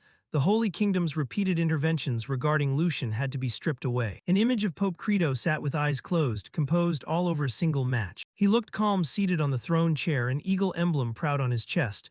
We must create an impact that big. The principal folded her arms and thought, even if Pope Credo cannot come personally, he would never miss matches like this. Klein's hand tightened on the sword hilt. Now it's too late to beg for mercy. Klein wore a smug expression but still saw a chance. Surrender, the sooner you yield, the fewer bones you'll break. His voice was taunting. Hear me, young Master Campbell. Heckman watched from outside, his hands rising to his mouth, trembling. Fine, surrender as soon as it starts. Whatever you do, don't strike straight on. Dodd replied calmly, intriguingly, I was just about to say the exact same thing. Klein frowned, a voice rang in his memory, don't use killing intent. The scene shifted to a room. Klein did not turn around. What do you mean? The voice behind immediately answered. The stronger the killing intent you use, the stronger the opponent's reaction. That's the nature of that ability. Klein was surprised. Could such an absurd possibility exist? Credo smiled and explained, I've seen it before, I didn't expect to see it again. Klein glanced back and said solemnly, I was felled by my own attack. He clenched the sword hilt with determination. It's not just killing intent, I must completely erase the enemy's will. Back in the real battle, Klein bowed his head slightly and uttered the words. Immediately sparks of light appeared around him, blessing. Klein swung his sword forcefully, his knees bending as he spun, cloak billowing, the energy he released blazing brighter. Klein frowned, eyes razor-focused. His voice rang with menace while Dodd stood calmly watching, to teach an arrogant noble a lesson. Then Dodd narrowed his eyes and smiled. Klein began to gather strength and launched his assault. The blade's movement sent Dodd's hair flying in the wind. As Klein charged, Dodd closed his eyes and muttered a mantra. Will use guidance, usable skill, divine wrath. Klein's gaze was taut with tension. Both stared intently, missing none of the other's motions. A sphere of light flashed forth. The arena's space swirled like a storm. Dodd thought to himself that the sigil of fallen heaven was reacting. Klein dropped low and dashed forward. Meanwhile, Dodd remained upright and lifted his sword. The two swords met, sparking into flame. Time seemed to freeze. The entire stance erupted as if aflame. The principal's eyes widened in shock. Outside, the guards felt the tense atmosphere and their faces turned alarm. Everything unfolding here seemed premeditated by the Pope. Credo's expression was utterly composed. Usable skill, divine relic, wrath. A wave of energy enveloped him as the three sigils of fallen heaven reacted. After Dodd's powerful slash, Klein used his pommel to block the blow. The energy released cracked the arena floor. Demonic energy swirled around the fallen heaven sigil, whipping up a howling tempest. Everyone gawked in astonishment at that violent source of power. A fissure appeared in the sky, as if a stream of dark energy were pouring out. Elnor appeared in demonic form. Dodd flinched. Where did this come from? Sweat beaded down his face. The demonic power manifesting through Elnor made everything around them feel suspended. He stared, baffled. What the hell is this? Just holding this power makes it hard to breathe. Such an evil pressure. Whatever, fight on. Dodd looked up as he dodged an attack from Elijah Chrysanax. Elnor's demonic power was trying to pour into him. He widened his eyes in alarm. Stay away from me. Demonic Elnor advanced slowly, snarling, don't make me sick of you any longer. You disgust me. Demonic Elnor touched the sword Dodd held, and black lightning-like streaks of dark energy danced along the blade. Elnor shouted, give back what you stole. Klein lunged to attack Dodd, thinking to himself that in a single moment something felt off. How on earth did this guy end up blocking my strike? Dodd suddenly released his grip on the sword. Dodd proclaimed, I'm furious. I told you as long as you don't die it's fine. Klein was startled. Dodd, as if merged with Elnor's strength, unleashed a punch that contorted Klein's face. The massively powerful punch sent him flying into the air, surrounded by a swirl of dark energy. The recoil cracked the arena floor beneath Dodd's feet. Klein was nearly rendered incapable of fighting. The Pope, as if having anticipated the outcome, remained calm with his eyes closed. Then he said, while I wasn't looking, Afante's skill has far exceeded expectation. A pale golden light enveloped Klein. May I speak as the victor? Dodd interjected, fine, go ahead and speak. Those guys are causing trouble and bothering the Saintess. Stop them. Everyone was confused. What did you say, student Dodd? What are you looking for? Don't waste your effort. It's mine. Consider this your first and last warning. Chairman Adelante, what's going on here? How dare you provoke such behavior in front of the Pope? How do you train your students to cause an incident like this? Someone demanded. Not only did you send a knight trained to deal with green-faced brats, you also harassed the Saintess. This man is Hadao Yuzul, minister of the Blue Dragon clan of the Tribal Alliance. What rotten character. Dodd was still staring directly at the source of the argument. Even those brats openly criticize you. Shouldn't you be stripped of your Holy Kingdom title? Dodd said, Hadao, watch your words. This concerns the Pope's safety. What are you planning? If you're angry, come down here and fight me. What can you do? The Pope pondered, then spoke. Understood. It's not a duel, but I will handle it for you. The headmaster gasped, my lord. You're not only skilled, you're also an extremely perverse pupil. I must admit that. Then those people at that position began disappearing. Suddenly someone shouted from somewhere. Hey, you planning to run away, Holy Kingdom? A man in royal attire appeared. He ordered his attendant, Siras, deploy spies around Dodd Campbell of Elfont. Siras, holding a cup of coffee, replied as he drank, I understand. He broke into a smile, drawing the attention of 3 nations with a single match. The more I look, the more I like that guy. Dodd stood dazed, thinking, are all their bugs really gone? So the winner is Dodd Campbell, a voice rang out. The principal let out a small sigh as if a weight had lifted, then Hatton Ujel spoke up. I quite like him. He has the makings of a true warrior. Here, take this. Hatton handed Dodd an amulet stamped with a lion's face, the lion's collar. Rare, it boosts vitality and physical strength. Dodd snatched it up and asked hesitantly, this is? Hatton smiled, drop by the training forge sometime. I'll treat you well. And that strange power from earlier, I still want to see it again, he added. That's all from the Tribal Alliance. I'm off now. Dodd took the pendant and fell into thought. Watching Hatton's retreating back, Dodd thought, in the original story, this item was meant for Chapter 3. I've just been acknowledged by the craziest powerhouse of the Tribal Alliance. Campbell, I have a question, the principal suddenly said. Did you use the flask's power to win? Dodd bowed slightly and replied, yes, I was just lucky. The principal continued, the Pope and Hatton have probably noticed already. The news will spread soon, and before long many groups will try to approach you because of this. Dodd suddenly remembered the Pope's face. The principal lowered his glasses and warned, you should steel yourself. From now on, things are going to get a lot more chaotic. Yes, I understand. One peaceful night passed. Cut to the next morning. The system chimed, main quest completed. Blessings +1, seed of sin +1. So I have collected 4 seeds of sin so far. There are special skills that can only be bought with this kind of rare currency. For example, something like the mind-piercing eye, usable once per day, allows me to view an opponent's stats. Dodd clicked buy, the system chimed, purchase successful. Dodd thought to himself that the information gained from this skill couldn't be tampered with or faked. Wonderful, it has no drawbacks at all. I'll try it out. He couldn't check Trisha. The professor was the same, he couldn't be checked either. Elnor's face was dripping with sweat. She was training to boost her abilities. Behind her, the students training nearby all panicked and shouted, President. Only for her voice to echo back, if you don't want to get hurt, get out of the way. Dodd thought to himself that actually, the priority now should be to gather information from Elnor or Aaliyah first. The two of them are important characters in this scenario. Okay, let's see. Excitedly, he activated the mind-piercing eye. The system displayed Elnor Tristan attribute, Vessel of the Grey Mage, Strength S, Agility S, Stamina S, Luck C, Authority A+, Confused with 1 Demon Shard, Fusion Rate 180%, Corruption Level 2%. Oh, and 80% Fusion Rate. The incident at Riverback must have influenced this. Anyway, lucky that the corruption level is still low. If both had been high, she would have turned into a demon.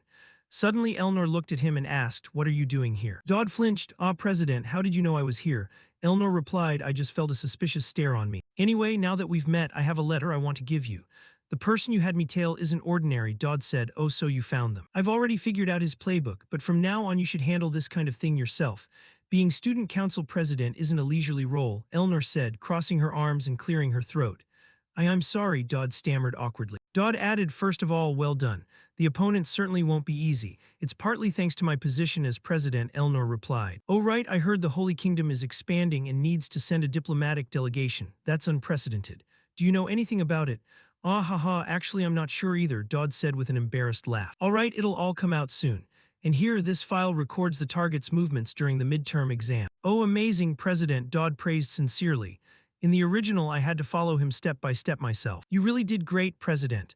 I'll repay you later, I promise," Dodd said joyfully, hugging Elnor and leaving her momentarily stunned. "Great, that means he's at the clock tower right now. I'm off." Dodd's voice rang out while she remained in shock. Panting, his breath came in ragged gasps as he rushed inside the tower. "So he stays at the clock tower until 7 p.m. I remember he enrolled at the same time as the Saintess after all. With that kind of personality, he'll try to go out as much as possible. But in the end, he'll want to get some fresh air." Dodd climbed up to the upper floor of the tower, panting heavily from exhaustion. "I should train my stamina a bit more. This is the young King Valkarthus." Valkarthus turned his head and glanced over when he saw someone approaching. "Are you Dodd Campbell?" Dodd panted, forcing himself to speak. "Yes, you know me." "Sit down, catch your breath. The Prophet told me to keep an eye on you. How could I not be concerned?" "The Prophet, he sent people despite already knowing about me." "Your spy did well. Actually, I've been waiting here every day. I'm not someone who can take the initiative to request a meeting first. You understand, we're enemies, aren't we?" Dodd narrowed his eyes, thinking. In the original story, the Prophet was just a petty demon worshipper. He never directly intervened like this. Valkarthus's eyes went cold. "His assessment of you was that you'd be the greatest obstacle I'd have to face here." "Answer me, Dodd Campbell, will you stand in my way?" Valkarthus radiated a thick, murderous intent. Dodd, on guard, thought to himself. "He already knows who I am and what I'm doing, and he's issuing orders about me despite never having met me. This is the same method, but mine.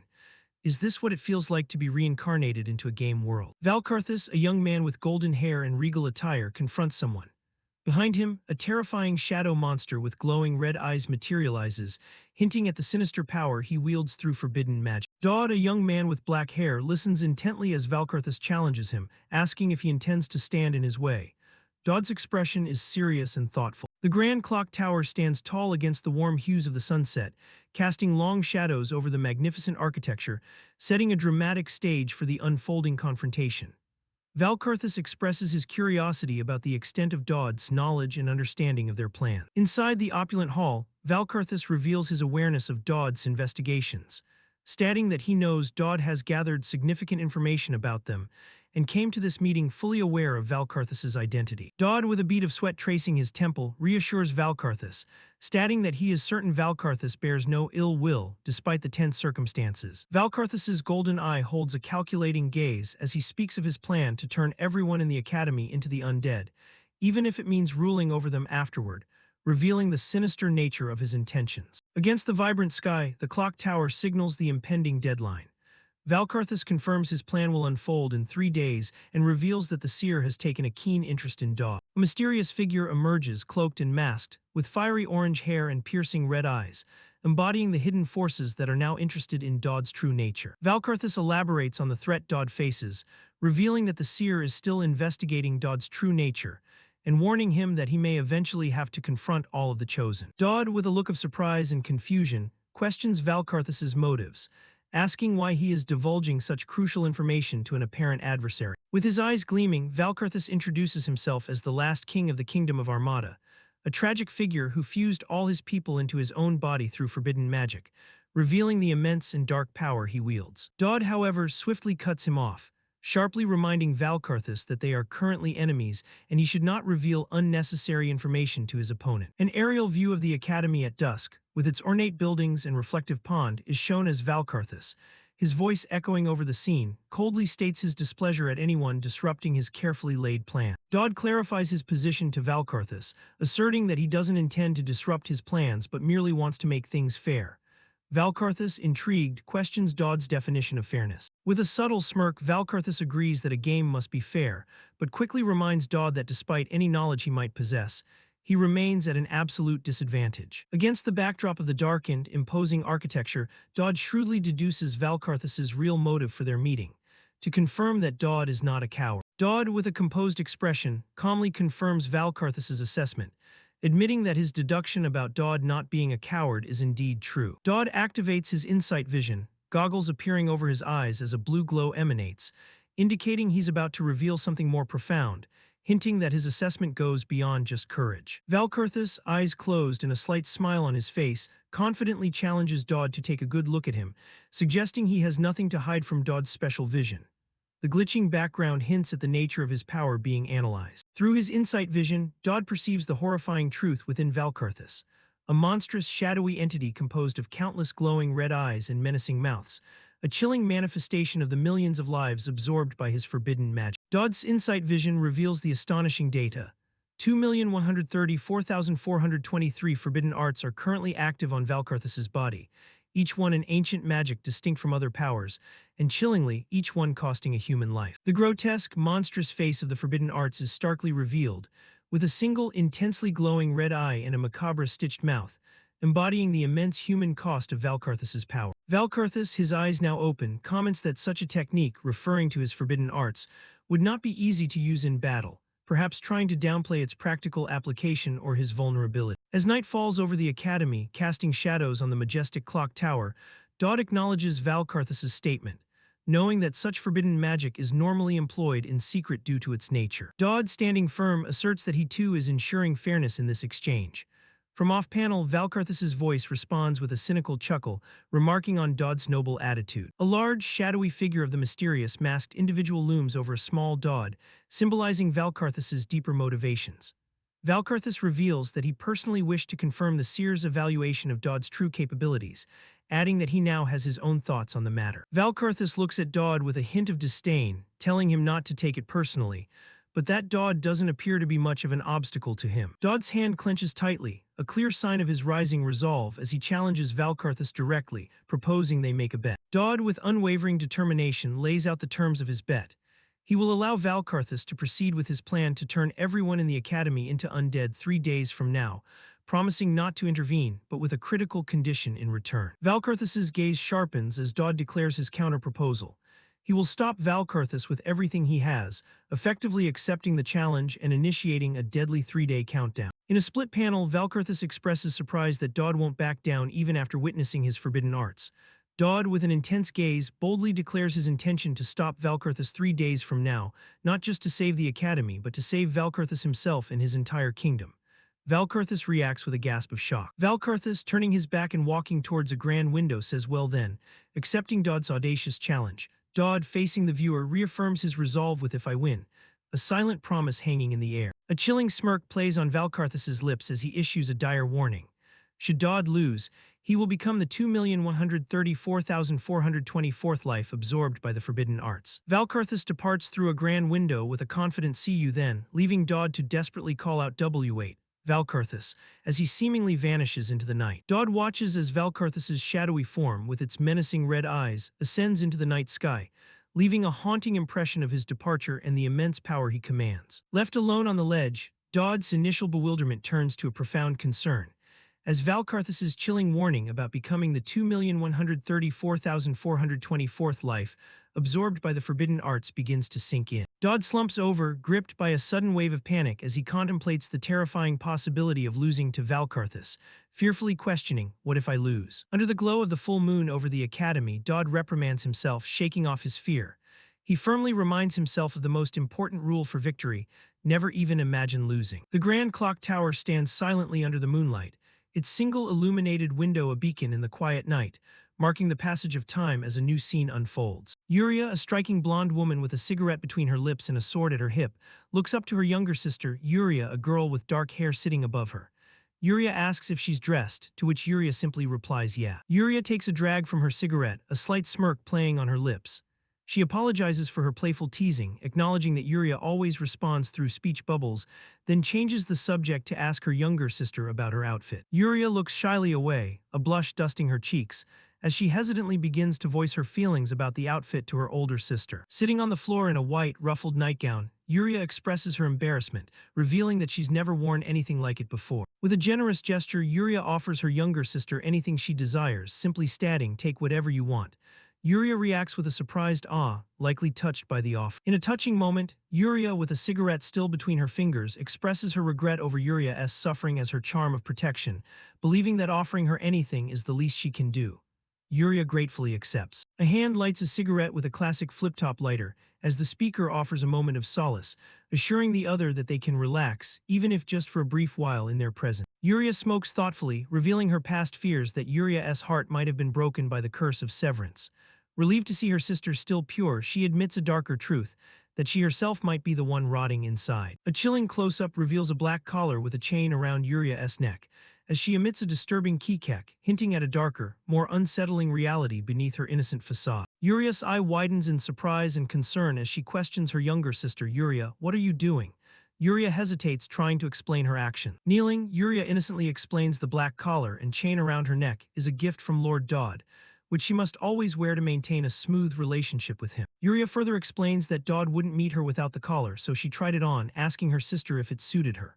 Yuria remains silent, visibly stunned by the revelation, as Yuria quickly adds that she doesn't value Dodd's gift more than her sister's. With a cheerful, almost naive smile, Yuria reiterates that she must wear the collar if she wishes to meet with Lord Dodd, seemingly unaware of the disturbing nature of the situation. Yuria's jaw clenches around her cigarette, her anger visibly building as Yuria desperately pleads, "Please don't misunderstand." A powerful wave of rage consumes Yuria, the cigarette burns intensely in her mouth, surrounded by a furious red and black aura as she utters her sister's name, Yuria. Enveloped in a furious purple aura, Yuria smokes intensely, her face twisted in a mask of pure rage as she demands to know the whereabouts of that Satan bastard, clearly referring to Dodd. Faced with the tense atmosphere, Dodd Campbell hurriedly waved his hand to explain.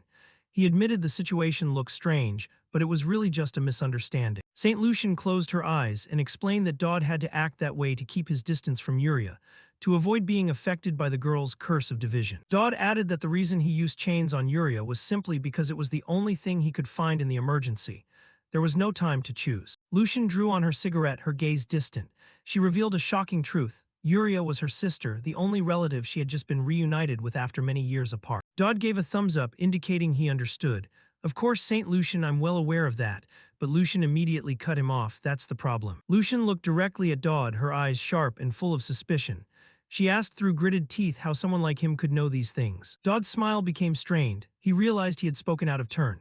At first, Lucian was only angry about the chains, but after hearing his story, her suspicion only grew. Lucian continued to press him, asking how a man from an obscure baronial family could know about her relationship with Yuria, and even best a holy knight in single combat.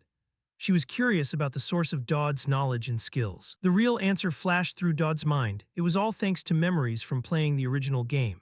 But he quickly covered by saying, "Well, Saintess." Yuria looked up in surprise. Dodd hurried to correct himself, saying it was something he had discussed with headmistress Adelante and therefore could not reveal casually. Dodd tried to reassure Lucian. "What I can say for certain is that I stand with you, and with Yuria as well." He affirmed his support for both sisters. Lucian snuffed out her cigarette, her face pensive. She called him by his full name, Dodd Campbell. After a moment's thought, Lucian decided to let it slide for the time being. She acknowledged that Dodd had fought for her, helping her escape the Pope's clutches. And the truth was he had taken good care of Yuria. Dodd looked at Yuria, who remained with her head bowed. He knew he couldn't reveal everything. But Lucian was not easily satisfied. "Even if that's not your real identity, I need to know what you're planning and how much you know. I need to know everything." Faced with Lucian's demand, Dodd began to reveal a staggering secret. He explained that in the Pope's scheme, Yuria and Lucian were essential pawns. The scene shifted to a mysterious laboratory. It was called the Homunculus Project. The title Saint was not something Lucian was born with. She had been created, assembled from various materials. Dodd continued, explaining that Lucian's divine power had been artificially constructed, and Uriah existed to support and amplify that power. That's how the Pope planned to build his own paradise, a heaven governed by his own definition of justice. Back in the present, Dodd concluded, but everything collapsed when Uriah escaped. He warned that the Pope would not stop. He had only relaxed his control while they were here. Uriah and Lucian sat together, listening to Dodd's warning. He emphasized that they needed to prepare thoroughly during this precious window. The scene moved to the Academy building. After hearing all the secrets, Lucian looked at Dodd and asked the question she'd been holding back. Who are you really? Suddenly, a system notification panel appeared before Dodd. Main quest, Child King. The Academy will be attacked in 3 days. Aware of the impending threat, Dodd led everyone to a heavily guarded area. He introduced them to the Heart of the Star, a giant glowing crystal. Dodd explained this was a holy device, a relic left by a seraph, functioning as a protective barrier for the entire Academy. The group entered the Great Hall together. Although Dodd admitted he had used his authority to gain entry, Lucian remained skeptical, asking whether this thing would actually help. Dodd replied calmly. He flipped the situation back, asking Saint Lucian whether she had criticized him for leading someone with chains. But isn't your action even worse? Hit in the soft spot, Lucian was momentarily flustered but quickly regained her cold demeanor, saying it was because she couldn't ignore the curse of division. Lucian explained her plan. She would have Uriah wear a hood and lead her with chains, pretending to escort someone possessed for an exorcism. That way they could enter the sanctuary without suspicion, since ordinary students never come here. Once inside, Dodd asked Uriah to remove her hood.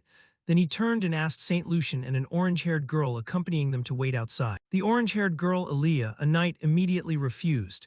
She declared her duty was to protect the Saintess and to keep an eye on Dodd as well. Lucian agreed with Aaliyah. She admitted she couldn't fully trust Dodd yet.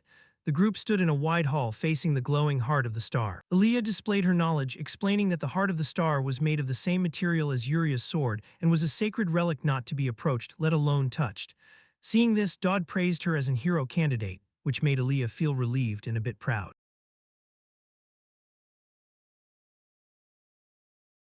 Still, Lucian smiled and said the reason she brought Dodd here was because faith in the Creator had guided this meeting. Uriah clasped her hands to her chest, expressing gratitude to Lucian. She understood the Saintess's status and was thankful to have been brought here. Lucian gently handed the chain to Aaliyah, asking her to take good care of her sister, a symbolic gesture of entrusting responsibility. Aaliyah took the chain and solemnly promised to protect Uriah well, thanking Lucian for her trust. At that moment, Uriah began to explain the rules of the world. She said demons could intervene in the human world without restriction, but angels were different. Dodd continued, saying that angels must follow the rules that maintain the world, so they couldn't intervene freely like the lesser angels he had encountered. Lucian decided she would wait outside. Now Uriah was connected to Aaliyah by the chain, while Lucian stood apart. Uriah smiled confidently, asserting that if anything happened she could protect herself.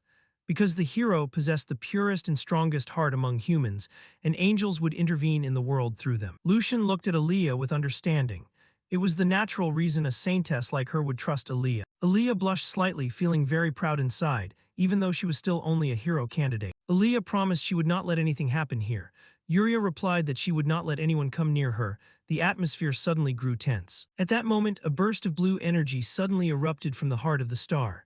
Dodd reacted immediately, drawing his sword to block the surge of power. Dodd stood shielding the giant, radiant Heart of the Star, his sword ready to fight, protecting the two girls behind him. Aaliyah froze in astonishment, a small black smudge from the energy blast marking the tip of her nose. Dodd's expression hardened, a mix of anger and worry.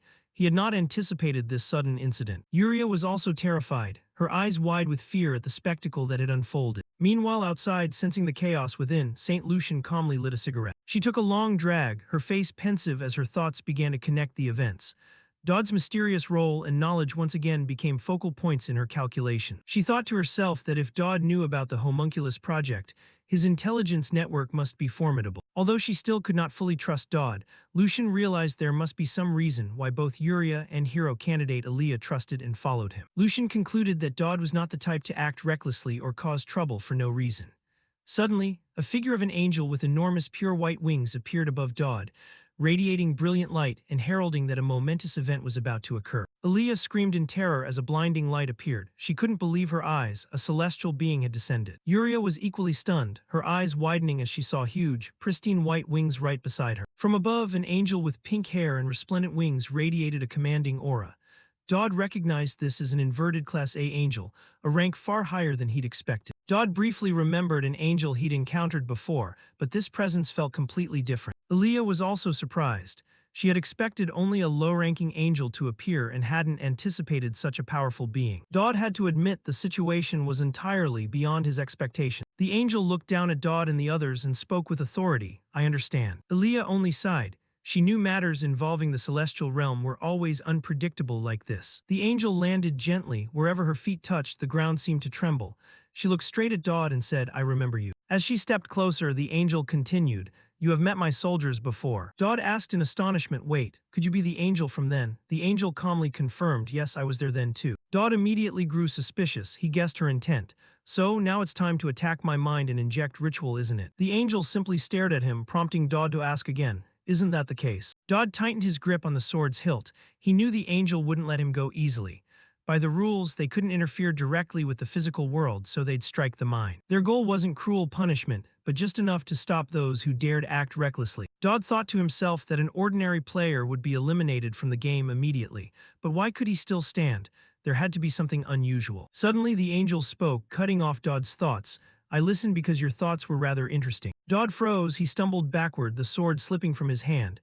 He hadn't expected the angel to read his thoughts. Dodd gritted his teeth, furious at being seen through.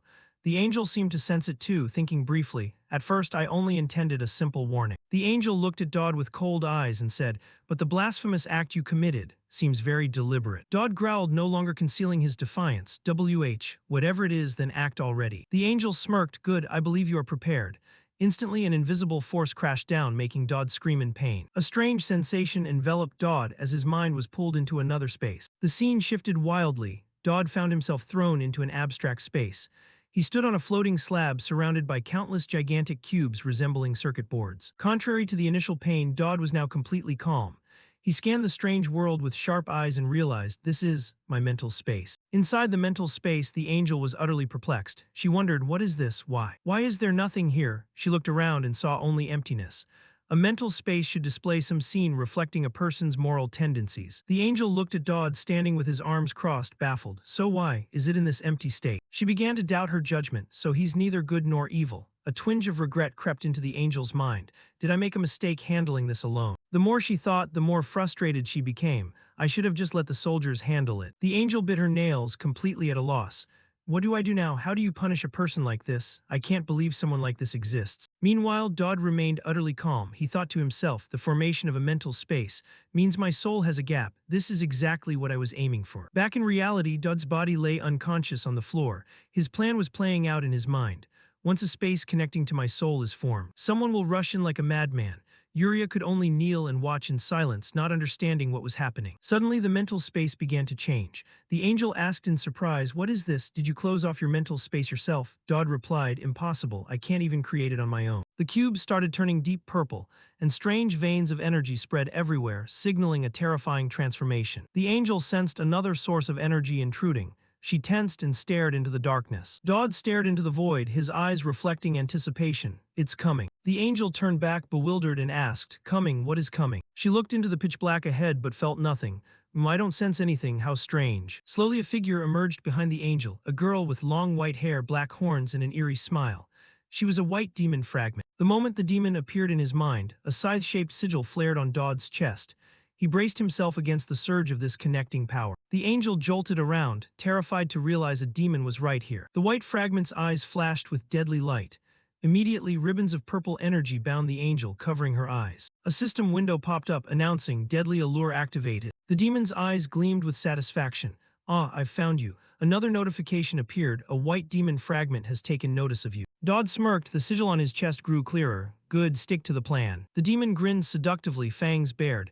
It whispered to the bound angel, "My partner." The scythe sigil on Dodd's chest blazed, symbolizing the dangerous bond between him and the summoned white demon fragment. The demon's voice echoed through the mental space, haunting and hungry. "I have waited endlessly, just to see you." Demonic ribbons also coiled around Dodd. He gritted his teeth to endure. The demon's voice continued. "To behold you," Dodd told himself, "just follow the plan KH." The angel was almost completely bound, only one eye exposed in shock and panic. The demon's eerie laughter rang out, signaling its victory. A system window appeared announcing, "Power temptation and skill deadly allure have collided." The white demon fragment held the bewitched angel tightly, declaring possession, "I want you." Inside Dodd's mental space, the divine power charm and the skill lethal allure were clashing violently. A demonic entity with white hair, black horns, and a long tongue was ravenous. The white demon hovered, looking down at Dodd bound below and saying she wanted him. Dodd could only ask back in confusion. The white demon drew close and licked Dodd's cheek with her long tongue. He gritted his teeth and endured, telling himself that if he gave in here he'd immediately become a slave to his own soul. At that moment, a voice rang out, cutting through. A girl with short blonde hair and pure white angel wings appeared and ordered the demon to stop. The angel yanked hard on a strand of energy, throwing the white demon off balance, who screamed in alarm. The angel turned and ordered Dodd to stop struggling and stay still. Dodd worriedly wondered whether an ordinary angel could face a demon like this. Interrupted, the white demon growled, grinding her teeth in fury and warning the newcomer not to interfere. She crazily lunged at the angel, screaming in rage. A thunderous punch was thrown, aimed straight at the angel's face. The punch landed, producing an extremely powerful impact. The white demon roared in fury, her hair flying from the blow. A few feathers from the angel's wing fluttered down. An explosion of energy erupted from the clash of the two powerful beings. Contrary to her opponent's fury, the angel just clicked her tongue, her face showing clear annoyance. The white demon tumbled through the air, with an additional mask appearing on her face. A blinding attack of light struck the wall of the mental space. While the two of them fought, Dodd broke free of his bindings and smiled with calculation. He spoke up, calling to the white demon, and warning that if she dared touch the angel he'd not let it pass. The white demon, pinning the angel down, immediately turned to Dodd and asked if he was the one she wanted. Dodd shouted, demanding the white demon release the angel at once, and saying he'd deal with her afterward. He emphasized that they'd meet again anyway, so she'd better obey. The white demon looked intrigued, her eyes glowing red in the dark. She asked if this was a promise. Dodd confirmed it was a promise, but he also didn't forget to threaten, saying the promise would sooner or later come true if she didn't comply. Dodd played his trump card, asking where a person's soul would go if they died in the mental space, and saying he'd jump from there. Dodd's threat seemed to work. The white demon glanced at him and spoke with loaded meaning. Rather than anger, the white demon laughed delightedly at Dodd's audacity. She asked if he was threatening her, and Dodd calmly admitted it. The white demon chuckled and agreed to Dodd's promise. Seeing that, he ordered her to leave immediately. Before leaving, the white demon didn't forget to remind Dodd to keep his word. He replied coldly, okay. The white demon gradually faded into the space, leaving a message that she would certainly return later to take his soul. Back in reality, Dodd thought to himself that everything had played out according to the original script. With this, the angel owed him a favor. He flashed a triumphant smile, reaffirming his thought. The angel, clearly very displeased, asked Dodd what he wanted in return for the favor. What Dodd requested was a star iron ingot, an extremely rare item. Afterward, Dodd met Uria's older sister on a long bench. She was utterly surprised to learn he received the star iron ingot directly from an angel. Dodd explained he would use it to craft an item to weaken the severing curse. Another girl, Uriah, stepped forward and asked Dodd whether one ingot would be enough. Dodd reassured her that he had prepared another ingot. He elaborated on the properties of star iron. It amplifies holy power, is nearly indestructible, and can only be damaged by itself or hellmetal. Uriah understood the gravity of the situation, that to break the strange curse on the saintess's younger sister, they had even had to encounter an angel. Dodd confirmed that the real battle had not yet begun, prompting Uriah to ask in surprise what battle he meant. Uriah looked at Dodd with a probing gaze. She felt he was hiding something and asked him directly. Dodd fell into thought. A system window popped up announcing an upcoming event, King's Boy Academy Attack Incident D1. All three girls, including Uriah, the younger sister with black hair, demanded that Dodd tell them the truth so they could prepare as well. Dodd's eyes hardened with resolve. He decided to tell them everything and asked them to listen carefully. The scene shifted to a large school with an old clock tower. Dodd vowed that they had to save the school. The view swept over students on campus. A silver-haired female student was intently taking notes with a fountain pen. Another female student with purple hair and safety goggles was focused on welding something. A male student with blonde hair and his face shadowed gave off an air of mystery. Two other male students were chatting. One with red hair was confident they'd take first place, saying no one could beat them in tomorrow's final outdoor training. While other students walked together, Dodd quietly walked alone across the schoolyard. He reflected on these students. They lived ordinary lives, unaware of the truth or the threats lurking nearby. He thought about himself, someone with no memories of school life in the outside world, and thus unable to truly sense it. His train of thought was cut off by a strange voice. Someone asked him if he was used to always being alone like that. Dodd looked up and saw a mysterious woman in a tight black outfit, cloaked and wearing a mask with blazing orange hair. He asked her in surprise who she was. The masked woman stared directly at Dodd, her eyes sharp. She answered mysteriously that she was a butterfly effect. In a grand hall, Dodd, a young man in a neat suit, stands on the staircase looking down. Across from him is a mysterious girl dressed head to toe in black. She speaks, saying that all the devotion and effort Dodd has poured in is what brought her here. The mysterious girl stares straight at Dodd, her eyes sharp. She repeats that it was his efforts that brought her here, then calls his name Dodd. Dodd looks surprised at the girl's words. He mumbles about that little disciple and then asks bluntly, "Who are you?" To his shock, the mysterious girl appears behind Dodd in an instant, making him start. Playfully, she says that since he always thinks one step ahead, she expected a cunning strategist, not someone who looks so ordinary. Her gloved hand touches Dodd's collar, leaving him utterly astonished. She continues her taunt, wondering if that unremarkable appearance is precisely what makes him different. Dodd is stunned. He can't believe someone like her could manipulate him so easily. He wonders if any character like her existed in the original storyline, and why she understands his situation so completely. Against the backdrop of an ancient castle, Dodd loudly demands that the girl reveal her identity. She merely smiles and replies that she is his most ardent fan. Still reeling, Dodd is pulled close as the mysterious girl links her arm with his. He blushes and looks uncomfortable. She reaffirms her position, saying she's not one of those nuisances who swarm him, but rather someone who loathes them. Dodd racks his brains, trying to dredge up memories of demonic forces to trace the girl's origins, but it all seems futile. Suddenly, the mysterious girl produces a white card, the one she just took from Dodd. "Aha, here's the key," she says, as if she's achieved her goal. Holding the card, she taunts Dodd that he's left too many openings. Dodd immediately realizes and shouts, demanding she give it back at once. Dodd is frantic and anxious. He screams in despair because the situation is urgent, yet he doesn't understand why the system hasn't issued a danger alert. The mysterious girl shifts the subject, mentioning the supporting female character and those who constantly surround Dodd, calling them clingy leeches. She declares she wants to wipe them all out to clear her view, since they don't understand the real Dodd at all. With a piercing gaze, the girl asserts that only she truly understands Dodd. Holding the card, she continues to insist that she alone in this world exists to do that, only her. Then the mysterious girl tosses the card away, leaving a streak of light in the air. The white card hovers in midair, carrying some mysterious significance. Dodd is stunned when the girl says that to have the right to stand boldly before him, only a villain like her deserves it. Even demons aren't on that level. Her sharp eyes lock on Dodd as she suggests he's surely prepared to face the minor warlord right. Perched on a high rock overlooking the city, she reveals a staggering truth.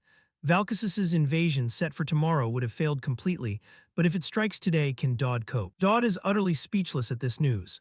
His plan has been completely disrupted, and now he faces an unforeseen danger. The mysterious girl looks at Dodd provocatively, saying she truly wants to place even greater expectations on him and is confident he won't disappoint her. Terrifying cracks suddenly appear across the city's sky, signaling imminent collapse.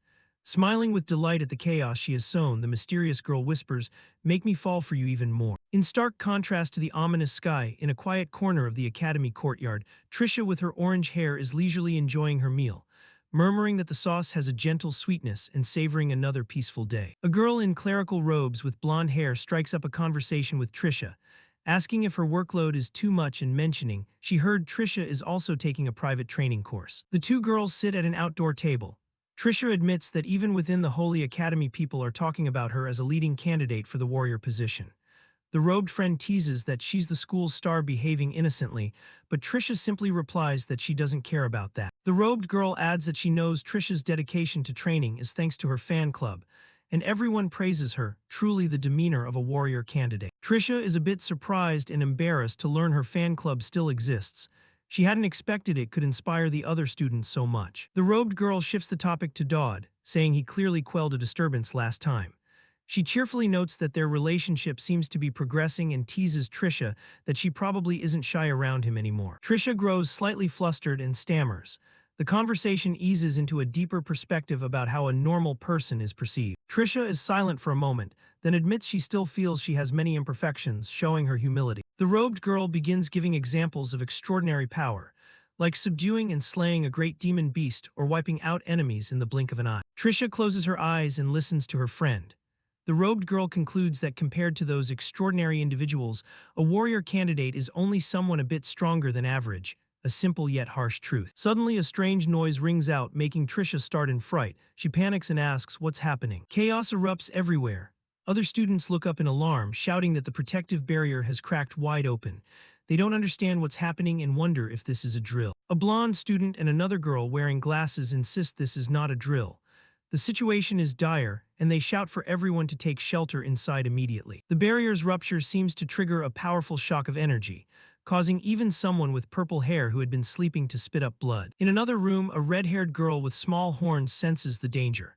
A command is given. Everyone should grip their weapons and be ready to fight. From below, the city's protective shield, hexagonal in structure, shatters into glass-like fragments, revealing the pitch-black night sky. Trisha looks up at the sky with a desperate expression. She knows that once Seraphim's barrier cracks, the demons will soon scent and come. In horror, she realizes this wasn't in your calculations, was it? Amid the chaos, a dark-haired girl wearing a single-lensed eye patch acts quickly and rushes toward the rift in the sky. The dark-haired girl concentrates her energy. Both hands emit a powerful green light, indicating she's preparing to cast some kind of magic. A massive green energy beam is fired, colliding with the crumbling barrier in what appears to be an effort to patch it or slow its collapse. Hovering in the air, the eye patch-haired girl calls out Dodd's name loudly, reporting that everything is happening far earlier than expected. She stares at the rift with worry and suspicion, thinking that if even this is part of Dodd's plan, he'll owe them many explanations. Beneath the cracking sky stands a towering clock tower, its hands still moving as a grim reminder that time is running out. Right atop the clock tower, a massive deep purple magic circle appears, shaking violently, signaling that the invasion gate has fully opened. From the dark magic circle, countless dragons and grotesque monsters begin to pour out, their roars echoing across the sky, signaling that a massacre is about to begin. Below on the ground, chaos reigns. Amidst people screaming and fleeing, a commander tries to restore order, shouting for everyone to quickly follow Talion's orders to organize the defense. Through the panicked streets, the command is given for everyone to run indoors immediately to take shelter. The monsters have poured in, and the top priority now is to ensure the safety of the new students at all costs. A roar resounds as a gigantic clawed foot slams into the ground, heralding the arrival of an even larger monster. Before them stands a massive humanoid beast, muscles rippling, earth-yellow skin, and numerous blood-red eyes atop its head. It bears its sharp teeth and towers over the swarm of lesser demons, creating a truly terrifying sight. At that moment, a mysterious figure appears, his hand radiating a sinister purple energy. He mutters, wondering how the enemy could have announced the timing of the attack in advance. That figure is Talion, a young man with blonde hair and eyes that emit purple light.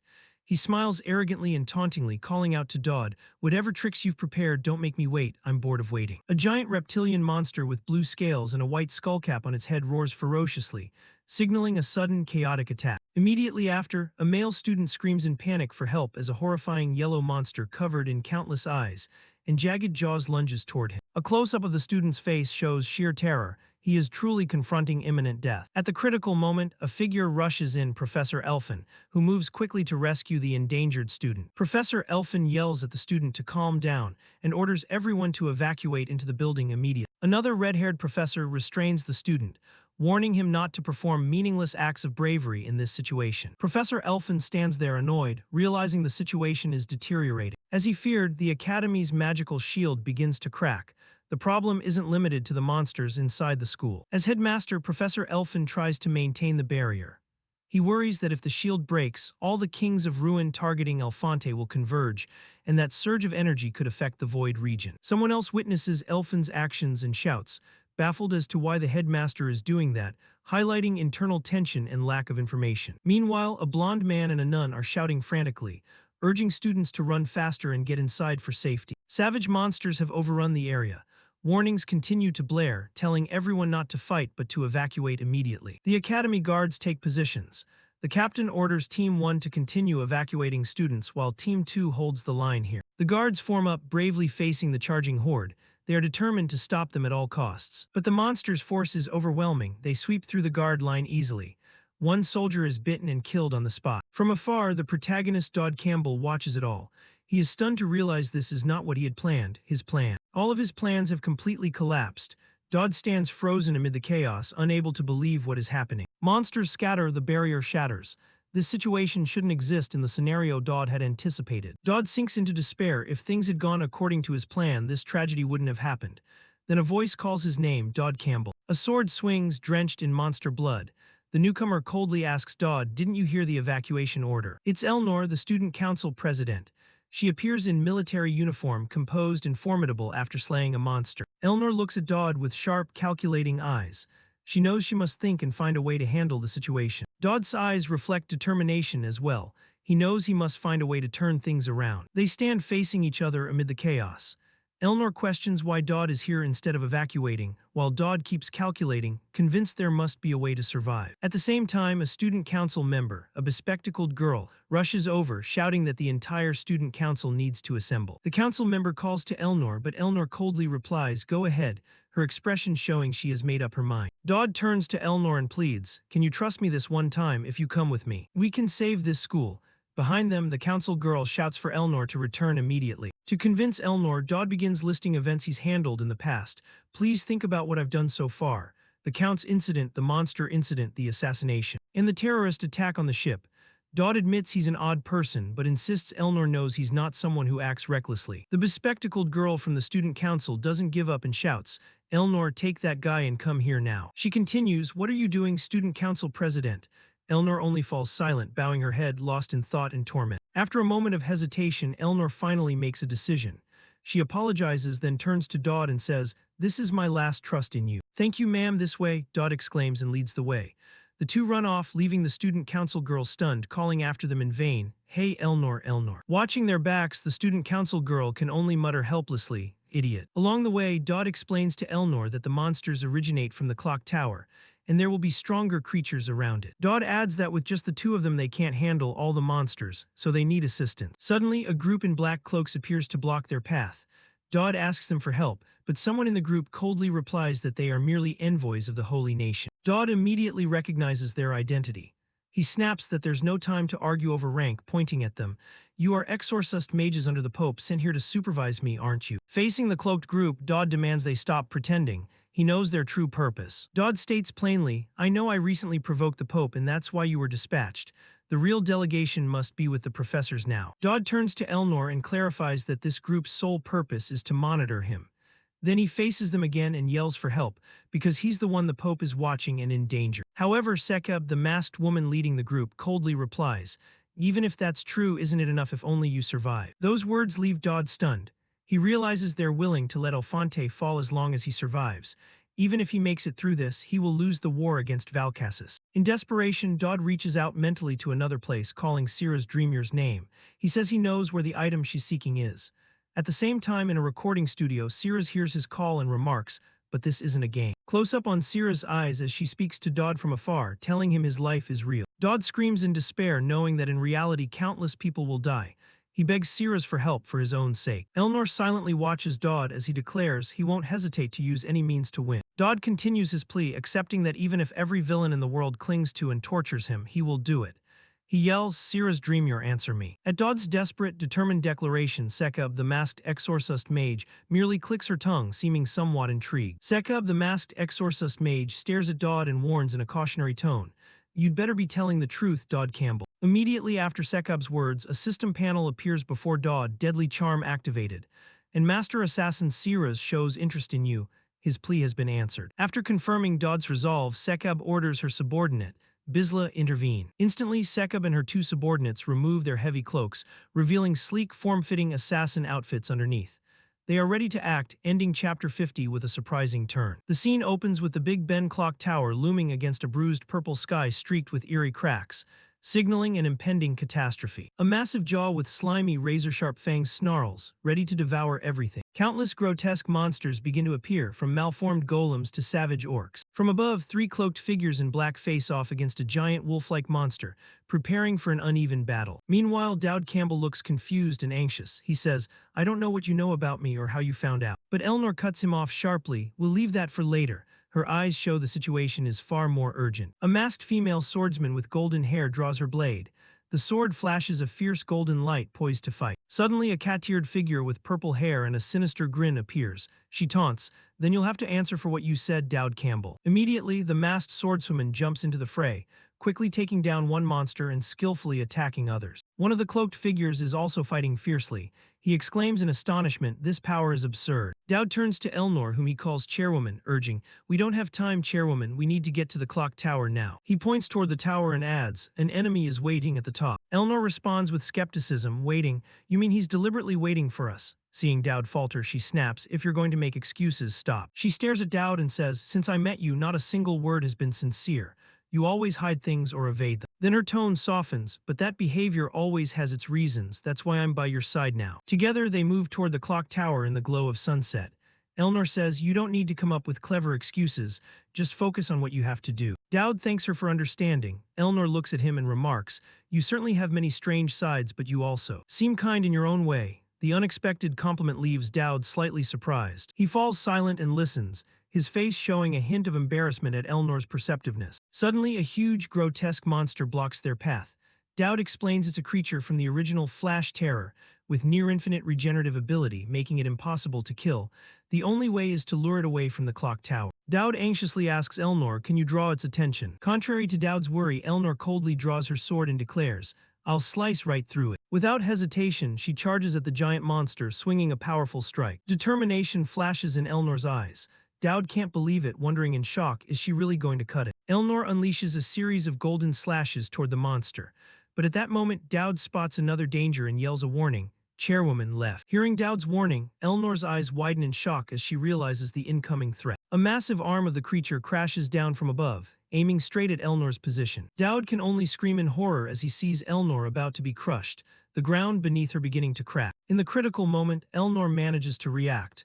She creates a blinding burst of light to evade the attack. Immediately, a blazing red streak of light flashed, seeming like a razor-sharp counterstrike against the monster. Elnor successfully parried the blow. Her face shone with determination, her sword had stopped the devastating strike. Her hat flew off, white hair whipping in the wind. Elnor gathered her strength and swung an immensely powerful strike at the monster's body. But as a result of the impact, her sword snapped. Surprise registered across her face. Dowd realized the harsh truth. A monster that even Tristan's swordsmanship can't handle.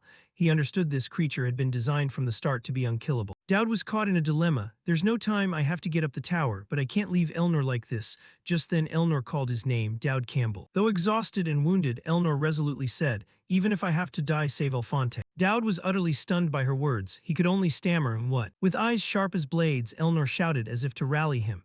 You're not going to lose your fighting spirit just because my sword broke, are you? She loudly intoned her full name like an oath. Elnor Aranirizola Tristan. In that moment, a horrifying realization flashed through Dowd's mind. He monologued inwardly, no matter how the system is, no matter what the original story says. He looked at Elnor with a completely new awareness. She is someone who must never show weakness. Then the final truth revealed itself in Dowd's mind as he watched her back.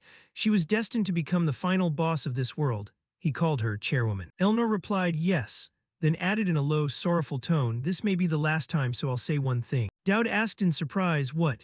And leaned in close to listen, while Elnor kept a calm but melancholic expression. After hearing Elnor's whispered words, Dowd was completely frozen. He couldn't speak, only stared at her in stunned disbelief. The monster let out an earth-shattering roar, a reminder of its terrifying presence. Elnor's eyes burned a frightening red. She was ready for the final battle, a fight she knew she could not retreat from. She poured every remaining ounce of strength into the assault, charging the monster and unleashing her fiercest attacks. The monster's blood sprayed everywhere.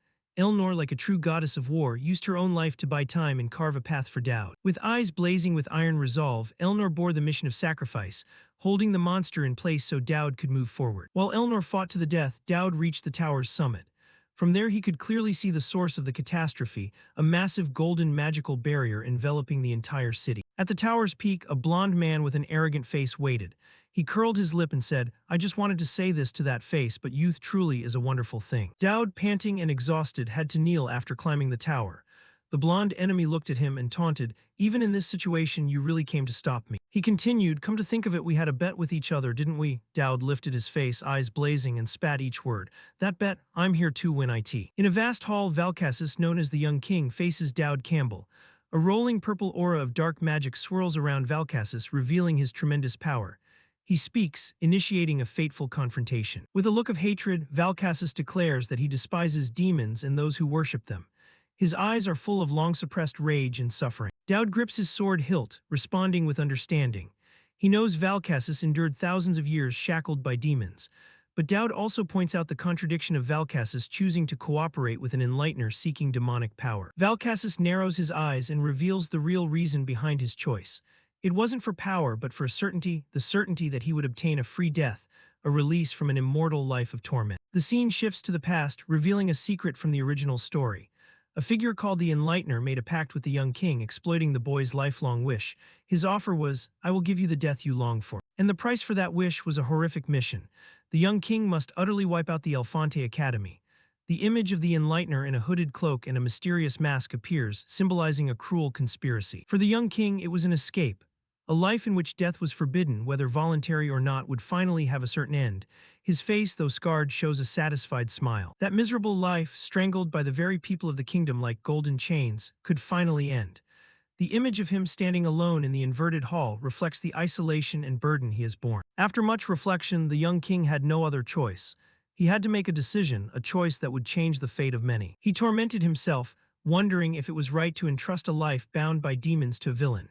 His inner self is torn between the desire for release and responsibility to the world. And finally, he decided. A burst of dark power erupted, indicating the young king's choice was sealed.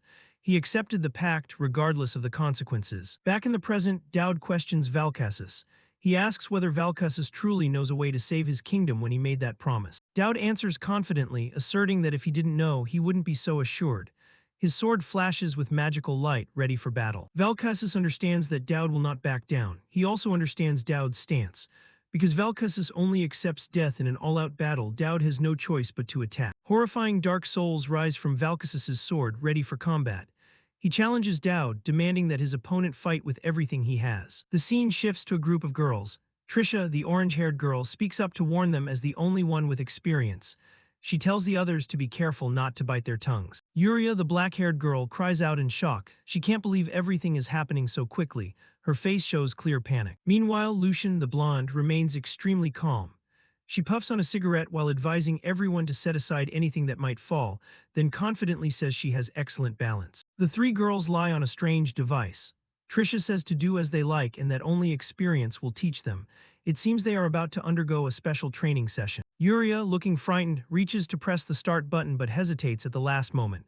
She yells that she needs to brace herself first. Instantly, all three are hurled into the air by a chaotic surge of energy. Trisha screams in anger, cursing the so-called guidance of the experienced one. Clearly, this is not a pleasant experience. Back at the battle, Valkassus in his demon form challenges Dowd. He demands that Dowd prove his words are not mere boasting. Dowd suddenly falls into a panic. Reality rushes in and his mind freezes. He wonders what kind of attack Valkassus is using. He seems to have forgotten his combat plan. Fortunately, the panic lasts only a moment. Dowd quickly regains his composure, his brain beginning to analyze the situation like a pro gamer. 223 tentacles, laser beams zipping phase 1, super easy. He has the attack pattern figured out. With the plan clear in his head, Dowd tightens his grip on the sword. He tells himself he'll easily block with his Tristan swordsmanship. Though he speaks boldly, is he truly as confident as he sounds? Dowd holds the sword tight, but inwardly he mocks his own bravado. He knows his courageous words only mask the anxiety inside. Instead of charging in, Dowd opts to dodge. He keeps moving, slipping through Valkassus's dark attacks, following the tactic he mapped out in his head, just evade. The demonic eyes from Valkassus's attacks taunt Dowd, asking why he won't fight and whether he's running away. They try to provoke him to break his plan. Another massive blast of dark energy fires out, producing ear-piercing sounds. Valkassus's power seems endless, filling the space. The monstrous mouths show their frustration at Dowd's evasions. They begin firing laser-like energy beams, ramping up the pressure on him. Dowd keeps moving, bouncing between the hall's pillars. He thinks to himself that a veteran gamer's dodge instincts are kicking in. His goal is to force Valkassus to switch combat modes, though he's worried, given his all-F stats, whether he'll actually die. A pitch-black sphere of energy hurtles toward Dowd at terrifying speed, a powerful strike from Valkassus. Suddenly, a horrific humanoid creature appears and emits a terrifying scream. Dowd recognizes it as the Flash Terror attack and exclaims in shock, "Elnor pulled it off," indicating outside intervention. Dowd is stunned to notice a discrepancy from his knowledge. He recalls that in the game, when this monster dies its brain or heart would explode, but here that did not happen. Mid-battle, Elnor with long platinum hair appears. She moves like the wind, streaking across the shattered battlefield, ready to fight. Meanwhile, one of Valkassus's demonic eyes gapes open, gathering a massive amount of dark energy in preparation for a devastating attack. Elnor charges boldly, her sword meeting a burst of light and energy head-on, showcasing her formidable power. Despite Elnor's efforts, Dowd is still blasted into a wall. Valkassus mocks him, asking whether he finally wants to fight for real. Though wounded and covered in dust, Dowd's gaze does not waver. His resolve grows stronger than ever. Valkassus in his demon form approaches the panicked Dowd. Dowd cries out for him to wait, seemingly unready for this direct confrontation. Valkasis's demonic eyes shine brightly. He declares that once this form is revealed, he cannot stop. This battle has reached its climax. Dowd is struck by a powerful blow. Valkasis looks at him with contempt, saying as expected Dowd is no match for him, but he will remember his bravery. Dowd is blasted backward by an immense force. His body cannot withstand Valkasis's overwhelming power. Valkasis's final attack, a sword bound in chains, suddenly halts right before Dowd. Even Valkasis is surprised by this unexpected intervention. From above, two figures dive down. It's Yuria and another ally. They declare they will stop Valkasis, the demon worshipper. Dowd's reinforcements have finally arrived. Lucian, the fashionable blonde, appears with a cigarette in her mouth. She calmly tells a surprised Dowd, "I came to save you." Yuria, now wearing a golden crown, is overjoyed to see Dowd safe. She shouts his name in relief. Trisha, the orange-haired girl, lands with force, creating a circle of energy under her feet, demonstrating her strength and readiness to fight. Trisha lands hard, then smiles at Dowd. She praises him for holding on well and teasingly asks if he remembers her. Dowd's gaze sweeps over the teammates who just arrived, Trisha, Lucian, and Yuria standing there safe. He exhales in relief, acknowledging they came at the perfect time. Though outwardly calm, inside he's screaming with joy, thinking if they'd been a second later he'd be dead. Yuria eagerly steps closer to Dowd. She realizes the iron ring he gave really works. Now she can approach everyone without the curse holding her back. She hesitantly thanks Dowd, her face lighting up with happiness. The chains that once bound Yuria shatter and transform into a radiant stream of golden energy, wrapping around her body. Her curse is being converted into a new power. Witnessing that sight, Trisha and Lucian are astonished. Dowd looks at Yuria and says that's not all, hinting at an even greater secret about the ring's power. Dowd explains further. The curse released by wearing the ring doesn't disappear, it merely transforms into another form of energy. Then Yuria appears in an entirely new form. Dowd explains that the moment the curse vanishes, it converts into an immensely powerful attack buff. What remains is not a curse but a protective blessing. Yuria now shines in golden armor, becoming a strong and magnificent female warrior. The battle against the dark entity Valkasis officially begins. Faced with the creature's provocation, Yuria, younger sister, clad in shining golden armor, assumes a ready fighting stance. The enemy scoffs, believing it's time to end mere words. Amid the tense atmosphere, Dowd Campbell remains unnaturally calm. He recognizes the opponent's attack following a pattern he already knows, a huge advantage thanks to his metagame knowledge. Dowd roars, rallying the team's spirits. He insists that if everyone follows his instructions precisely, victory will surely be within reach. His confidence becomes the spark for the counterattack. Aaliyah pants, but her eyes blaze with fighting resolve. She shouts, reminding her teammates not to leave their positions even a single step, because in this battle formation is the key to survival. Lucian looks at Yuria, younger sister, with a grave expression. She knows that even the smallest mistake could lead to a tragic outcome for everyone. This is no longer a stroll, it's a real fight for life and death. Lucian's gaze sharpens as she focuses intensely, preparing for the next move.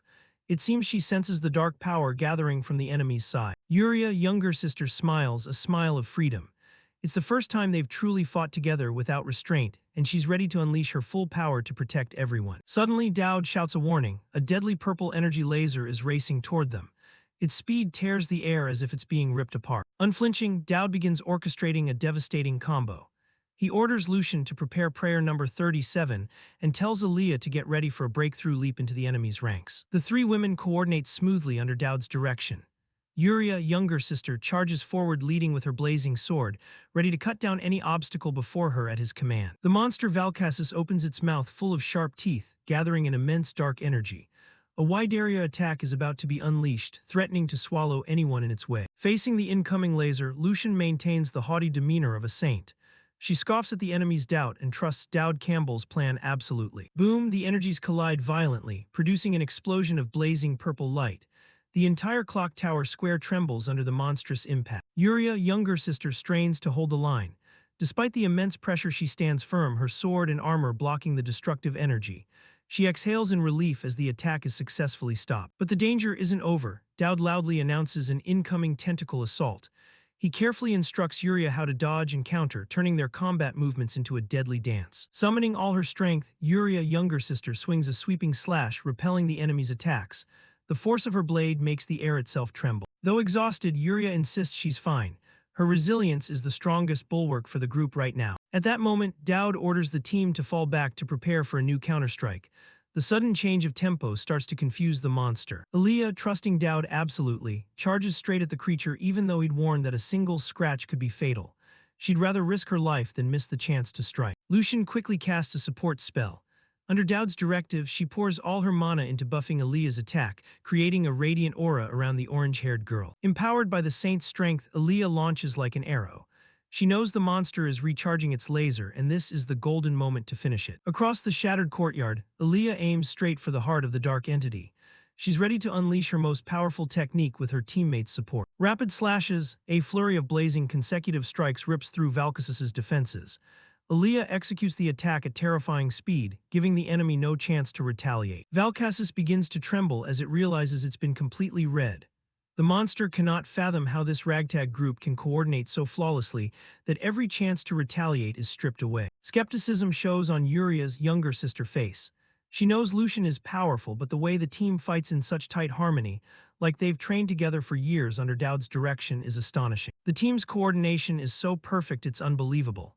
Under Dowd's command, every movement and every strike meshes seamlessly, leaving no gap for the enemy to exploit. Lucian, cigarette cocked arrogantly at her lips, is likewise amazed by this synchronization. She quickly urges Yuria, younger sister, to keep up the pressure and drive the monster into a corner. Dowd observes the situation with the keen eye of a seasoned tactician. He silently praises the team's effort as everything unfolds exactly according to the script he'd laid out. Sensing the moment is ripe, Dowd decides to ramp up the tempo. He tells Aaliyah to prepare a major strike to summon the power of a true guardian. Burst stream, a colossal torrent of fire erupts, tearing through the darkness and hurtling toward the entity Valkasis with unstoppable destructive force. Amid the choking smoke and flames, the creature's maniacal laughter still rings out. It refuses to yield, struggling to rise amid the rubble of the square. At this point, Aaliyah has complete faith in Dowd. She realizes his instructions aren't empty words but the real key to defeating an overwhelmingly powerful foe. Dowd allows himself a knowing smile. This battle has proven that his metagame knowledge can make the impossible possible. We will win, he thinks to himself. Dowd's confidence makes Valkasis begin to panic.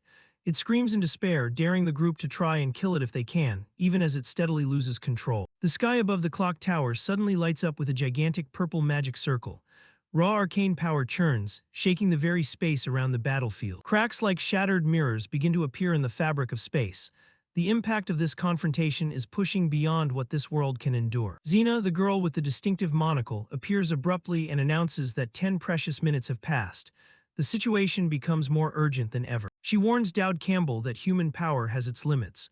The countdown has begun and they no longer have 3 minutes, they have only 2 minutes left to finish this. The pressure of time bears down on everyone. Within less than 2 minutes, they must deliver a decisive blow to determine the outcome against this cunning dark entity. Lucian and Yuria, younger sister, continue to display top-tier coordinated skill. Magical beams and Yuria's sword slashes weave together into a dense web of attacks, encircling the enemy. Dowd shouts for the team not to worry, even if the monster changes its attack pattern. Every variable has already been calculated by him. He urges Aaliyah to stay close and prepare for a final finishing strike. Aaliyah gathers momentum, soaring into the air with her blazing sword ready to come down. Valkasis, smug, assumes Aaliyah's attack is too predictable. It prepares a counter but suddenly falters when it realizes it's fallen into Dowd's trap. Aaliyah, flip and dodge now. Dowd's shout rings out just as a wave of dark tentacles lunges forward. Aaliyah performs an elegant somersault, narrowly escaping harm. Seizing the moment, Dowd tells Lucian to buff attack power to the max for the next coordinated strike. This is the time to play their trump card. Counter, Yuria, younger sister, bellows as she launches a lightning-fast counterattack. Chains of magic coil around her body with a shriek, ready to lock onto the target. A brutally powerful direct impact slams into Valkasis's face. The dark entity groans in agony as its defenses are torn apart by the force of holy power. Thick iron chains begin to tighten around the monster's limbs, pinning it in place. There is no retreat, no escape for Valkasis. Lucian steps forward with the bearing of a superior, her crimson eyes reflecting the holy flames surging around the magical chains that bind the enemy. She repeats her vow to protect Dowd at all costs and prepares to unleash her ultimate display of power. Exhaling a haughty plume of smoke, Lucian coldly declares, "It is time to repent, Valkasis." In the terrifying silence before the storm, the saint begins to gather her magic for the supreme punishment, ready to turn the entire clock tower into the judgment hall for this insidious dark entity. A pure shaft of holy light erupted, engulfing the entire clock tower as Lucian unleashed his ultimate power. Proof of faith, the demonstration of faith, was the final punishment that struck the being Valkasis. Bound by chains, Valkasis let out a pained roar as golden and dark energies erupted from his body. A massive wave of energy spread out, blasting both the saintess and Lucian away. Valkasis's power had completely spiraled out of control. Watching the scene, Lucian gritted her teeth in worry. She couldn't understand how Valkasis could still stand after taking a fatal blow. Inside his madness, Valkasis screamed in his mind. He told himself he couldn't die like this alone, otherwise the kingdom couldn't be saved. Lucian immediately assumed a fighting stance, swinging her chain, determined to find a way to restrain the monster before her. Dark power poured endlessly from Valkasis, drowning everything around in frenzied howls. At that moment Ilya exhaled, her eyes flashing with resolve. She readied herself, realizing this was the only chance to end the battle. Ilya analyzed the situation. If a fatal strike to the heart couldn't fell him, the only option left was to cut off his head. But just as Ilya prepared to lunge, a voice stopped her. Doubt appeared unexpectedly, ordering her to hold back. He looked at her and gently said she'd done well.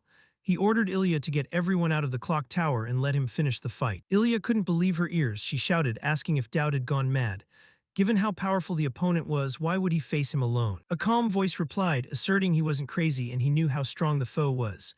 But if Ilya didn't withdraw, everyone would be pulled into the battle. The Saintess and Lucian stood watching from afar, both silent amid the tense situation. Ilya froze. Dowd said she had followed the plan very well, and from here on it was his part to play. Suddenly another voice rang out through the sea of flames, urging Ilya to trust. A man with long orange hair stood there, his silhouette radiating confidence. Ilya stood motionless, turning her back on the battle, seemingly wrestling with her inner turmoil. Finally she turned back, her eyes blazing. She declared that as a hero candidate she couldn't let the trainees die, she would stay and fight. Her face shone with unshakable determination. The long-haired orange man smiled and asked enigmatically, "Who said anyone's going to die?" Dowd also turned to look at her, smiling confidently. He promised that although it looked impossible, he would win and come back. His promise brought Ilya to tears. Tears began to stream down her cheeks. Dowd turned his back and marched steadily toward the kneeling Valkasis. He declared that death was not part of his plan. Dowd's silhouette advanced steadily, facing the mighty enemy alone. Ilya could only stand silently and watch, softly calling his name. Now she could only place her full trust in Dowd. Lucian turned to Ilya, urging her to come down. She said taking the stairs was too slow and told Ilya to take her hand. After a moment's hesitation, Ilya tightened her hand on the sword hilt and agreed. She turned to the Saintess and told her to come along. Lucian and the Saintess took Ilya's hands, and the three of them jumped from the tower's peak, placing their full faith in Dowd. Dowd explained his plan. The condition to break Valkasis's chains was to win a fair one-on-one duel. And in this situation, the only person who could have a fair match with Valkasis was Dowd Campbell, the weakest with all stats at grade F. To carry out the plan, Dowd activated Soul Linker. The system announced that the number of demonic marks on him had increased by 1. Before starting, Dowd turned to ask the spirit of Knight Caliban a question. He said that since Caliban had experience, he wanted to ask one thing. Dowd asked an odd question, "Does dying hurt?"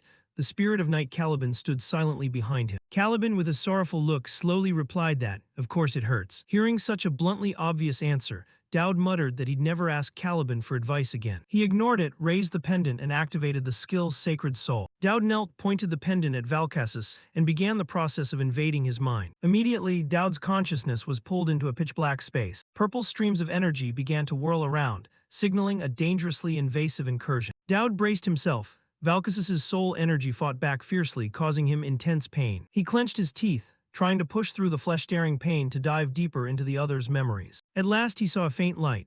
A small figure in an orange cloak sat in the dark space. That was Valkasis's true self. Dowd gritted his teeth, his body trembling from the enormous pressure of maintaining the soul link. But he kept reaching out, determined to touch that shattered soul. The silhouette of young Valkasis appeared, a lonely figure amid a desolate landscape. The scene around Dowd shifted. He had successfully entered Valkasis's memory, a once glorious kingdom now engulfed in flame. Young Valkasis's eyes shone with deep sorrow. This was the tragedy that ruined his life, a prosperous city incinerated in an instant. Young Valkasis quietly gazed ahead, where another boy in an orange cloak sat alone, another fragment of his memory. Suddenly Dowd appeared right behind him. Young Valkasis turned in surprise at the intruder and asked if Dowd knew he might be trapped in this memory forever. Dowd simply replied with a question of his own. In a one-on-one match, is losing all you can think about? Dowd smiled. He hadn't come to defeat Valkasis. He'd come to save both him and his kingdom. Valkasis closed his eyes, a peaceful smile appearing on his face for the first time. He realized that despite all the danger, Dowd wasn't someone who would turn a blind eye and walk away. Valkasis admitted, "You win." He bowed to Dowd and offered a sincere thanks. The conflict ended not with force but with empathy. A blinding beam of light shattered the space, creating cracks like broken glass. Then the barrier completely collapsed. A voice rang out, unable to believe what was happening. It was the one-eyed girl with glasses, stunned as she wondered if Dowd had actually succeeded. The barrier vanished and its final shards dissipated. Brilliant light engulfed the clock tower, signaling that something had ended. The purple energy orbs also faded into the sky. Shortly after, a series of system notifications appeared. Main quest completed, Dowd received points, demonic essence, a hero fragment, and unlocked interaction with the Court of Inquiry. Dowd slowly opened his eyes, still dazed after the battle. But when he came to, he realized he was staring straight at Elnor. It turned out he had been resting his head on her lap. Realizing the situation, Dowd called her name, a little flustered. Elnor asked if he had arrived right after clearing out the monsters. Dowd hesitated and confirmed, then nervously asked if she was mad that he left her with that ridiculous guy. She admitted she was angry, but not for that reason. Dowd was surprised, not understanding what else he had done wrong. Elnor's tone turned cold as she recounted meeting the hero candidate and the saintess outside the tower. She sarcastically said their roles should have been reversed. Dowd should have brought her to such an important battle. Dowd could only sigh, no longer sure what she thought the student council president was like. Reading Elnor's attitude, Dowd probed, asking if she was jealous or just bruised pride. Dowd teasingly prodded, bluntly asking if the council president was jealous. Elnor immediately glared at him and growled, "You want to die," making Dowd apologize hastily. In that moment, Dowd suddenly realized something. He looked down at the pendant around his neck. He murmured that all the curses binding those bodies had been lifted. The young King Valcassus was finally free, and those people were likely at peace now. In his mind, he recalled the children's spirits begging him to stay and help them avenge the one who wronged them. Lost in thought, Dowd didn't notice Elnor watching him. He blinked and asked why she was looking at him like that. Elnor just smiled and replied simply, "Just because I wanted to." Dowd sat up and asked Elnor about her plans. She looked surprised and asked what he was talking about. He explained that him single-handedly defeating Flash Terror would surely spread everywhere, meaning higher-level assassins would start targeting him. Still, Elnor didn't seem bothered by that danger. She brushed it off and reminded him of his earlier promise about making it up with a dinner. Meanwhile, at the academy, earth-shattering news was spreading. A blonde student shouted loudly, announcing that the headmaster had decided to let everyone out early because of the clock tower incident. The courtyard immediately erupted in cheers. Students buzzed, some not even understanding why they were dismissed, only knowing someone had sliced a building in half and repairs were needed. On a balcony, two sisters enjoyed the peaceful air. The older sister lit a cigarette and said they could stay at the academy for now. She exhaled a plume of smoke and muttered that this was an official announcement from the Holy Nation.